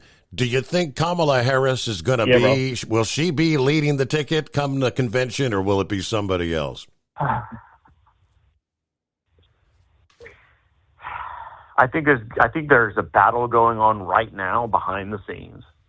I think she thinks that she's going to be, but she is not a likable person. She is not a likable candidate. And once it goes down to whether or not she can actually win and they start look at the polling numbers, I don't see how she's going to do it. I'm really interested to see what happens at this convention. This is going to be fascinating. And I got to tell you, ain't no way on earth I'm going to vote for her. Not a chance. That cackle alone. Oh, dude. My wife was asking me what I thought about her, and I just looked at her, and she said, "Oh, okay, never mind." So, yeah. But the thing is, we got to have a good, clear strategy on how to deal with each of these people that are coming up. Now, Manchin's talking about switching his party allegiance back to becoming Democrat, and then running. I don't see them doing that, but you never know. They're shonky enough; they might allow it. So, because it's gotten to a point now, Steve, where and I believe this is on both sides. It's all about power. How are we going to get power or keep power? And that's scary, man. That is just so scary. All right, man. God bless Very you, good. brother. Thank We'll you. talk to you later, man. Good to hear from you, Sylvester. Have a good evening, whatever time it is there. Let me see. I believe, Vic, are you hanging in there? Yeah, I'm still here there. Good to hear from Sylvester. I had that Linux thing, and it wouldn't update. I think it wound up being like 11 or something like that they had, and now they were like on 50, and I couldn't get on. Like they were talking, I could communicate with a lot of different websites because they'd say your computer doesn't meet security, and I'd try to update, and it wouldn't update. So I'm not into that stuff anymore. I learned a little bit of COBOL and Fortran to show you how long ago that was, and that was back in the 60s and 70s in through there. So the thing about the Windows is, I get aggravated at it quite a bit, but it's user friendly. It updates itself and everything else. Usually if there's a virus that was coming on, but my problem was as soon as I think it was Sylvester mentioned AWS. I have kind of a screwy internet right now that's actually through Amazon, and they use that AWS thing, and you have to have an app on your phone. And I've been looking around for a different internet service, but none of them really seem to come up very good. But like I said, I know very little about that, the whole system anymore, other than everybody is getting hacked all the time, even the intelligence agencies and all these people have all this sophisticated stuff. So I just don't, by and large, I don't know how it's all going on, but I don't think any of it's very secure. And the Russian antivirus thing was Kaspersky, but they don't let you use that anymore in the United States. So I, like everybody, like a lot of people, I use that Norton 360 and LifeLock. So by and large, and that's not very secure either, and I'm constantly getting a notice, you've had a data breach.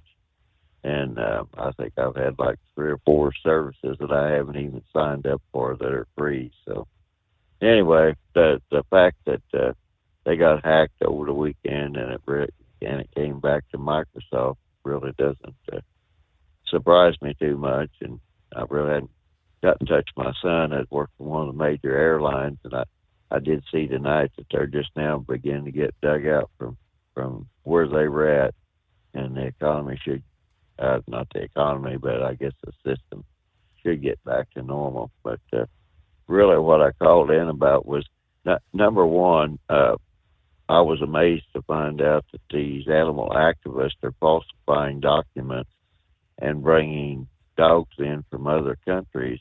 And we have all of our kennels, all of our, what do you call them, the rescue things or shelters. Most of them are overloaded now. So why we would even be bringing ones from foreign countries into the United States surprised me. And the CDC, they just used a shotgun approach, and because there are people that show dogs, and like you were talking about, truckers that carry dogs and they're private and everything, that, you know, all their records are up to date. They have all their shots and everything else. But the CDC ruling, basically, they just came out and said any dogs coming into the country, period. And, here in our neighborhood, I don't know what's going on, but like I say, my grandson's dog, he kind of gave me some grief there that I'm still suffering with right now, trying to get things straightened out. And that was something else I was going to ask you about. How was your son doing? He's not going to get a stiff leg out of that deal, is he?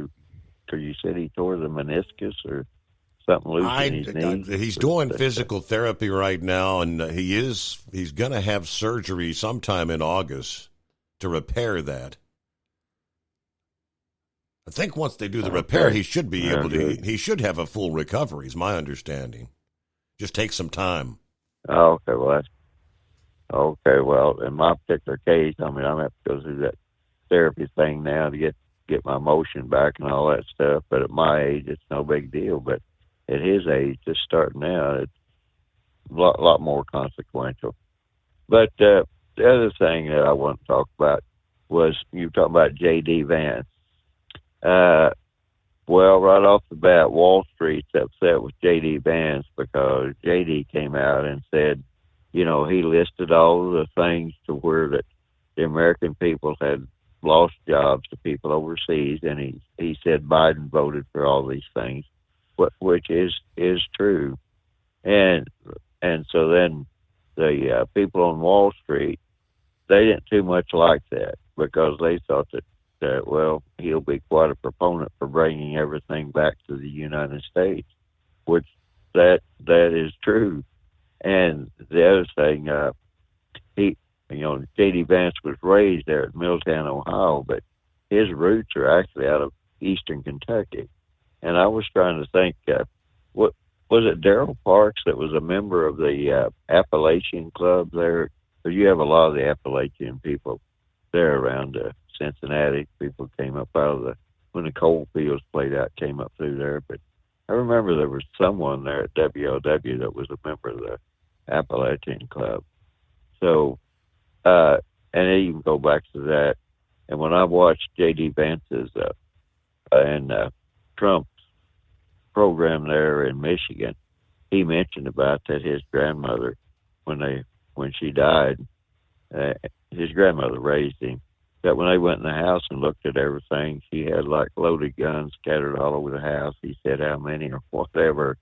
And that's just kind of the way those people do that down there. And that brought up, you remember whenever Barack Obama said, God, what was it? These people had too much of God, guns, and something else. Mm-hmm. But he pretty much downgraded, people like that. And whenever Donald Trump took the stage and somebody made some mention about who he might be running against or anything, he said, well, Trump said, we need to understand that, it doesn't make any difference. This is about our program. We have the mega program that makes America first, and the Democrats have a program that makes America last. And he said, that's what we're running against. We're running against the two ideas. So I don't know if you've seen any of that rally in Michigan or not, but that was what Trump was stressing the point. Which that part sounded good, but the next part, somewhere into there, somebody asked him about this Project 2025. Now, I looked that up today, the Project 2025, and what that is, that's the name. You remember the Heritage Foundation wanted to make sure that Trump didn't, if he got elected, that he did not make the same mistake he did before and leave people in different offices that were loyal to the Democrat agenda, and make sure that he put people in place that would advance the Trump agenda or the MAGA agenda. Well, Trump made the statement. It's like, well, I don't know that much about Project 2025, and it's a radical right. And to me, that really wasn't the radical right. And the first thing I thought to myself, Trump, you're going to have to learn how to use all these assets. You might not do, nobody agrees with anybody else 100%. And I'm sure Trump doesn't agree 100% with the 2025 agenda, but there's nothing really radical in there. And my first thought was, okay, here we go. The Democrats are going to try to divorce cause a split between Trump and his people that have the connections and can really give him good support. That's like the Heritage Foundation. There are a lot of savvy people, politically savvy people in that group, and they have the connections.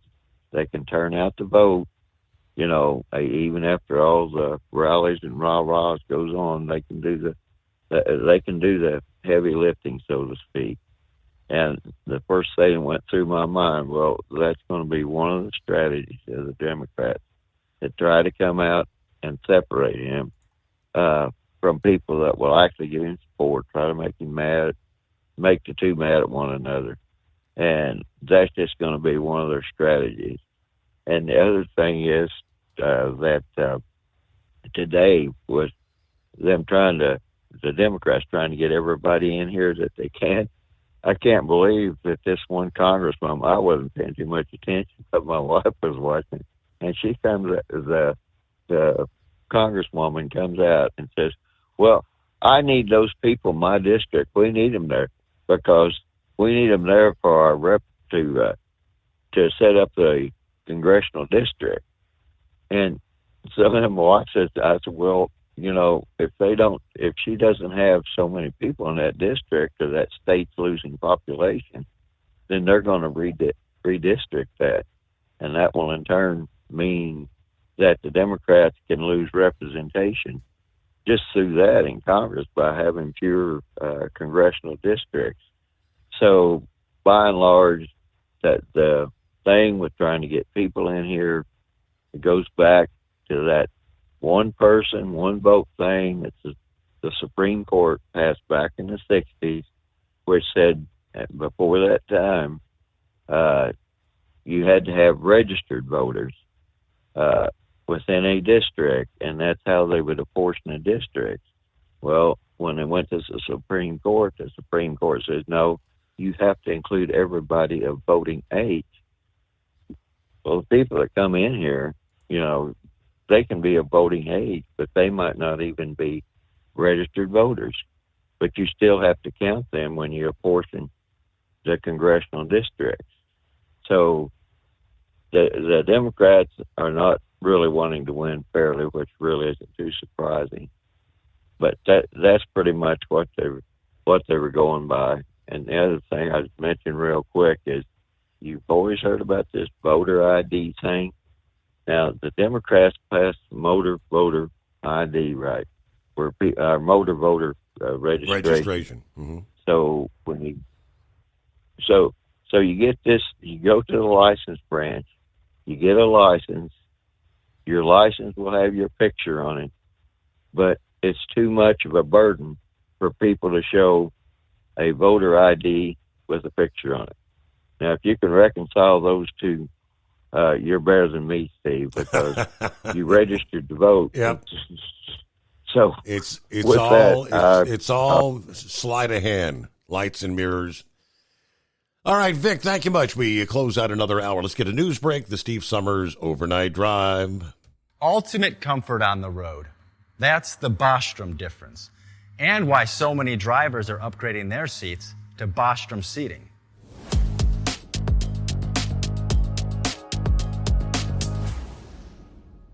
With roots dating back to 1935, we know seating.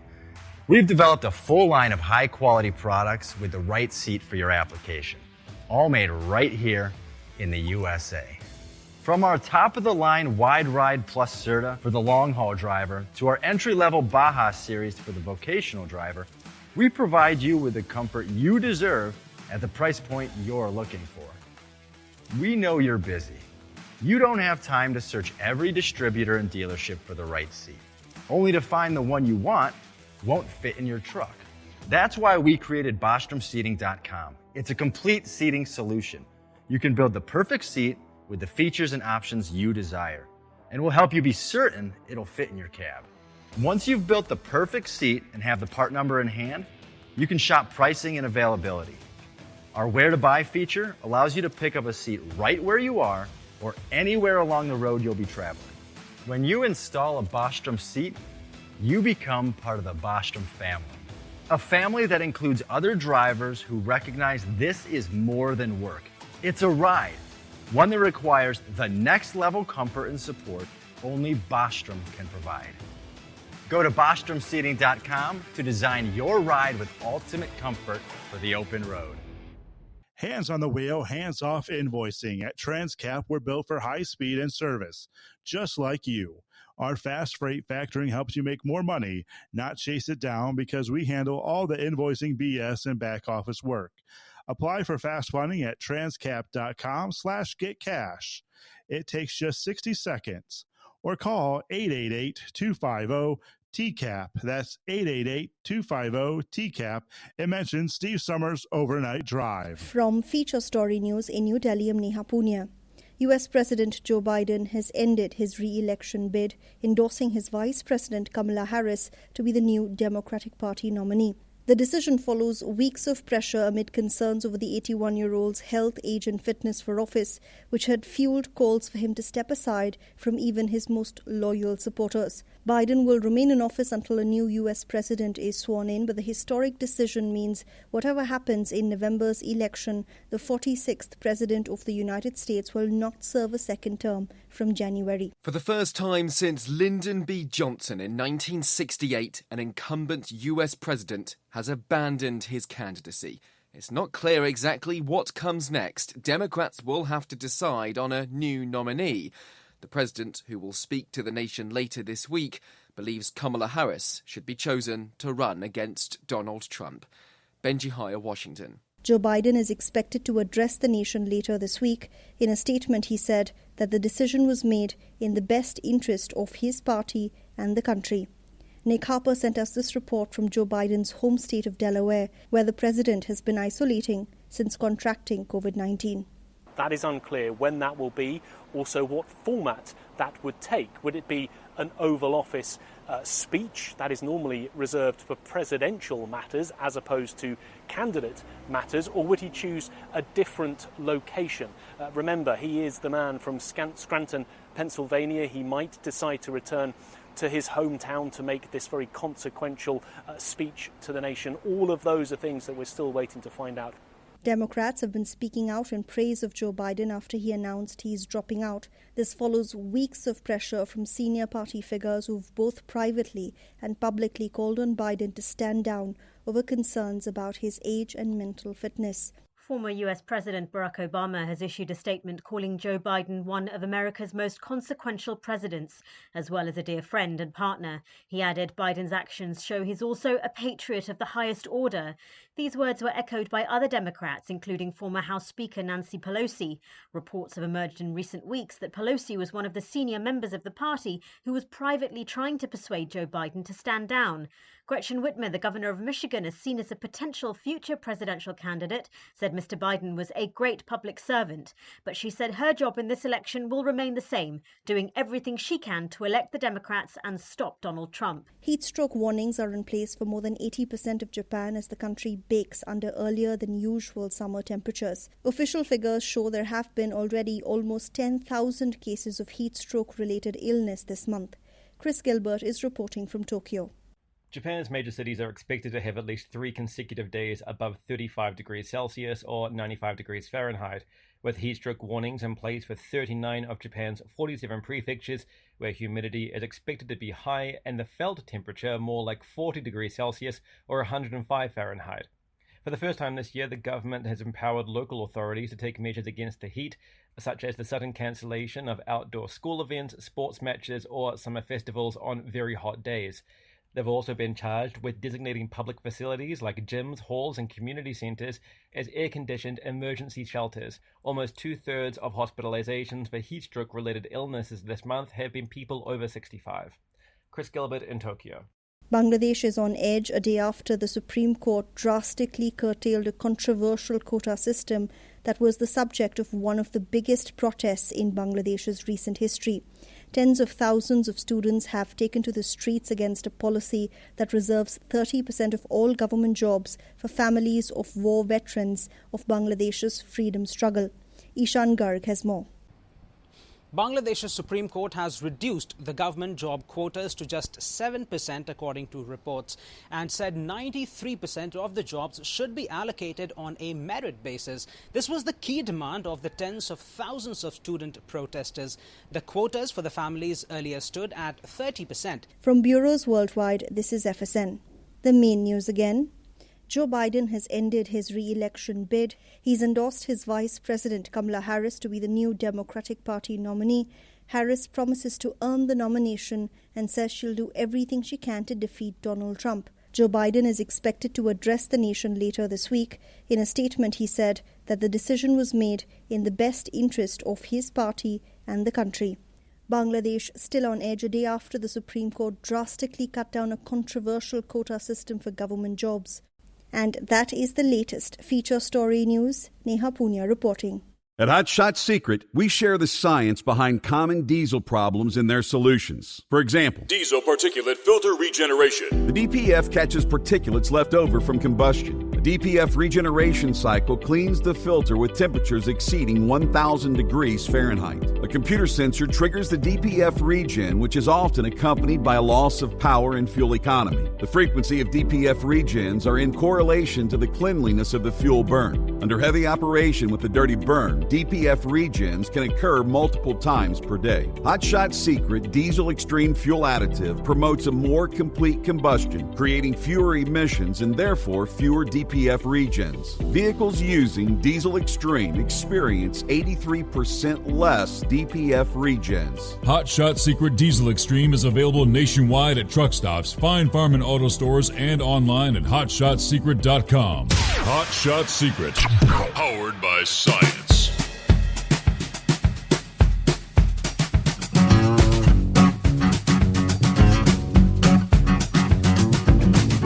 All right, what do you say? Get that final hour underway on a Monday. Yeah, Steve, you are right. The weekend went way too fast, didn't it? Yeah, good morning. Steve Summers, all the listeners out there. The weekend was too short. As always, we're still waiting for that third day. It was restful, though. Time to get the coffee ready, the car packed. I suppose we'll head in and see what the day brings us. Another day.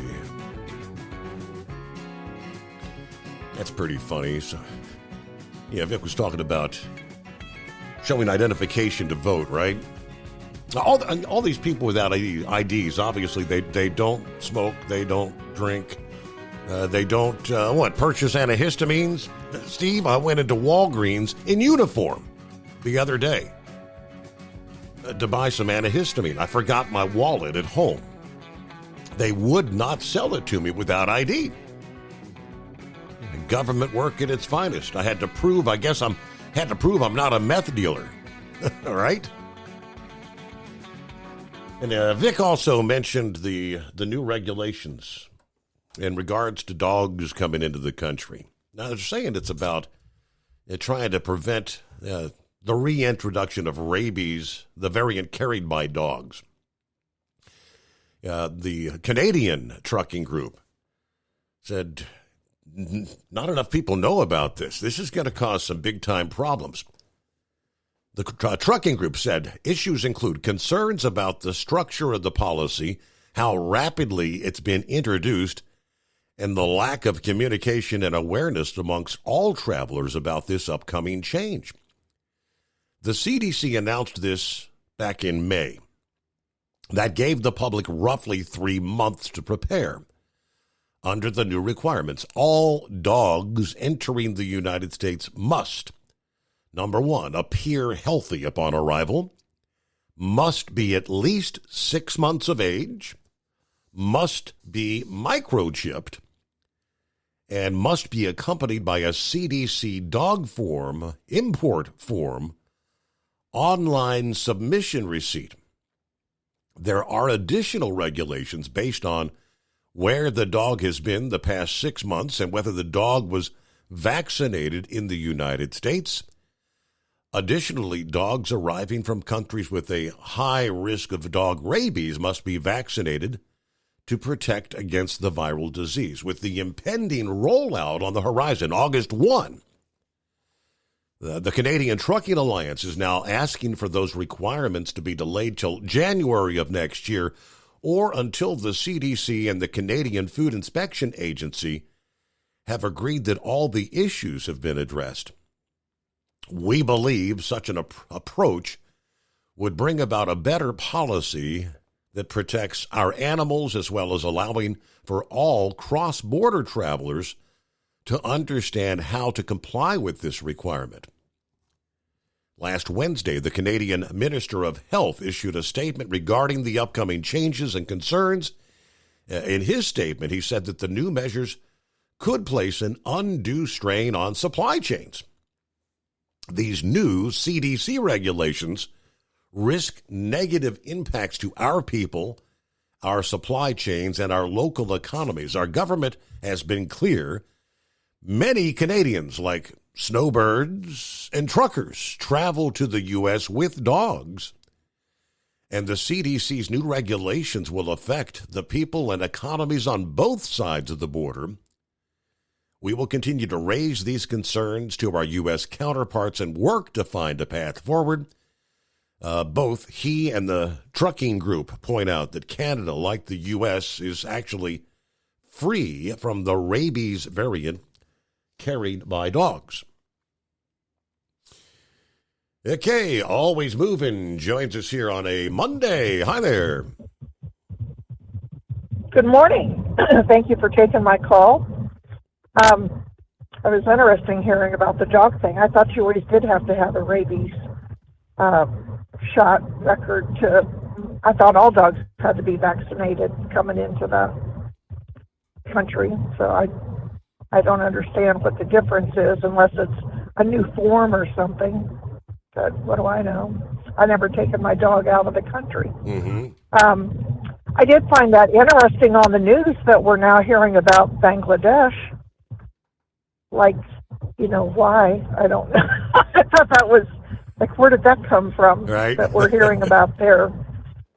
Yeah, I just thought, okay, what channel is this? That's weird. Friday, where I work, we were very affected by the computer breakdown worldwide. Made for a lot of confusion. And what was weird about it is one computer would work like you have your desk there's 3 computers in a nurse's station, and one of them would work and 2 of them wouldn't. And the call system would work at one station and then it didn't work at another. It was very hit and miss at how it affected everything. It took all day for them to get it back up and everything running, but it was, I walked into it at 7 in the morning and they had been dealing with it since whatever time at night, and it was interesting how it affected here and there, where I would have thought like all the computers would have gone down or all of this or that would have been affected by it, but it was very hit and miss. So I don't understand computers enough to even have an idea as to why it happened that way. But I don't know if anybody else called in about it, but that's what we faced on Friday with that computer outage. Okay. Did you enjoy the moon Saturday night? Yeah, big full moon, big pretty full moon. Still looks pretty full to me, but I know we're a couple nights past now. Yeah, but it was gorgeous, and the air was still, and the summer locusts were singing. Like the August summer locusts were singing. I sat outside for a couple of hours. It's the only way I can get internet access. I can't go in the house with anything on the phone. But anyway, I sat outside and just was scrolling through stuff and didn't get hit by a single skeeter. It was a very lovely night. It was really, really nice out there. Heard the owl, one of the neighbor owls was calling. But just sat there and enjoyed the moon. It was just beautiful coming up. And then the politics. If you go to WBNS Columbus, Ohio, which is a Channel 10 station in Columbus, they have a section where they fact check that 2025. It's a daily thing that they put on there, and I'm not versed on it, but I have looked at it a couple of times, and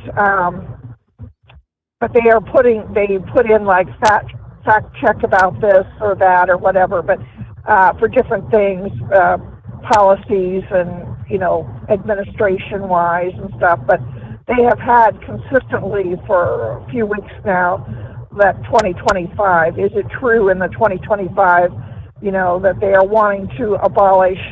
I think it said that it was true that like 2025 was wanting to defund any government funding for public radio, PBR. And they said that was one of the true things about it. And I don't even know, I never dug into it enough to understand what the 2025 is. Your previous caller was talking about that, but that would be one place if anybody's interested in looking at it. I have no idea if what WBNS is reporting is true or not, but they do keep that on a daily basis up there. You can look up that on their main website. And as far as the whole political scale and Biden dropping out, I don't want Kamala Harris or Kamala, whatever her name is, to be the 47th president, which would happen if Biden, walks away from office. At this point, she becomes 47, and I definitely don't want her to be president in any way, shape, or form.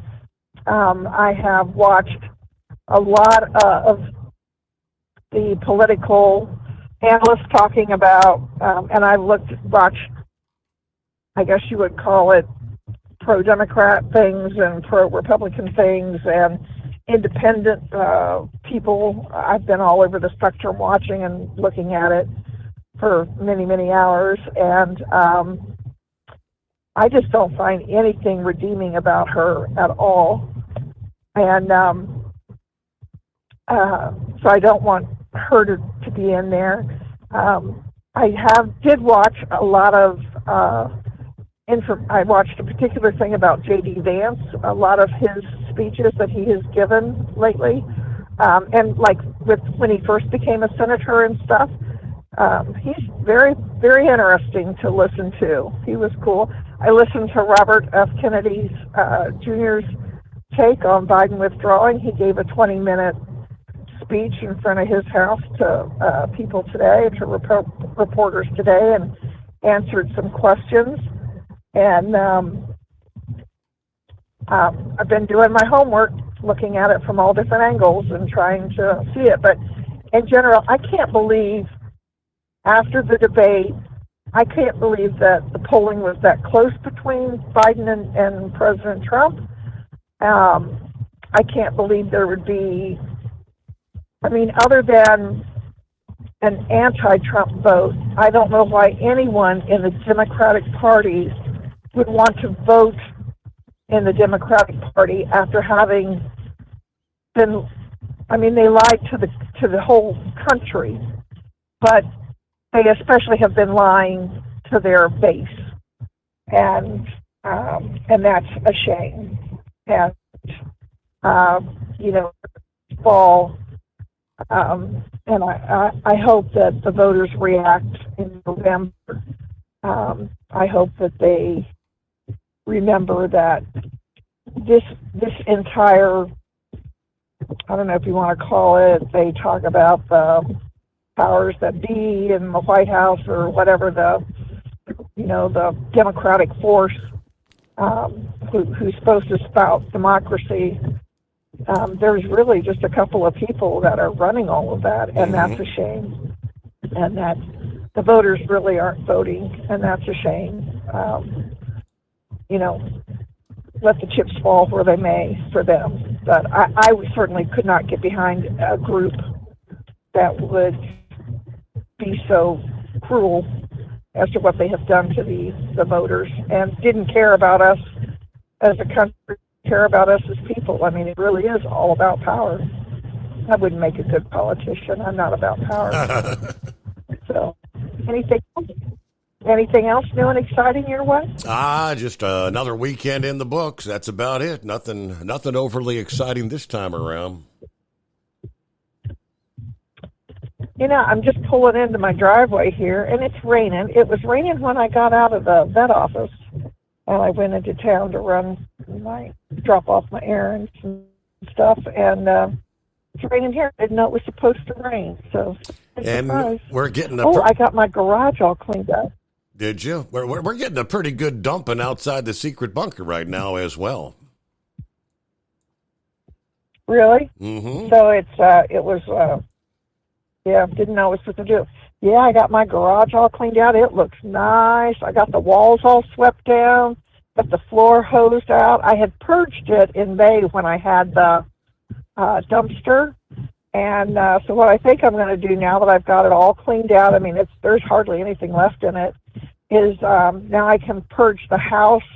I'm going to purge the house into the garage and then get another dumpster in October, my vacation. And then I can just empty it from the garage into the dumpster. That way it gives me time. It's hard to get that done in just 3 days, to have that dumpster here in 3 days. So I think I'm going to go with another dumpster and do it that way. That's what I think I'm going to go with. So, but yeah, all nice and cleaned out. I'm really proud of myself. Yay! So that's about it. All righty. Well, hey, thanks for the call and say hi. Thank you for checking in. Have a good morning. Yeah, and they did tell us, the Ohio Valley region, we're supposed to see some of these showers, thunderstorms over the next few days. A lot of rain down in Kentucky. Yeah, some heavier showers there from Elizabethtown over toward Richmond, down just east of Bowling Green. You got these showers here right along the Ohio River, then all up along the Indiana-Ohio line, all the way up, going to be moving into the Dayton area, have some showers over towards south of Columbus as well this Monday morning. Taxes for Truckers provides full-service accounting solutions for owner-operators. Taxes for Truckers is the driver's financial co-pilot. We help independent truckers keep their taxes, filings, and bookkeeping running smoothly so they can focus on the road ahead.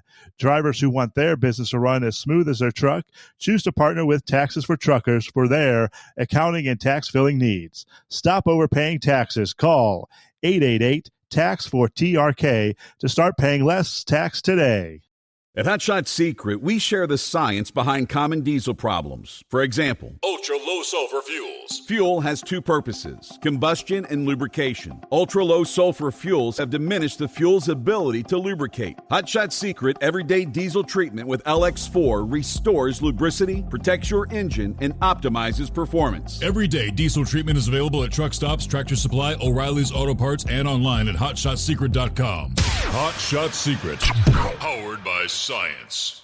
Building relationships with their team drivers and customers still matter at IBI Security Transport.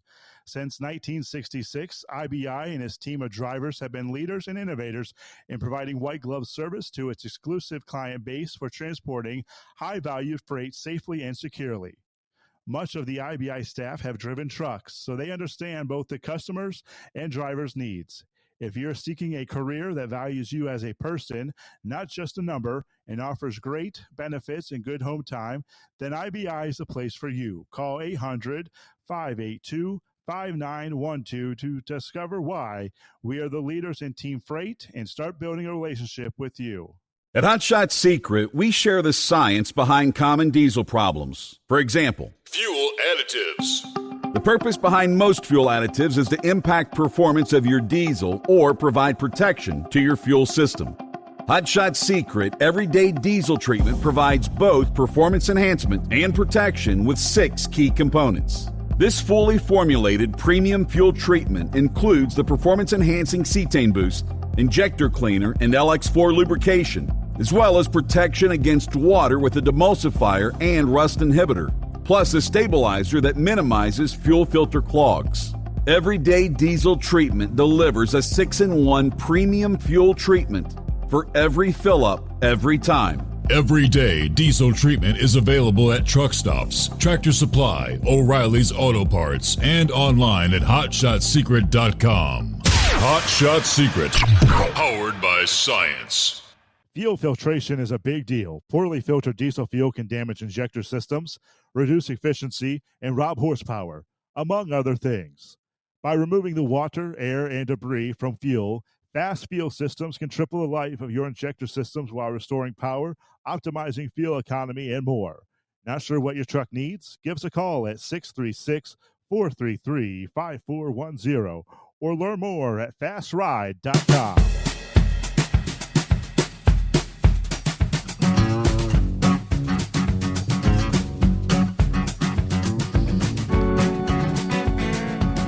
All right, it might be happening again every time the last several years. We've had reports of a comet that may brighten to be visible even to the naked eye, that ultimately fizzled out before ever becoming visible. At the update from space.com, an incoming comet that could be visible to the naked eye as it passes Earth later this year may be doomed to disintegrate before we get the chance to see it up close. According to the latest study, recent observations hint that the comet has already begun fragmenting and could fall apart completely in the next few weeks or months. However, some experts disagree. Astronomers at the Purple Mountain Observatory in China first spotted the comet January of 2023. Now, when NASA's Asteroid Terrestrial Impact Last Alert System spotted it barreling toward the sun, the comet's trajectory hints that it could be its first ever close approach to the sun and that it may eventually be ejected from the solar system. Either way, this comet is due to reach its closest point to the sun on September the 22nd, could make its closest pass to the Earth on October 13, when it would be about 44 million miles from the planet. If the comet wanders this close to Earth, it will be as bright as most stars in the night sky, which would make it possible for people to spot it with the naked eye for several weeks anyway. I suppose we shall wait and see. What do you want to wager? It crumbles. Hey, last week there was an event, and it wasn't in the nighttime hours. How often do you get an opportunity to see a meteorite in the middle of the day? And that was the case. A meteor streaking over the New York City skyline before disintegrating over New Jersey, according to National.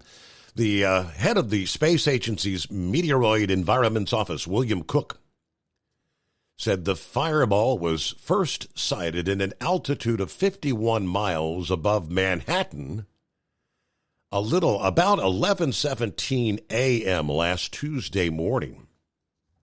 The meteor passed over the southern part of Newark, New Jersey, before disintegrating 31 miles above the town of Mountainside. Now, he said no meteorites or other fragments of debris, they do believe, reached the planet's surface. The space rock moved at a speed of about 41,000 miles per hour. It was descending at a relatively steep angle at 44 degrees from vertical. The exact trajectory is uncertain. Since reports are based only on eyewitness accounts, no camera or satellite data was currently available. I think I've seen some videos since then, though. By Wednesday morning last week, there were about 40 eyewitnesses that had filed reports on the American Meteor Society website. That's what they were using to generate their estimates. They said this was not part of the Perseid meteor shower, and reports of loud booms and shaking could be explained by military aircraft in the vicinity around the time of its appearance. Cook said that the New York City area gets treated to a daylight fireball about once every 1 or 2 years. There you go. All right, news break. From Feature Story News in Washington, I'm Jagruti Dave. US President Joe Biden has announced he's dropping his re-election bid, endorsing his Vice President Kamala Harris to be the new Democratic Party nominee. The decision follows months of pressure amid concerns over the 81-year-old's health, age and fitness for office, which had fueled calls for him to step aside from even his most loyal supporters. Biden will remain in post during the campaign, Benji Hire reports.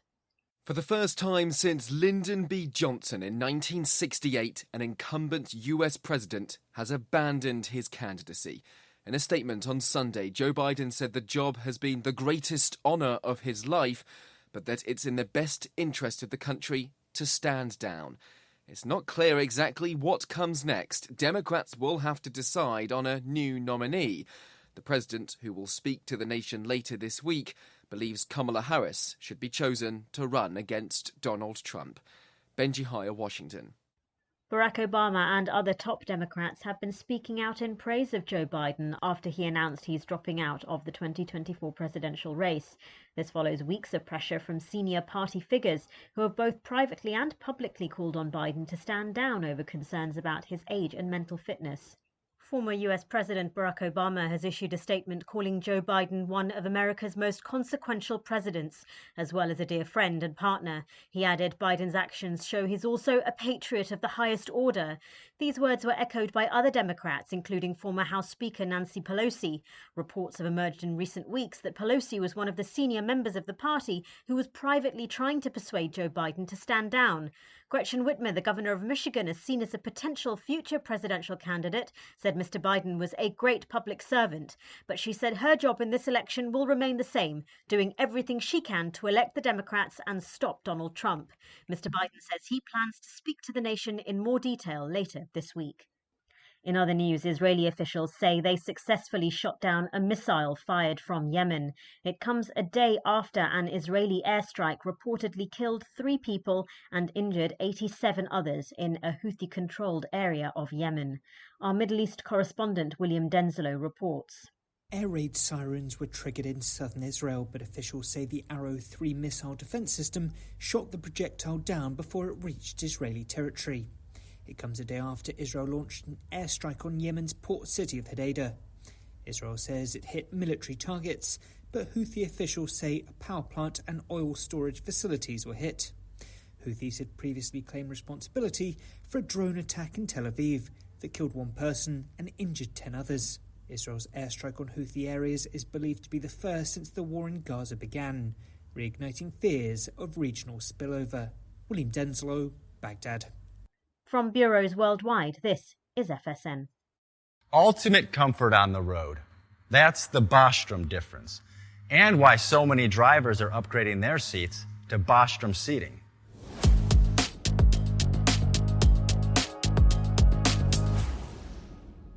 With roots dating back to 1935, we know seating. We've developed a full line of high-quality products with the right seat for your application, all made right here in the USA. From our top-of-the-line Wide Ride Plus Certa for the long-haul driver to our entry-level Baja series for the vocational driver, we provide you with the comfort you deserve at the price point you're looking for. We know you're busy. You don't have time to search every distributor and dealership for the right seat, only to find the one you want won't fit in your truck.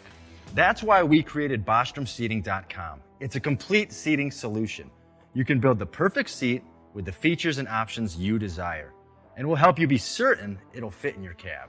Once you've built the perfect seat and have the part number in hand, you can shop pricing and availability.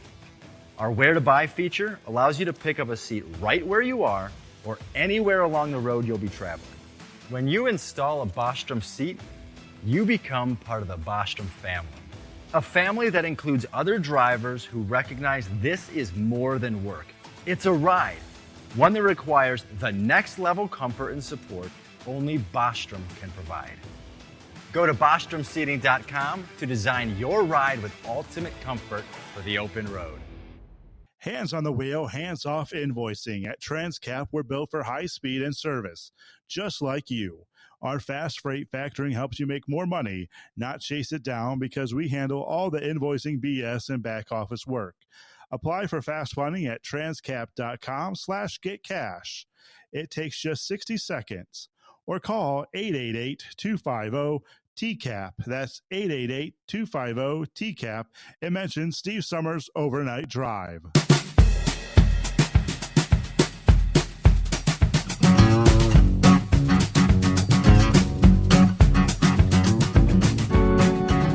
Well, hello to Truck and Phil, joining us via email this morning. Happy Monday. Coffee up.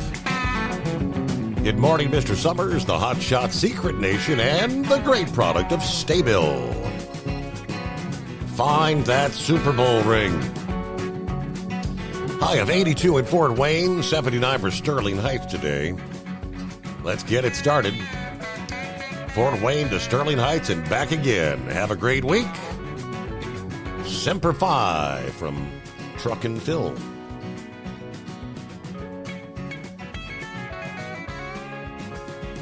I remember the time when some of these payday loan joints were being cracked down on, being limited on how much interest they could charge. They had people that were in this vicious cycle of having to borrow money week after week after week.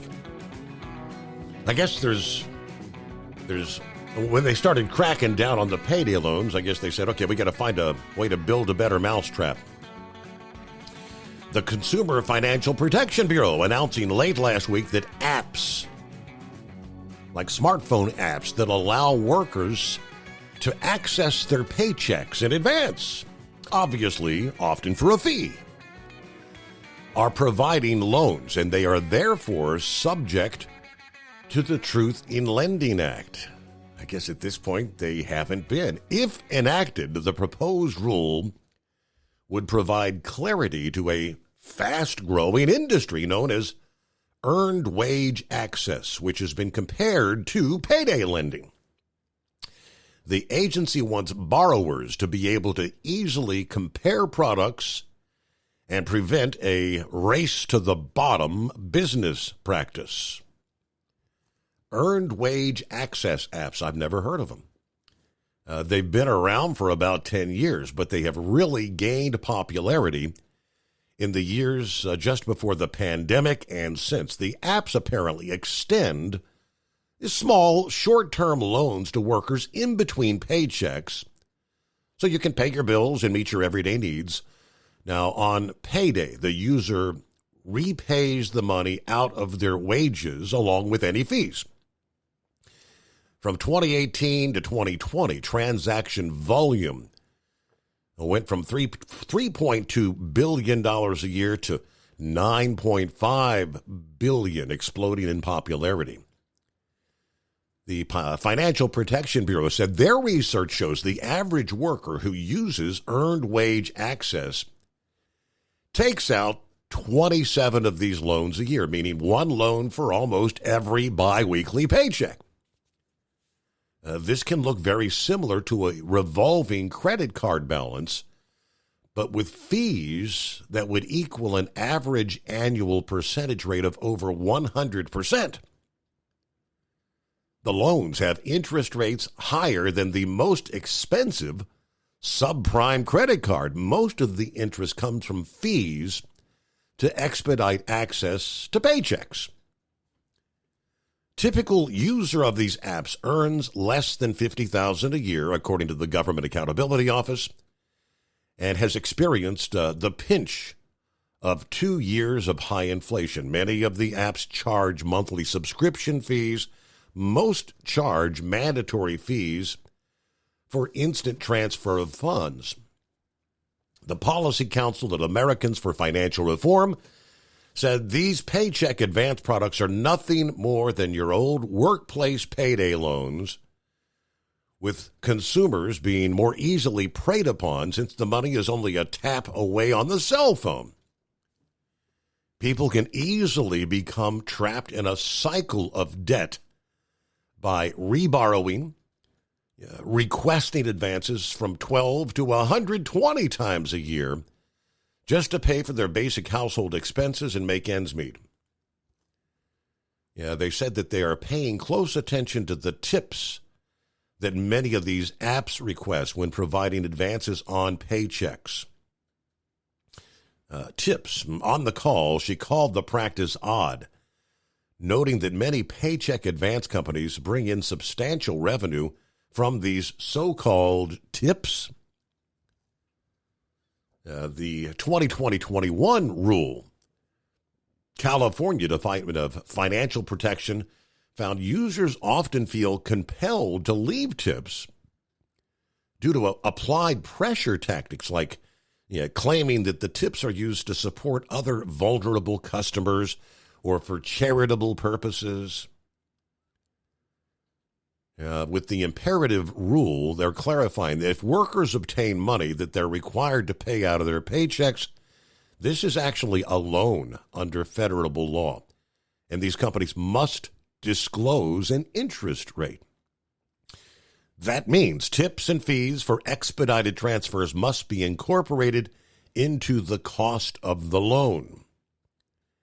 Under this disclosure scheme mandated by the Truth in Lending Act, those costs may not be treated as incidental, even if the amount is variable.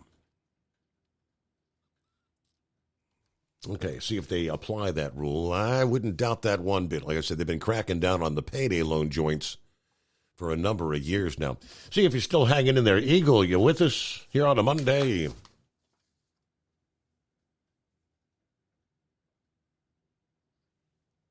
Hello, Eagle. I'm assuming that means no. Not hearing any snoring, but he dozed off. Hello, Scarecrow. Well, this is not hardly the first time that Eagle has not responded there, Steve. He's occupied right now, no doubt. Oh, man, the weekend, yeah, ours too, came and went far too fast. I think everybody's looking for that 3-day weekend permanent, you know. Steve, we have lived in our current location since the fall of '85. It's a rural setting. We're about 5 acres, and most properties in our valley, they're 2 to 5, 6 acres, something like that. So no crowding. It's a valley setting, dead-end roads, so there's no through traffic. So, and we have abundant wildlife. Well, in this 39 years, Steve, we have been providing nourishment for animals of one form or other, not by design, but Mother Nature runs its course. Well, we have several flower beds we try to grow a variety of foliage and such. I know a hostas grows pretty well, and for us, up to a certain point before some critters of some type discover it. Every single year we go through the same cycle. Well, we've always narrowed it down. It's either the deer or rabbits. We've all these years, Steve, we have never witnessed a critter chomping on our flowers and all. But yesterday afternoon, I cleaned up before the summertime hour, and I'm coming upstairs, and my bride, she's standing at the front door. She's kind of waving her hand kind of behind her at me I could tell she wanted me to stop. And she's just whispered, she said, "Move slow." Well, yeah, the Avengers were at it in broad daylight. And actually, I think they had actually bedded down in our front yard last weekend. There's a couple young whitetail fawns.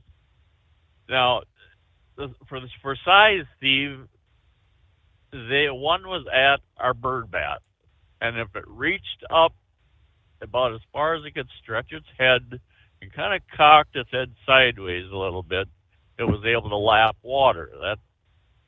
So there you got an idea how young they really are. Well, while that one was washing down whatever had been chomping on, a brother or sister was over at bride has a big black cauldron with various plants in it, and there's one, I think, what she call it, a pumpkin, some kind of pumpkin vine or sweet potato vine. That's what it's called. Well, they have a fondness for those, let me tell you. And so, as I say, brother and sister was finishing up on what was left of that particular plant. And, Steve, as much as it ticks you off, it kind of puts a smile on your face because they are kind of cute doing it, But so either way, yeah, that's the price you pay for living amongst Mother Nature's finest, There you go. Yeah. Steve, this has happened in the past when there's been a major news item, a story will run, and we'll hear a particular part of that report one time, and it kind of like disappears. We never hear it again. Now, last Saturday, a week ago Saturday, after the Trump assassination attempt, one of the reports, and I heard the guy, the recording, the fellow was telling his wife, "That's a rifle barrel. That's a rifle barrel." And I've never heard it again. I've never heard anything that came of that. Now, I just kind of almost took it to be that it was maybe sticking out of a backpack or such. But there again, no, I haven't heard any more about that. And, there was we've seen a number of recordings from that individuals have made with their cell phones and such. So there's just facts and details that they kind of disappear, Mm-hmm. That or they've been found to be insignificant. And one of the very first reports that I saw, it was an individual, a young gal. She was maybe 25 or so, 27. And that, I was really put out about that. Steve, she was more excited about the fact of having been present and bore witness to what took place than she was actually concerned about, the health and welfare of President Trump. She was short of actually being giddy about, the excitement of all of it. And I thought, wow, you are a youngster, aren't you?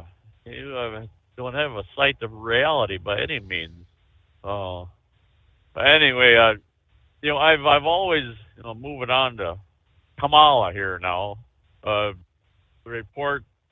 Now I don't know if this was just speculation on Bongino's part or if there was fact, but it sounded like she had spent bulk of late yesterday, calling various congressmen and senators and governors and drumming support with the threat of playing the race card, if she doesn't get the report, or the support.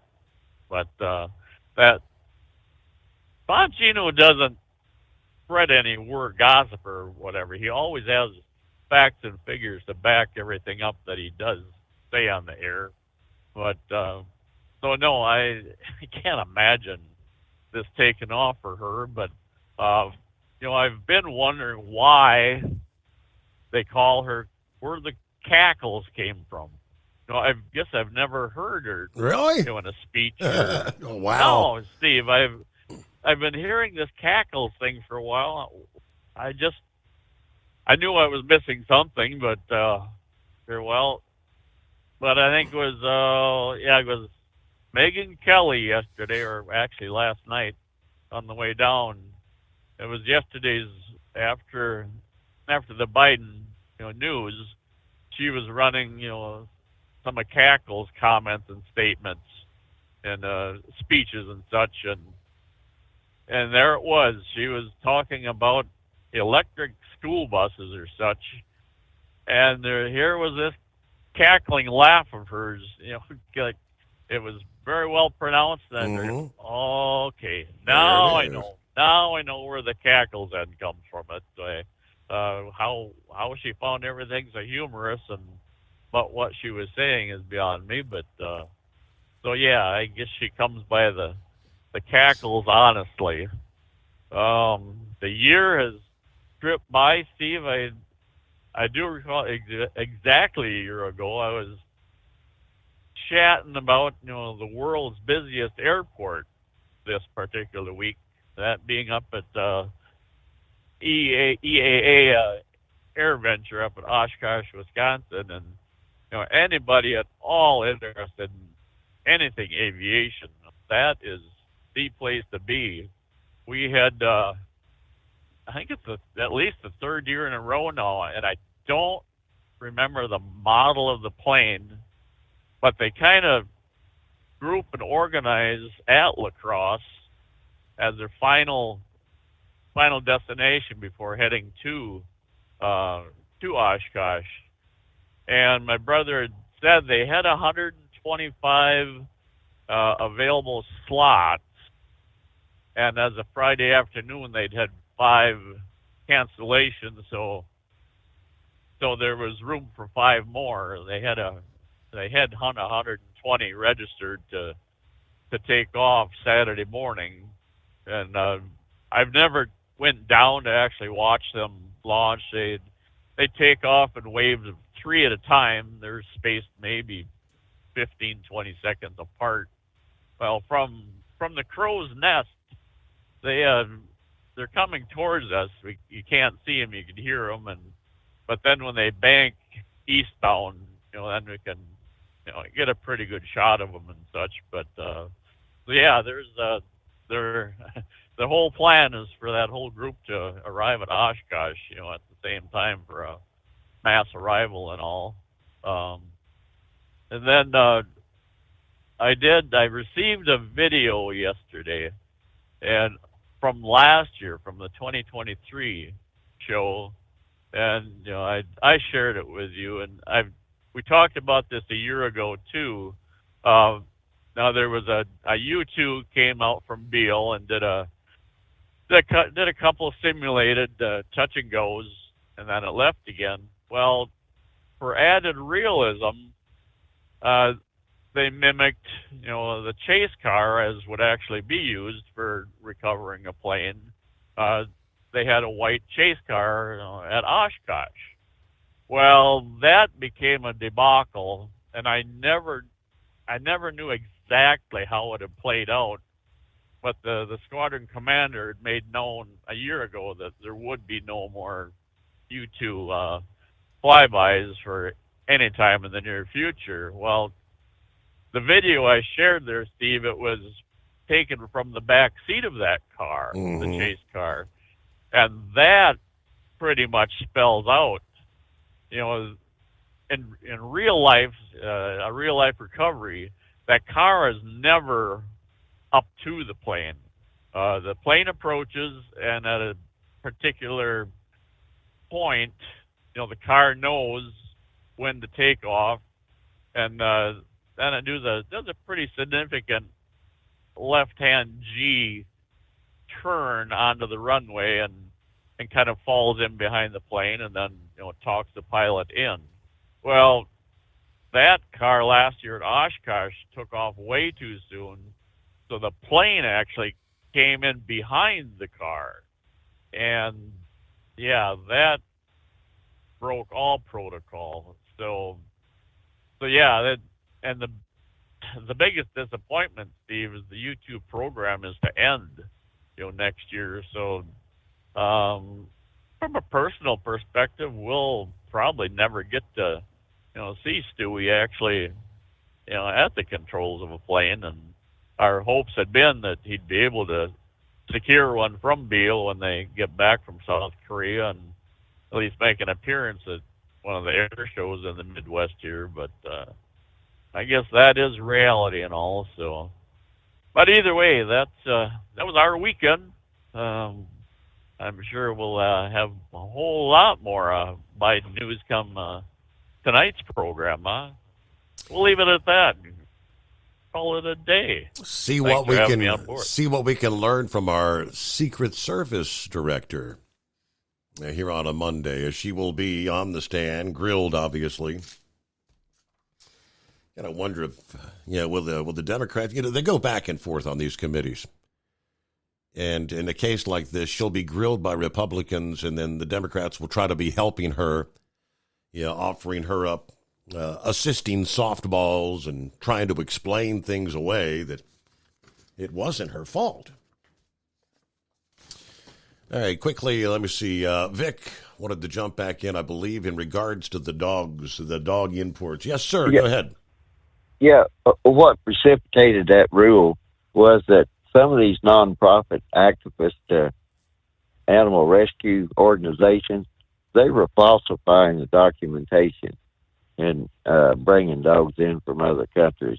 That was what prompted that, and then they came out with pretty much the broad rule, and the American Kennel Club, they got upset because, of course, all of their members, they protect their dogs and the purebred breeders and the dog shows and everything else. But there were a lot of dogs being brought in that were not properly vetted, I guess, for lack of a better term.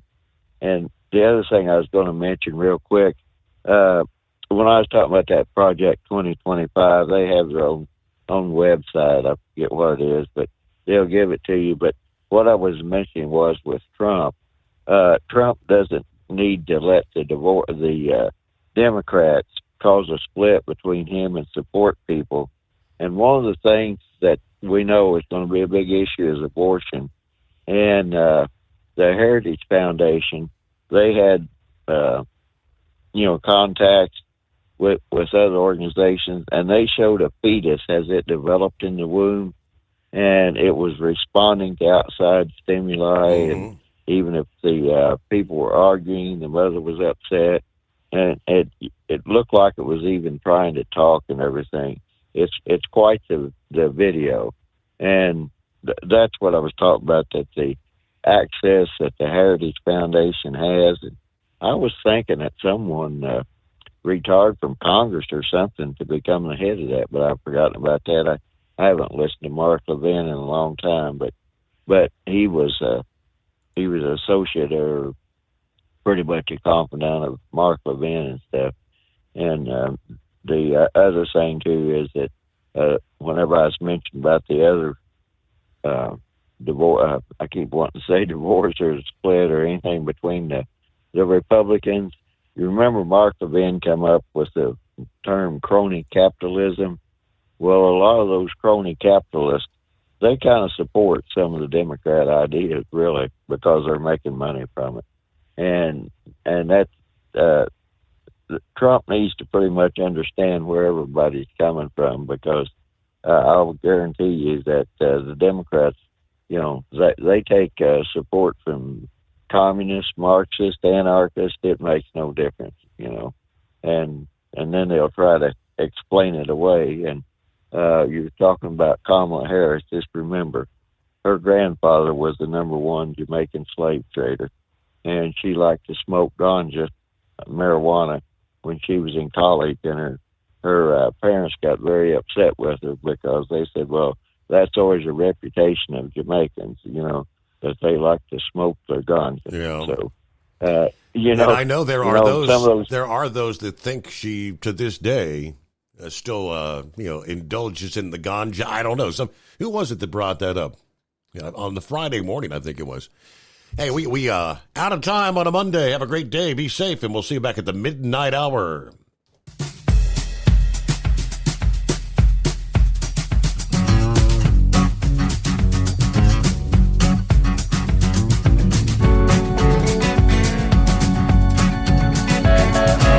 You never guess the places that I've been. You never guess the places that I've been.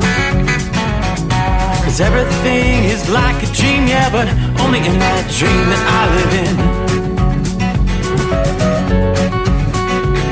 I'm never gonna let the day begin. Never gonna let the day begin. 'Cause everything is like a dream, yeah, but only in that dream that I live in.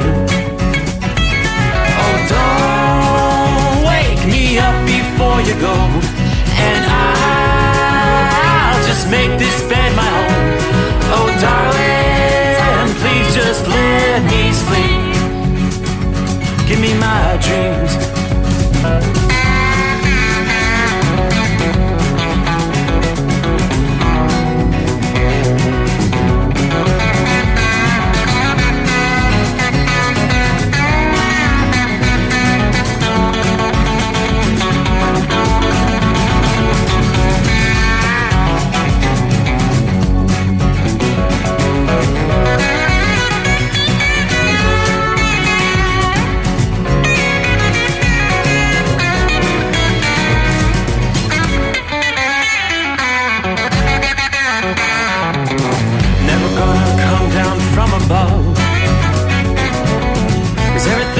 Better from above.